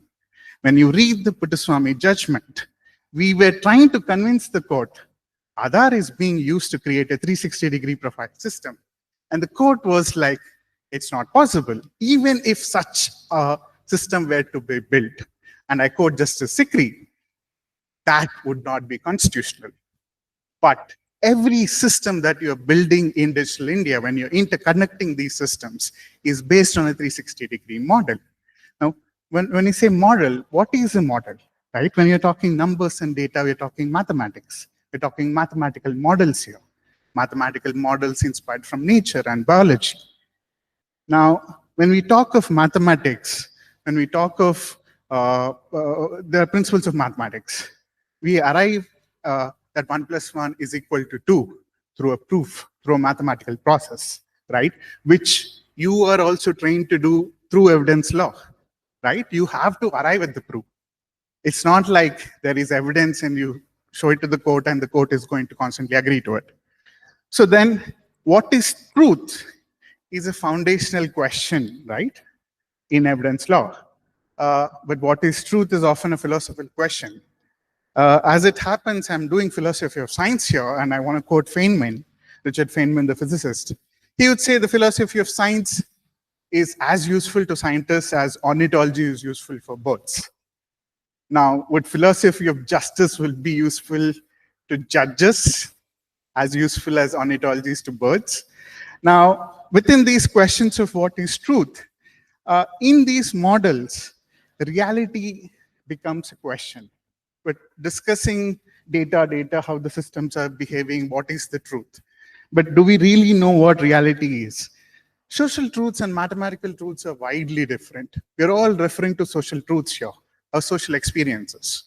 But they are not formally, mathematically modeled in our institutional setups. And you can replace mathematical modeling with legal, administrative setup.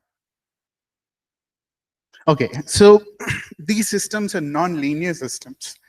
And I don't know how many of you here seen the butterfly effect, the movie? Yeah, so non-linear science is also called the chaos science, chaos theory.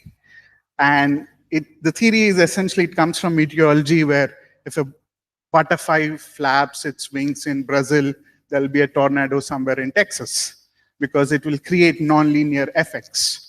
Right? Any small change in meteorology science can create widespreading effects. So the science is nonlinear. Now, all of these theories, information theory, cybernetics, signal theory, chaos theory, they're all clubbed into something called complexity theory. And we call them complex systems, and which, by the way, is taught in every MBA school as systems thinking. So this is where all of our systems are being built from. These are the foundational ideas how systems are being designed, not only in Telangana, across India, across the globe. Now, there are properties to these systems. These systems are interconnected, they are integrated, and they are interdependent. And these are from nature. You will see that different systems within nature are your water systems, sea systems are linked to land systems, interlinked to the air systems, right? So they're all interconnected and interdependent. They are deterministic in nature. It's the physics. Now, when we are trying to codify this, so you're creating digital systems and you're using code, which you're calling it algorithm, you're calling it data. You're essentially building a mathematical model, which then, when you're using a deterministic logic, you're getting a kind of deterministic effect in the technology systems, right? But courts are also deterministic. We follow sort of soft determinism or hard determinism, depending on whether it's criminal law or different forms of various law, right? So where and how the court determines, how the judge determines, is creating a point of determinism.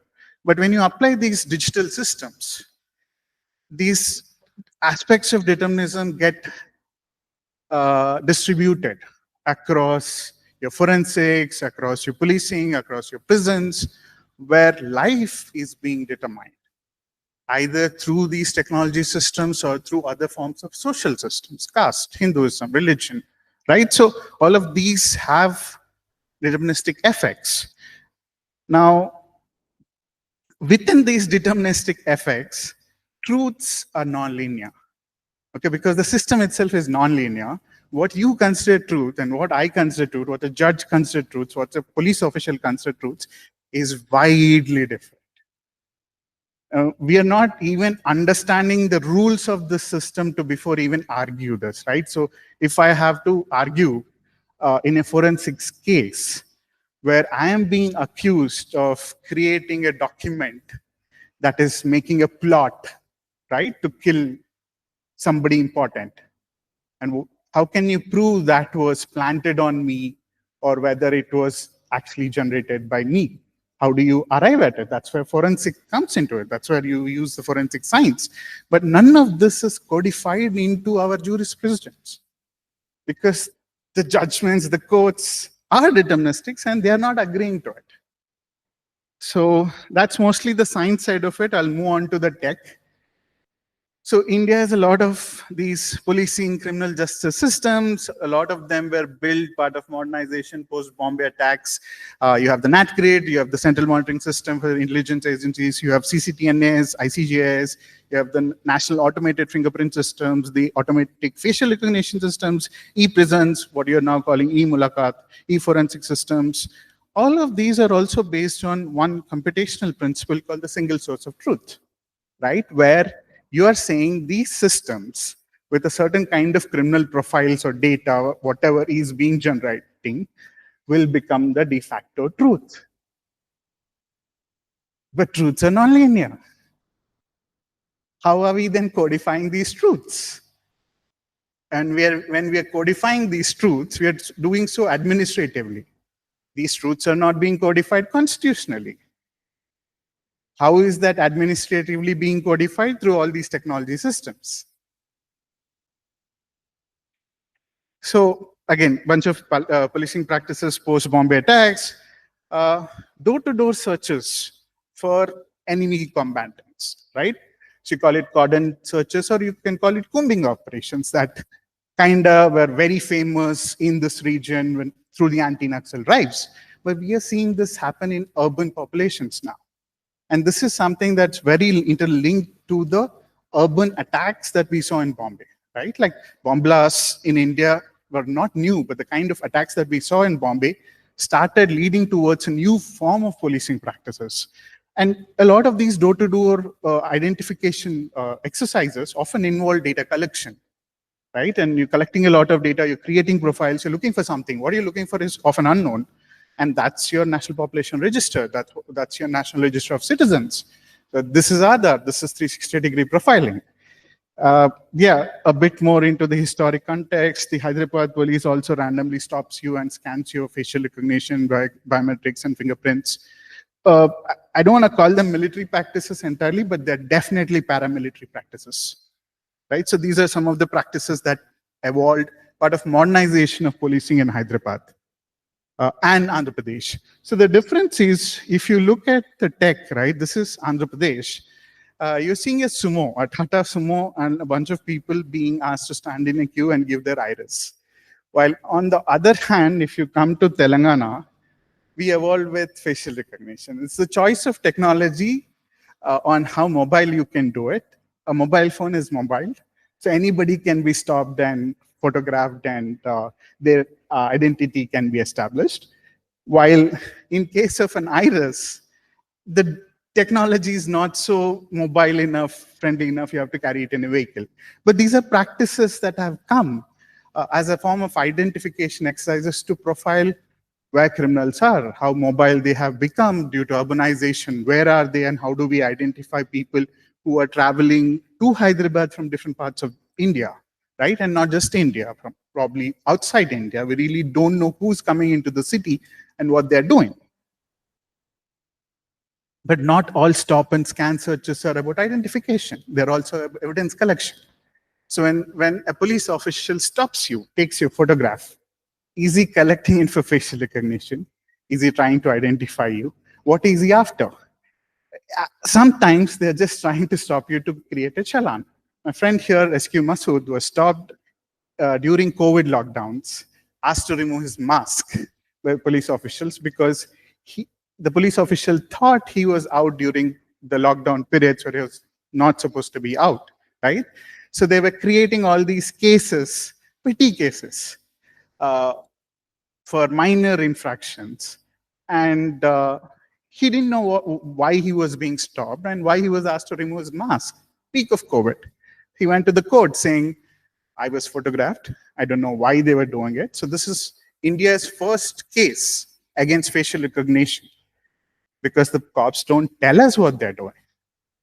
There is no actual formal process, right? So when you're codifying these systems, how do you do it? We do have policing codes as law, but when it comes to administrative practices, you also have the police manuals. The Telangana police manual is absent. We filed an RTA asking for the manual. Where is the Telangana police manual? You can't find it. Again, this is the app which codifies a lot of this. It's the TS Corp. So there's a form of policing practice that has emerged in Hyderabad. They're calling it real-time policing. Real-time governance is something that has been evolved a lot more in Andhra Pradesh, while policing took center stage in Hyderabad. What is the idea of real-time here, right? Like, why real-time? Like, what is time factor in all of this? When you look at nature, when you look at systems, when you look at cities, they're all dynamic in nature. They're changing. Butterflies are flapping, tornadoes are coming. The non-linear changes that are continuously happening. But so you have to continuously collect data to continuously map the world. Collecting data is to map the universe mathematically. Now, by real-time policing, you're constantly collecting data, right? So you have all these CCTV cameras. The unique thing about Hyderabad CCTV cameras, right? They're all interconnected like this. So every camera in Hyderabad is networked to the command control building where they can watch real-time what's happening in the city. This is not the case in other cities. Now everybody's trying to follow us. It's the network, the interconnectedness that gives the uniqueness of what's happening in Hyderabad very different to other CCTV practices across the globe. So a little more on that front, on real-time policing. So you've digitized everything, you've integrated everything, you created this 360-degree system where your beat policing has been replaced by algorithmic policing. Where should the beat cop go police is now decided by algorithms which feed on data. Now, where are these algorithms coming from? They're coming from society. It's patterns from society that are getting digitized.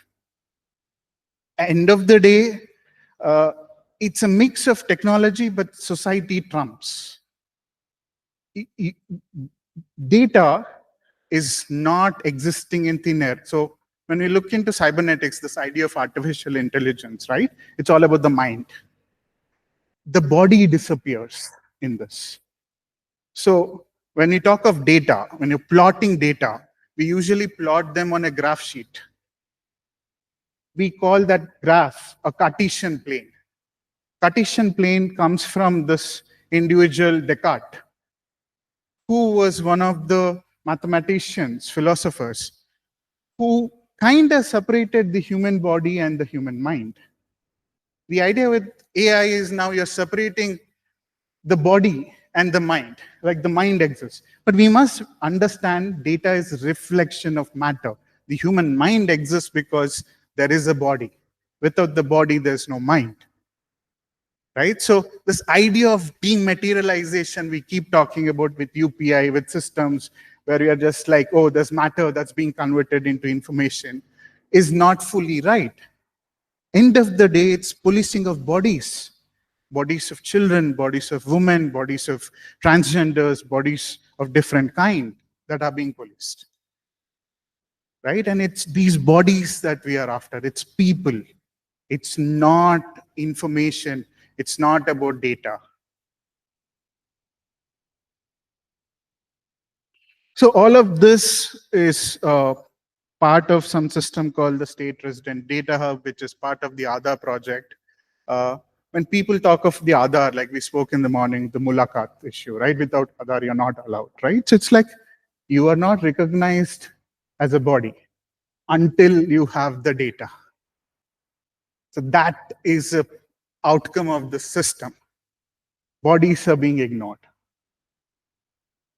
So when ex-criminals are released from jail, there is a jail release management system which notifies the nearest police station, and there's now surveillance on the individual, right?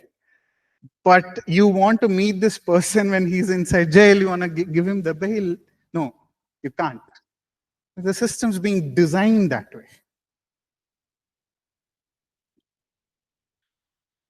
A lot of communication related surveillance, by the way, which happens.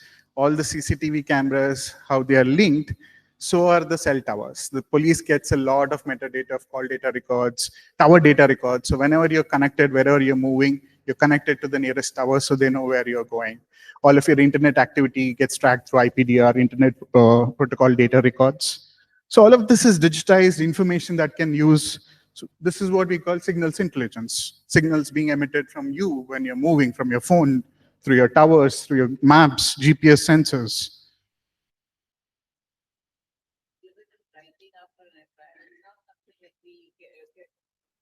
Yes, ma'am. Yes, through the administrative process of the criminal justice system. So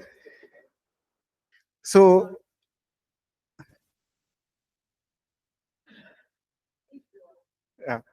So when we're codifying this, right? So codification, as I keep saying, it's a process, right? I am seeing it's, there is this famous law professor, Larry Lessig, who has a book called Code is Law. We slightly disagree with him somewhere. I would say code is rules, not entirely a law. It's administrative at the end of the day. Now, when you're building these systems, you're designing, you're writing computer code, right? So it's almost like it's administrative rules. So when you go check the code, you will know what is happening. So if you go check the app, the TSCOP app that Telangana police use, it's computer code, right? It's an Android app. If you go reverse engineer it, you check it, you get a sense of what the system's doing. The system's searching for UID details, usually an Aadhaar number, and this is all what you get. You get the phone numbers, the age, date of birth, Aadhaar number, mobile number, gas connection numbers, house numbers. And a lot more, like for example, this gives you all the informations that the cops can get. This was a very pilot project, didn't scale. When you check into a hotel, that data kind of gets through a very old law, colonial law called the Sarais Act of 1862 or 67, right? So you're codifying a lot of these systems, you're codifying colonial systems. It's continuing in one way or the other. So this is a image of all the data the state resident data hub has. I don't know if it's very clear. It's through an RTI that we were able to source. Lists all the data that the state has. I mean, there's Mulakat somewhere here. Maybe I can zoom in, right? Sorry, I don't know how to zoom there here. This one? Oh, yeah, sorry. Okay, can you see this? So this is, a lot of it is welfare data too. The project initially started as something called the Integrated Information Hub. Integrated. That's again a property of the system, the complex systems. So if you can see data of births and deaths, property data. So the CCTNS data, CDAT, CDMA birth, driver's licenses, a lot traffic challan. You'll see Mulakat somewhere. There's Mulakat, a little less, but yeah. So essentially, all the information about every individual being collected the moment they're born till they die, linked through Aadhaar. This is the 360-degree system.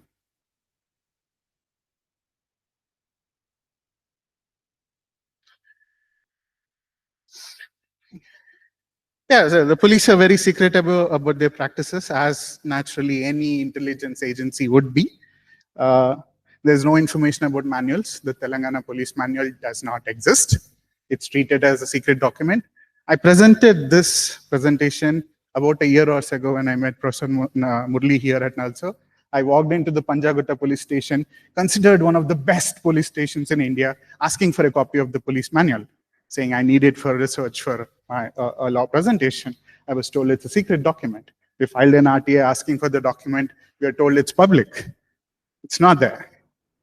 So within all of this setup, within this whole setup, you have a kind of information asymmetry between what the police knows about you, what you know about the police, right? And this information asymmetry is very visible in terms of information between police and prisons and courts, where information doesn't get uniformly shared. When this information doesn't flow uniformly, you will have all sorts of effects. You're seeing control at one level, right? So this is how the system works. Now, you can arrive at all of this through data. It's just the only question is how do you interpret it? How do you see that data? Which is where you're calling it statistical methods. I'm just calling it cybernetical methods, depending on whether we're looking at networks or whether you're looking at numbers or algorithms, right? Sorry.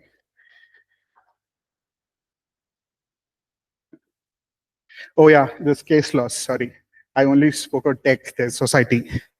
A bunch of case laws. So a lot of people challenge this, right? So a lot of these happened without laws. The laws came in much later. The Criminal Procedure Identification Act came post-COVID, and we filed a case against facial recognition in 2020 during COVID, right? All of these were happening without any form of laws, which is why I call them administrative and not necessarily legal processes.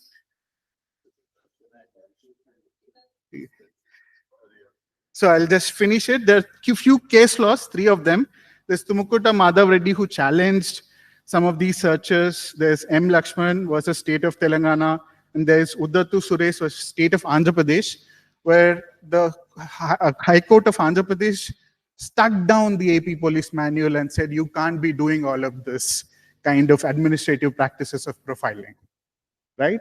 We really, really need to look into the administrative practices of the entire criminal justice system. I'm not going to individually corner the police alone, right? This is a larger systemic issue. This exists beyond our policing. It goes more into society. But this is what is happening in present-day India. And what's happening in India, in Telangana today, happens in India tomorrow. Yeah, I'll just end it there.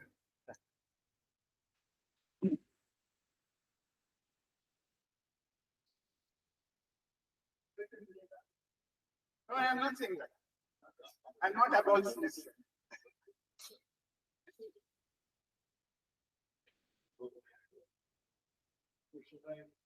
Myself to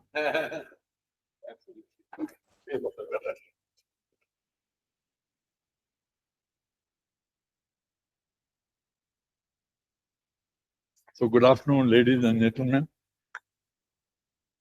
My profuse thanks to Professor Murli in particular and Nalsar and IJR in general to have given me this opportunity to be with you all here. Sorry, I think I'll be. Yes. Okay.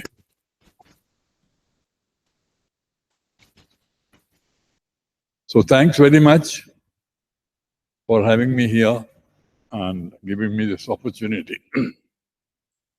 I think I'll start with giving huge compliments on my behalf, and I hope on behalf of all of you present here, to Maya, whose brainchild this IJR has been.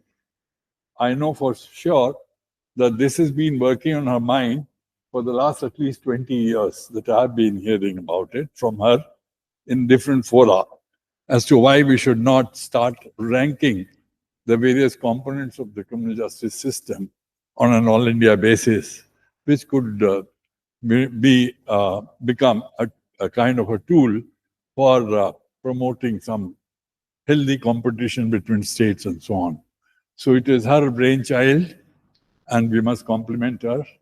Also compliment all the other organizations, Common Cause, Daksh, and so on and so forth, who have all collaborated to make it a reality. And my huge compliments to Vale for giving the whole shape to what it is today. And so with that, my compliments to you all. Now, friends, I would like to start with what Justice Muralidhar had to say about IJR today, this morning. What he said was, in fact, he highlighted the limitations of IJR in quite a few terms. And of course, some of those points are very, very real, and some of those points are very, very logical, in the sense that it's all government data. So while you have the advantage of having open data, do you also have the disadvantage that goes with all the government data, the secretiveness, the delays part of it, and so on and so forth. So all that is all right. But a point that was occurring to me at that time, and I think I pointed it out to Professor Murali this morning, as to with whatever those shortcomings or discrepancies were there in the process of IJR, its usefulness can never be diluted. It can never be said that it is not proving useful, because to me, it appears that a very huge role it is playing, and it has started playing, it has not yet fully playing, but it has started playing, is to set a trend of healthy competition between states under the different pillars or constituents of the criminal justice system. So therefore, if Telangana is doing very well this time, and Andhra Pradesh is number 2 on policing pillar, next time Andhra Pradesh would like to come up, Karnataka would like to come up. Of course, there would always be some laggard states who would not bother about where the position is, and they would be happy with what they have or what they don't have. But then that is this thing. But even more importantly, it enables the state governments which are responsible for building the capacity of the criminal justice system, to it gives them an opportunity to assess their own performance And because it is done on an yearly basis, of course, with a few years gaps in between that have been there in the past, I hope they will not be there in future. But so it gives a yearly opportunity. 2 years. 2 years. 2 years you were not there, no? You're going to have but initially you started on an annual basis, isn't it?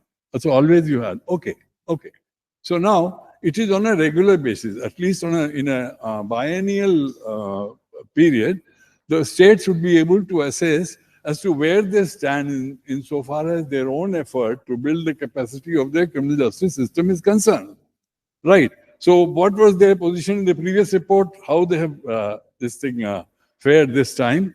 And they will be doing it not just in absolute terms, but also in terms of comparing it with the other states as to how the others have done and so on and so forth. So that is where it is. And I think it's a very, very good role with whatever limitations of data, etc. it has, it's still. And I wouldn't even like to the IJR to venture into conducting surveys and trying to ascertain positions and all that. Because there, it again becomes your word against mine. And, there would be conflicts and there would be this thing. As far as you are sticking to government data, there is no issue of any challenge from any quarter. So that is a very big advantage that you have. Now,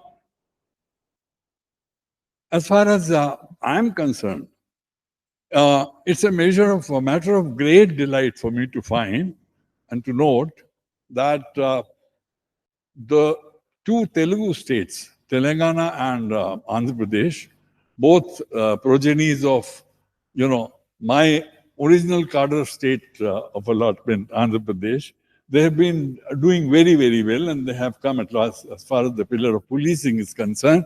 They stand at number 1 and number 2 in the country. Imagine what should have been the position if Andhra Pradesh had not been divided. We would have been number 1, super number 1 or some such thing. So that is what gives me great amount of gratification and satisfaction. Now coming to Telangana Police,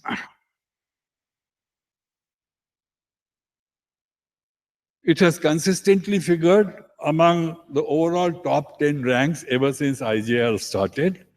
And for the last 2 editions, it has occupied the top slot, number 1 position. It's really a matter of great gratification. Coming to this year's report, it's been a matter of great satisfaction that in terms of budget provision, as regards the spend per policing, per person is concerned in a state, Telangana has stood at number 2 in the ranking. Insofar as police population ratio is concerned, it is still better than the national average because it was 1:725 in so far as Telangana is concerned, whereas the national average is some 840 or 850 or some such thing. Now, insofar as number of police personnel per training institution, that is the number of police training institutions in the state vis-a-vis the total police strength in the state, it is found to be the best in the country. And of course, there has been a very great role played in this regard in what has been done by way of upgradation of district police training centers and the battalion training centers into some kind of full-fledged training institutions where several courses, including the basic training courses for recruits, can be conducted. So that has been a very great this thing. But as Shikha pointed out, Andhra Pradesh, the undivided Andhra Pradesh, has had a very good legacy and which has been luckily continued and consistently followed by both the Telugu states, the Telangana and also the residual Andhra Pradesh. I recall among the very many very creative, pioneering, creative and useful good practices that the erstwhile Andhra Pradesh has started. I would mention a few of them here, like State Level Police Recruitment Board. This was the very first attempt of this kind that was done by Andhra Pradesh, and it was done way back in 1989. And after that, so many states followed it. Tamil Nadu was quick to follow it. Then came Maharashtra, and then came so many other states. So they replicated our kind of model, and they've also created this kind of a thing. Later on, Mr. Chidambaram, of course, found it. It was very, very useful. And in the wake of some very big rackets that had gone on in UP, recruitment in the early or late 90s or mid 90s, whatever, Mr. Chidambaram gave it a big fillip and called it a national program of what they call it TRP, Transparent Recruitment Procedure for the Police. So that is how it was. Can I just have a little water? Sorry.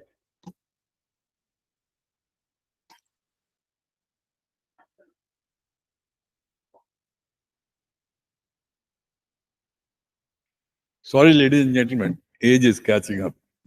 So Maya is laughing at me. You are still younger than me by 10 days. Okay. So, Police Recruitment Board, Police Housing Corporation.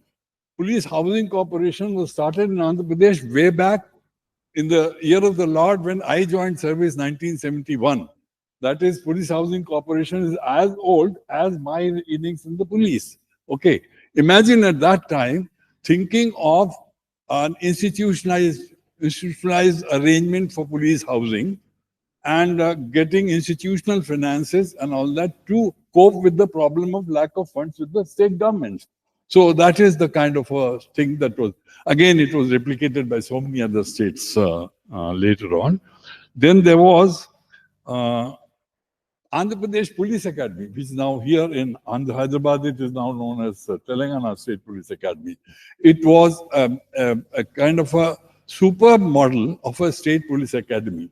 In some ways, it is even better than the National Police Academy. And I say this with all the sense of responsibility, having been an ex-director of the National Police Academy myself. So, that kind of a model again being replicated elsewhere and so on and so forth. There was, as it was mentioned in the morning, by afternoon by Shikha, computerization, e-cops. E-cops, in fact, preceded CCTNS and CCIS and all that kind of thing. Then very many of these things have been replicated at the national level. Even this, what is this scheme? Ayushman Bharat scheme of Government of India, Mr. Modi's scheme. It is just a copy of our Arogya Bhadrata scheme that was started by Andhra Pradesh Police some 10-15 years ago. So there have been cases like this. AFIS, Automatic Fingerprint Identification System. It preceded, or it is the predecessor, predecessor of NAFIS, National Automated. Now we're doing AMBIS. We're the first state to have AMBIS. Yeah, now further on, and so on and so forth. Hawkeye, she mentioned. Facial recognition system technology, use of that. CCTVs in public places. Now, many of you would not know that the city of Hyderabad has over 1 lakh CCTVs in place. And because they're not all government owned, mind you. It's a public partnership, public-private partnership in operation. So that is the kind of innovative ideas that they get. And they're all integrated with the integrated command and control center here in Hyderabad, which of course has, all the CCTV cameras all over the state also integrated with it. So it monitors CCTV in real time for about 10 lakh or 12 lakh of cameras all over the state. So that kind of innovative systems. Then you have the architect of all this is sitting here, Lady Shikha Goel. She teams, Bharosa, the women protection centers and so on. I mean, these are all very innovative, very, very citizen-friendly systems that Telangana Police has been, responsible for. And all these systems and many more which I have not mentioned are responsible for this overall, the outcome of all this is what is reflected in the IGR findings today or in the various other surveys, etc., that have been undertaken by at the All India level. to have a comparative assessment of the performance of police forces. It also is reflected in Telangana police consistently winning top positions. In, the government of India, for the last 4-5 years, has introduced a scheme of having the 10 top best police stations in the country, identification of that. I think Srinivas mentioned about Panjagutta being one of them in one of the years. Ever since the whole thing started, Telangana has occupied the position among the first 10, one police station or another for Telangana. In fact, I can tell you which all police stations in Telangana which have got this. Panjagutta got the second best award in 2018. Choppadandi in Karimnagar district got an award in 2019. Jammi Kunta in Karimnagar got an award in 2020 and another 2 years. Then Rajendra Nagar became the top, the very first position in 2023. Shali Banda of Hyderabad city again got in 2024. So all these are reflections of the good practices that Telangana police has been and its predecessor, Andhra Pradesh police, has been adopting since so many decades. All right, but to say that, come again? Huh? Come again? Yeah. So now I'll just mention briefly about some of the shortcomings that have been highlighted by the IJR.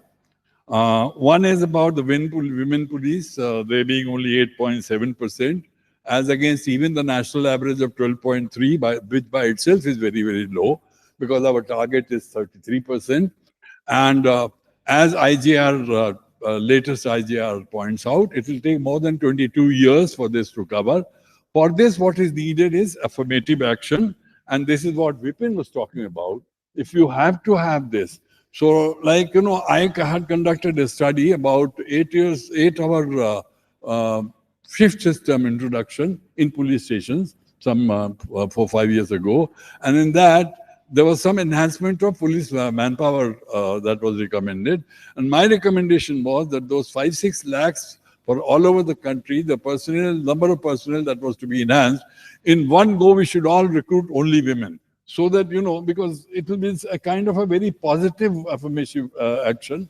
And in one go, it will cover a huge gap. So if you have any such schemes, etc., affirmative action can take care of that. So that is one thing. Then huge vacancies among scientific staff is a very, very serious problem. And as Shikha says, some initiative has already been taken. I don't know. I hope things will improve by the time the next IJR comes. The drop in share of training budget is a matter of concern, but I think it has something also to do with the huge enhancement of the overall police budget. Because, if the overall police budget gets enhanced, then obviously the percentage of training budget will. Yet, all the same, my suggestion would be that we should still stick to about 2 to 3% of the total police budget to be invested in training, so that training infrastructure can be improved, training methodologies can be improved, and that will always be useful. Another very big shortcoming which has not been brought out by IJR, and then to my mind it's a very, very important thing, is very, very long, inordinately long working hours for police personnel. In fact, that same study which I was referring to brought out that some more than 70% people have to work for more than 14 hours. You're right, more than 14 hours and all that. 90% and more people have to work for more than 8 hours and so on. And there are a good 30% people, 27% people who have to work for more than 14 hours, 15 hours a day, and without any weekly offs, without any holidays, without any festivals, etc., etc. In fits and starts, we give them some constabulary days off after 15, 20 days, maybe after 4 weeks, and so on and so forth. It all depends on the situation and the mercy of the SHO. So with all these things, there is need for huge effort in this regard so that things can improve. Because as P. Vipul had pointed out in his presentation, if you have too long working hours, you can't expect the policemen to be in the same frame of mind where they would, face the public and the aggrieved people who come to police stations with a smiling face and with all the empathy that is expected of him, so on and so forth. But anyway, to cut a long story short, and I think I'm conscious of the time factor, so I would just finish with a little food for thought for Telangana Police, that top ranking for the past, consistently for the past 2 years, should not be a matter to allow for any complacency. And they should not be resting on their oars. They have continually to strive for more and more excellence in future. And in Telangana's representative Chicago here, I convey this appeal to all Telangana senior police leadership that they should continue to do that. And what is needed is sustained and consistent performance, and it has to be maintained. And it's a great responsibility on Telangana Police. With that, I say thank you to all for a very patient day. Thank you. Friends, now it's time for discussion. Yeah, you can have that is before that discussion. After that, my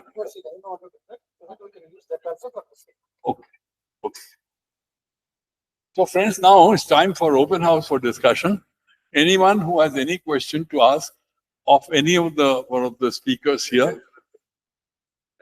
Yeah, we'll start with him because he was the first to raise his hand. You have any question of Mr. Vipul Mudgal or Ms. Shikha Goel or of Srinivas Kodali? There is no question. Sir, in the morning, during the conversation delivered by the Judge Murali Garu, he said that one of the women and the allegation of rape and sexual assault and death, the 4 persons were killed, he cited. Is it an allegation, sir? In Telangana, it happened so. In Cyberabad, it happened. How he quotes that is an allegation? The woman victim was killed, correct? Burned to death. She was raped. She was raped, correct? At the Shamsabad toll gate. She died. How it will be an allegation? He cited that as an allegation. It is fact that the woman was killed. She was raped by gang rape. Thereafter, police has made some encounter. That is different part. That has to be taken considered. The thing is, if that incident has not happened, police would have not gone to the extent of this. What made the police to do that kind of an action? That is, it is not an allegation. It's a fact. That's what I wanted to observe. And this many. I think in this case, no, his point is that the woman, the death of the woman is a truth. Therefore, you can't just call allegation. No, that's not what he. I mean, that's not how I see what he said. We What he understand. said was that there was allegation against people who were gunned down in cold blood, which is what the Supreme Court committee found. So the allegation. So see, here there are 2 points. I'll mention that in case of fake encounters, when we ask the police officers, when the it's almost like a trick question. You ask when the provocation is huge, will you kill your wife? You know, say there was one High Court judgment, I think it was of Tamil Nadu, that the woman had broken her Mangal Sutra. And the judge said this was provocation enough for the husband to kind of beat her up so badly that she died. You know, so the question is that if the provocation is high, will you kill somebody? Or somebody who's not been taken to trial? And then the point he made was that they were garlanded by the political class. So the same thing applies to what I said about torture, that it is actually not to be seen as a problem of the police. If you do a search how many countries have not ratified the UN Convention Against Torture? You will find very interesting results. India, About 5 years, 6 years ago, I used to find countries like Afghanistan, North Korea. Today, there are 3 countries I can find in the Wikipedia kind of this thing listing. One is Brunei, Dar es Salaam. Second is Comoros. I mean, it's one of the 54 countries in Africa. And third is a country called Palau. And fourth is Vishwaguru, India. You know, so, I mean, this was something, when was this initiated? 1948, part of the Universal Declaration of Human Rights. So, I mean, why should the police be defensive about it? It's the political system. All of us have failed. You know, in many ways, yes. So they take it as a license. Now the problem is that you go down at the Thana level, there are some people who think it is their duty to beat up. And if there is a political kind of, will shown at the highest level, then probably it will happen at least less than how it is happening now. Yeah. No, in fact, my view in this is it's just not the political system alone which is to be blamed. It is societal ethos and societal culture. You know, we're talking about this Telangana case. How much of public pressure was there at the time on the political leadership? And it's the political leadership which will be then egging on the police to do that, because the police have to do that dirty work. Political leadership is not Sir, going to do if tomorrow somebody organizes masses No, saying, let me just complete. Now, the other point is it also is a reflection of a very, very major, massive failure of the criminal justice system. Because if you arrest the whole lot of people, those 4 or 5 people, if you had arrested them and had initiated criminal action against them, there was no guarantee that they would be punished. And if at all they were to be punished, whether they would be punished 20 years hence or 10 years hence or whatever it is this criminal justice system's failure which gives rise to public to instigate the political leadership that something has to be done about this, and political leadership then thinks something can be done about this only if the police do this dirty work. And unfortunately, there are some police officers who are willing to do this dirty work. So it's a whole lot of system to be blamed. No point in blaming the police alone, of course. But then, unless you rectify the entire system, how are you going to get rid of this problem? So the people like me and you who think it is bad have also to think of the ways to set this right. Blaming the police in seminars like this will not help. If it helps, please go ahead. I'm very happy. sir, Yeah. just to know, Professor this is for the attention of Maya Darwala, because it is her initiation to have this dialogue. One suggestion I would like to give is this: judiciary, police, and prisons, all 3 are institutions of power. The 4th institution, that is the people who are at the receiving end of it. Whether we are going to discuss how these institutions are functioning from the perspective of the people who are at the receiving end of these institutions, is that the perspective, or are we going to talk from the perspective of the institutions themselves? It's like, echo chamber. Let us suppose victims' wish is the basis for taking an action. Can all victims of police also feel the same way? If this is my response to him, the victim's wishes should be the criteria for taking some action. Sir, 1 second. If victims' wishes are the basis for action against anybody, not the rule of law, can all the victims of police also feel the same way? Will the logic apply there also? Then we will talk about rule of law. So I'm trying to say this for 2-3 reasons. See, 99% of the police are rule bound, and there are only 1% bad apples. Does this logic apply to people? I think 99% of the people are also rule-bound people. Why 100% people are surveilled, under surveillance? It's a logical one has to ask this question. Under the way that going by what Srinivas Kodali is saying, does really right to privacy, does it have any meaning at all? What this technology is trying to say is, please suspect your neighbor. Don't trust. I mean, see, beyond police, the independent of all other institutions have collapsed. That is what is proved by this encounter.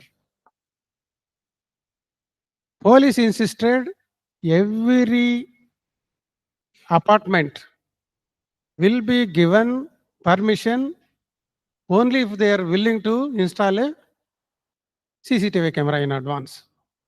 Is it voluntary? No, how come? You see, what Sirpurkar Commission, sir, 1 minute. Sirpurkar Commission has said, what it tried to prove is, police are able to get away with what they have done. That is because all other institutions are willing to comply with the dictates of the police. It is the executive magistrate who lied. It is the judicial magistrate who lied. It is the Star Hospital which lied. It is the press which lied. It is the doctors who lied. No, the point is, a lot of things have to start from the police also.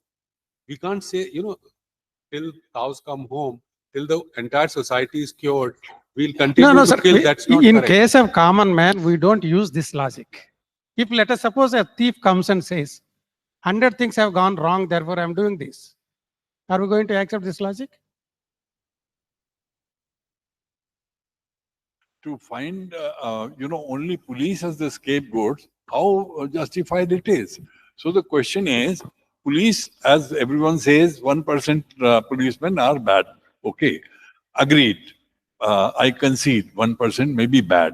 But then you've got to think of how to set the position right, situation right. You can't possibly say that police are bad and therefore... We have a pure finding on this. We have done survey in about in first and second reports in 18 states, and we found that it's not 1% or 2%. It is in a very cascading way. The police are actually quite good. 64-65% people in India openly say that we are happy with our police.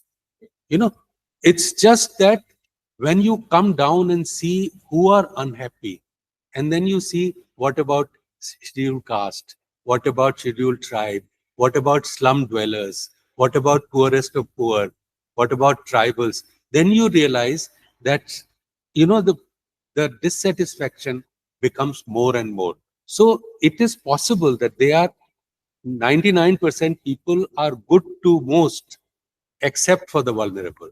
So this is also a logic. So just want to come in here, maybe change the subject a little bit.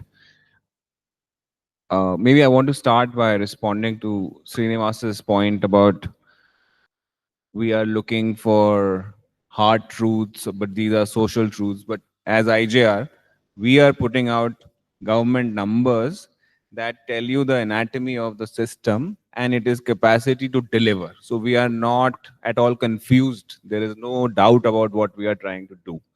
And the idea is that for too long, we have been in an adversarial position in regards to the police. And we will perhaps continue to be like that. But the idea is to, when we gather here, we are having this discussion and it's a dialogic space.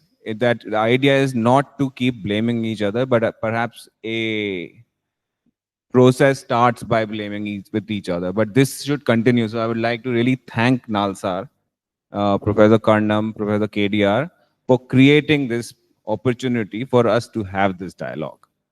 Now my question is to Ms. Shikha Goyal, that perhaps there is this trust deficit between the police and the public and say the rights-based citizenry.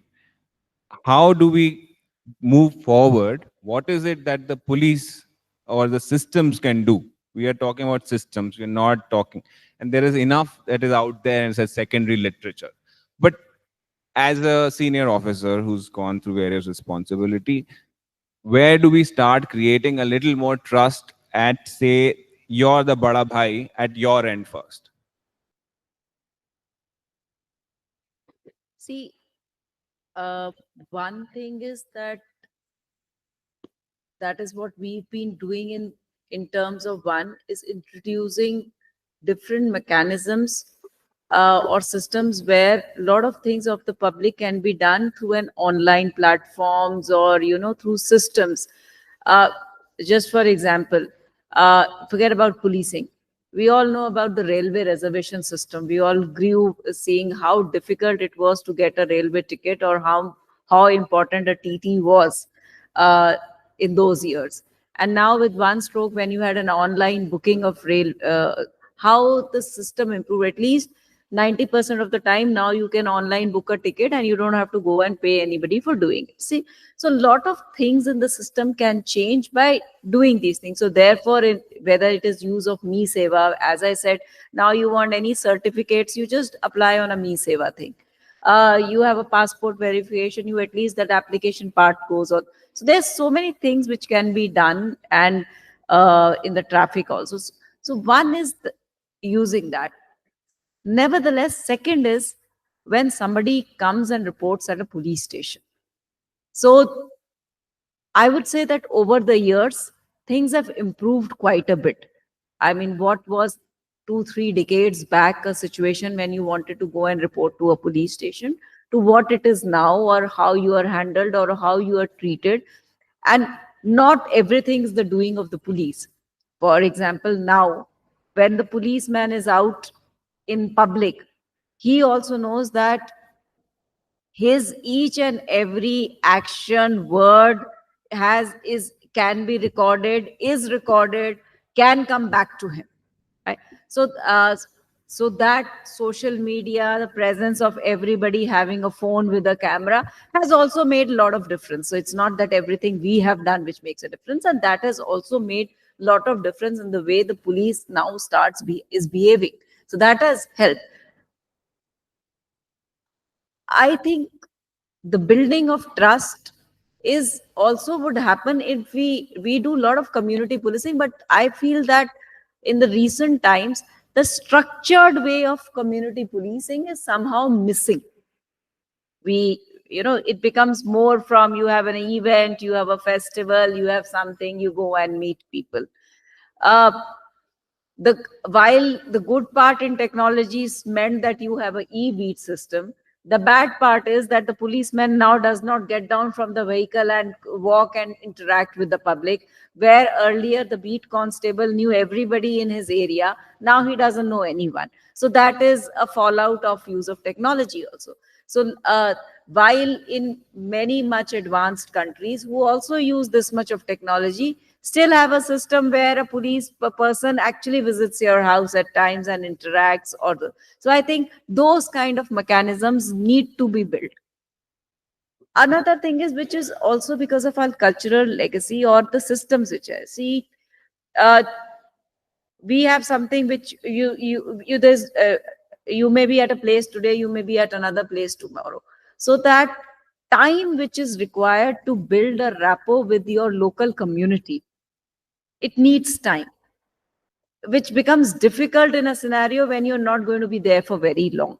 So, but nevertheless, I think those systems of community policing need, even in today's time, to be reinforced, and probably that would start making a difference. The image of the police, which was much of a macho kind of image, has definitely gone a change now with all the technology and all the way the police behave. To an extent, if I can be free and talk freely in this, somebody was talking about COVID. I remember when they said that now you have 100% you have to enforce the lockdown. Now police were asked to enforce the lockdown for safety of the public at large.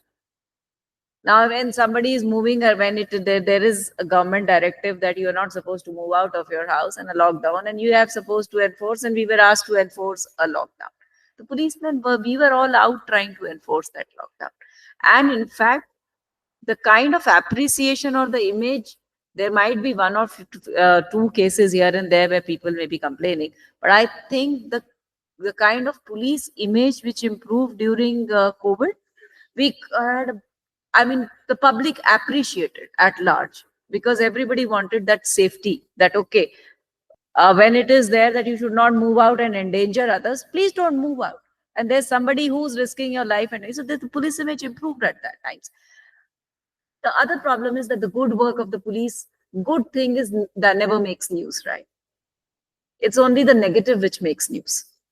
So the encounter makes news, which it should, because it was a wrong thing and it should make news. I mean, none of us sitting here who work in the police can say that it is that we have any authority to do anything but follow the rule of law. Anybody who is doing that is not something which we can, any of us, justify, whatever may be the reasons, wherever. But there are a lot of good things which happen, but that doesn't make news. Now, how does the public get to know you? How do you build public opinion? Political parties invest millions and millions of dollars in building public opinion. What do? We don't even have 5 rupees to build a public opinion. And public opinion, unless it, see, if people only see the negative part of the police. The positive part never comes out. So that is something I think, so those are issues which probably would need a lot of time to resolve, and that is how public opinion can change. So friends, sir, the bottom line is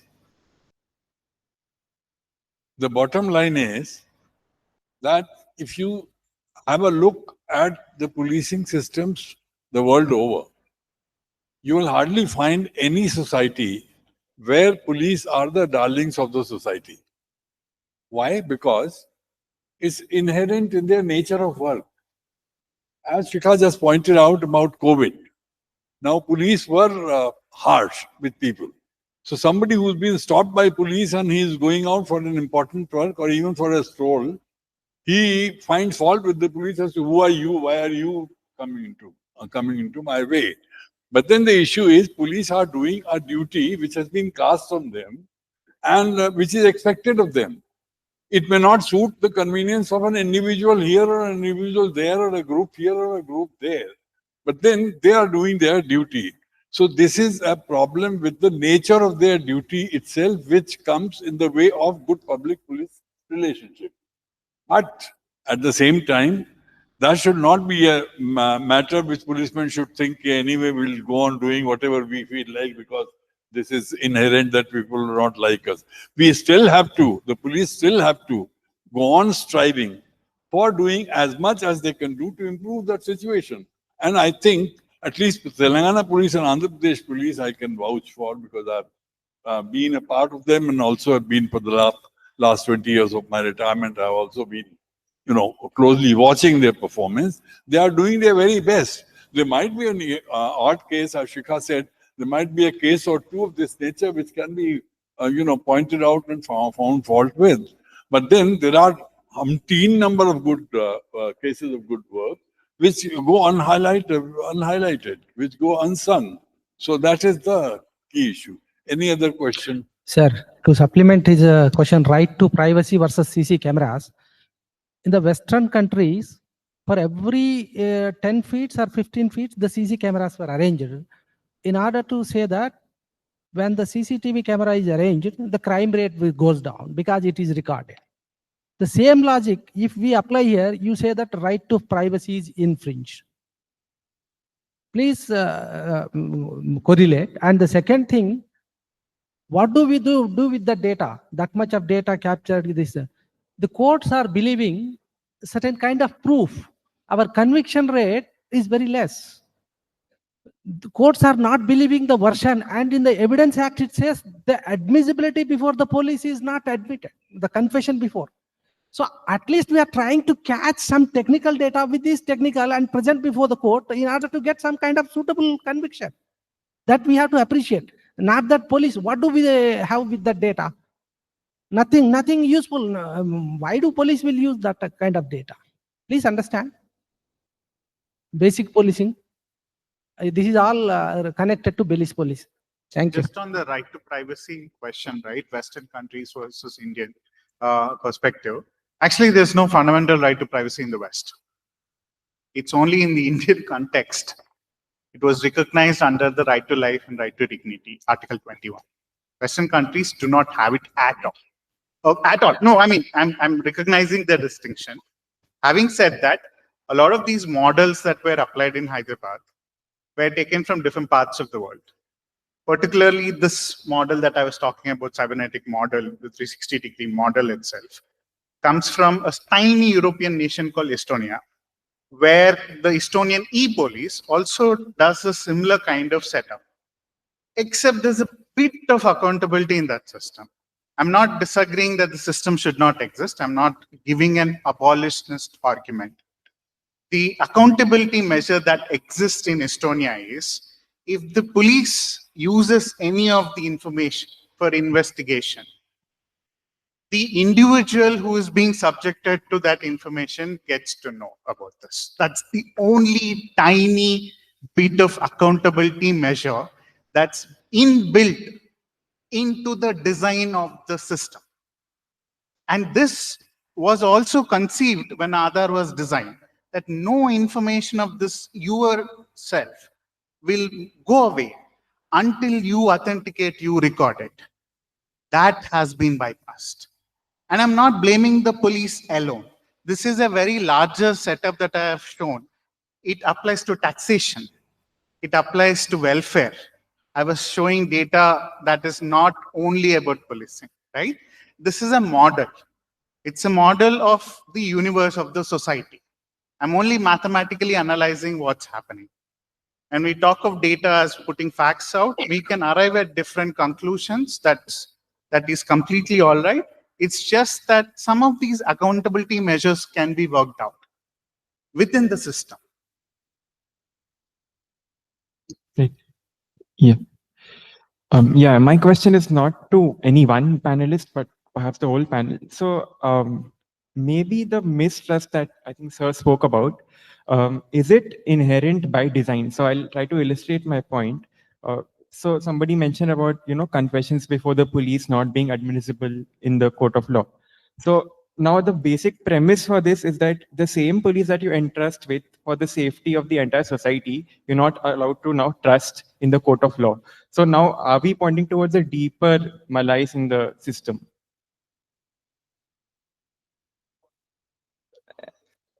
Well, if everybody could give their view on it. We probably are one of the few countries in the world where this happens. That the police, which is supposed to be the beginning for the justice system, is one which is the least trusted within the justice system itself. And while all of us sitting in this room agreed that 99% of the policemen are good, as would be any society, even in the society there are good and bad people. That goes everywhere. Even then, we do not accept that and therefore you force a police officer, a good police officer, also to see that he gets something else, because whatever somebody tells him is not something which will be agreed. Even if I am sitting and if I examine a accused, it will not be admissible. Forget about so you have the organization, which is an arm, which is one arm of the criminal justice, probably one of the most important arms, is itself mistrusted within the criminal justice system. Are we trying to say that the other wings of the criminal justice system are above board? So yes. So when you inherently mistrust your own organization, you force people also to behave like it, right? So you force them to behave. Okay, तो अब आप उस confession के basis पे 10 साल पहले की jewellery हुई है, you have to recover that thing. And now that fellow would have melted that gold so long. But what does the court want? It wants the exact necklace or the exact Mangal Sutram which was taken. So what do? The person has confessed before you. That is not admissible.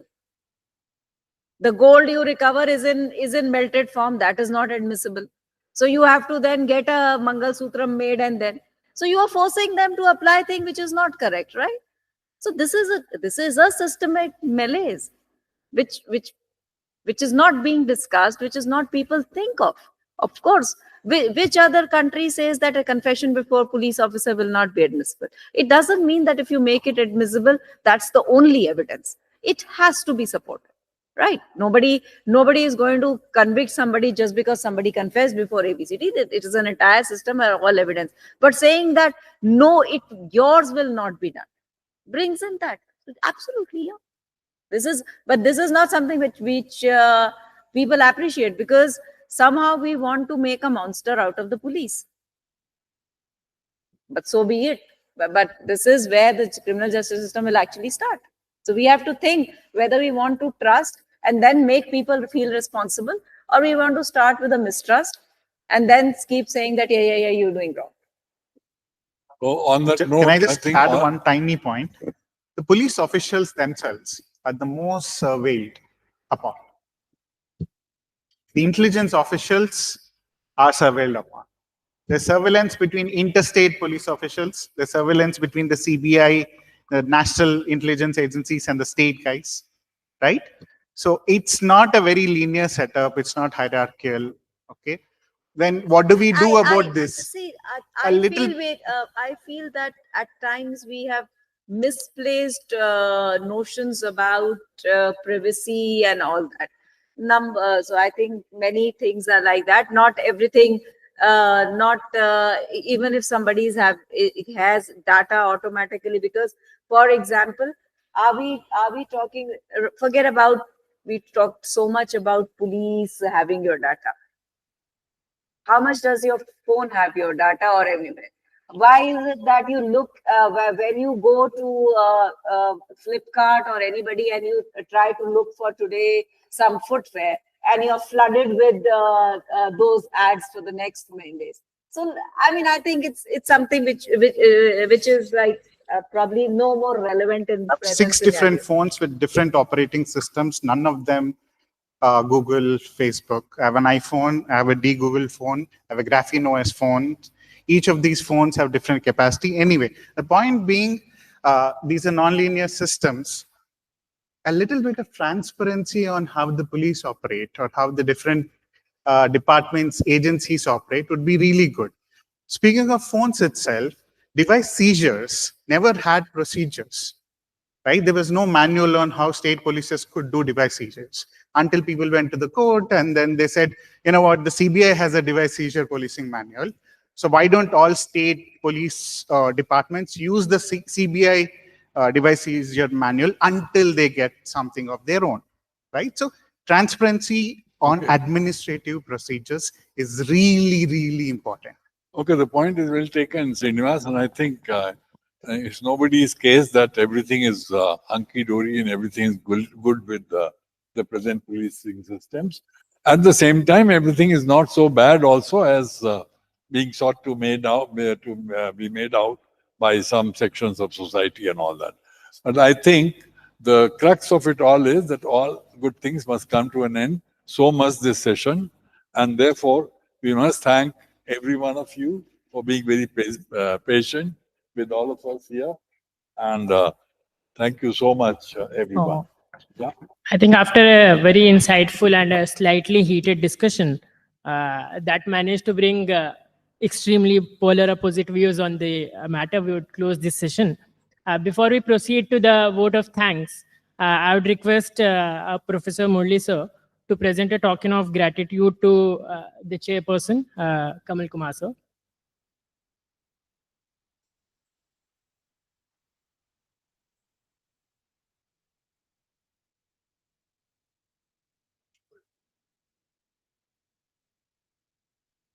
I now request Murli sir to present a token of gratitude to Shikha ma'am.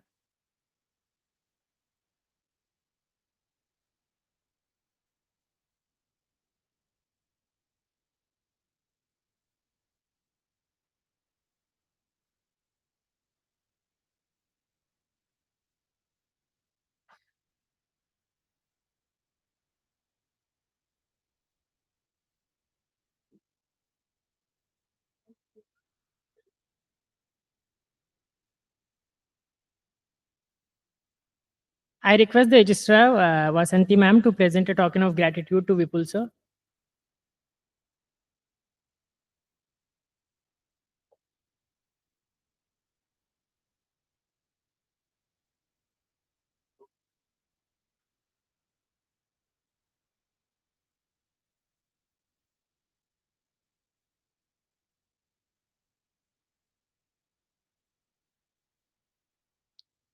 I now finally request ma'am to present it to Srinivas sir.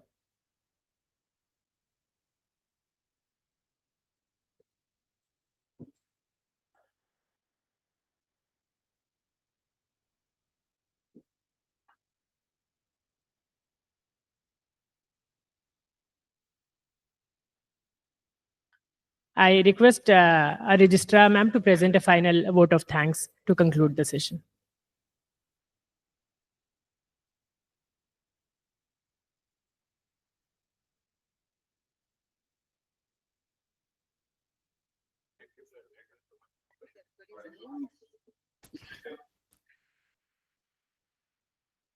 So as we come to the conclusion of this session, please, I would like to take the opportunity to thank everyone who's made this conference possible.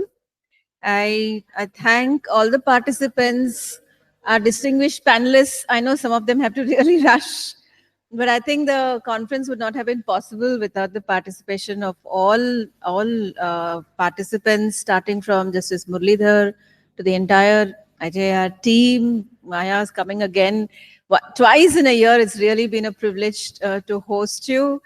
Thank you so much to members of the police department, to the judiciary, civil society participants. Of course, Justice Muralidhar has set off the conference with a wonderful keynote address.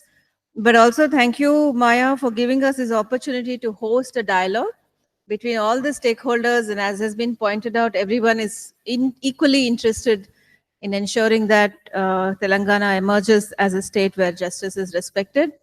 I also like to thank the student team who've really put together this wonderfully, and Teja and Hamza in particular. A big round of applause to all the students, to the entire Access to Justice team for working hard to make this possible, and all our participants for being so patient with us. Thank you so much.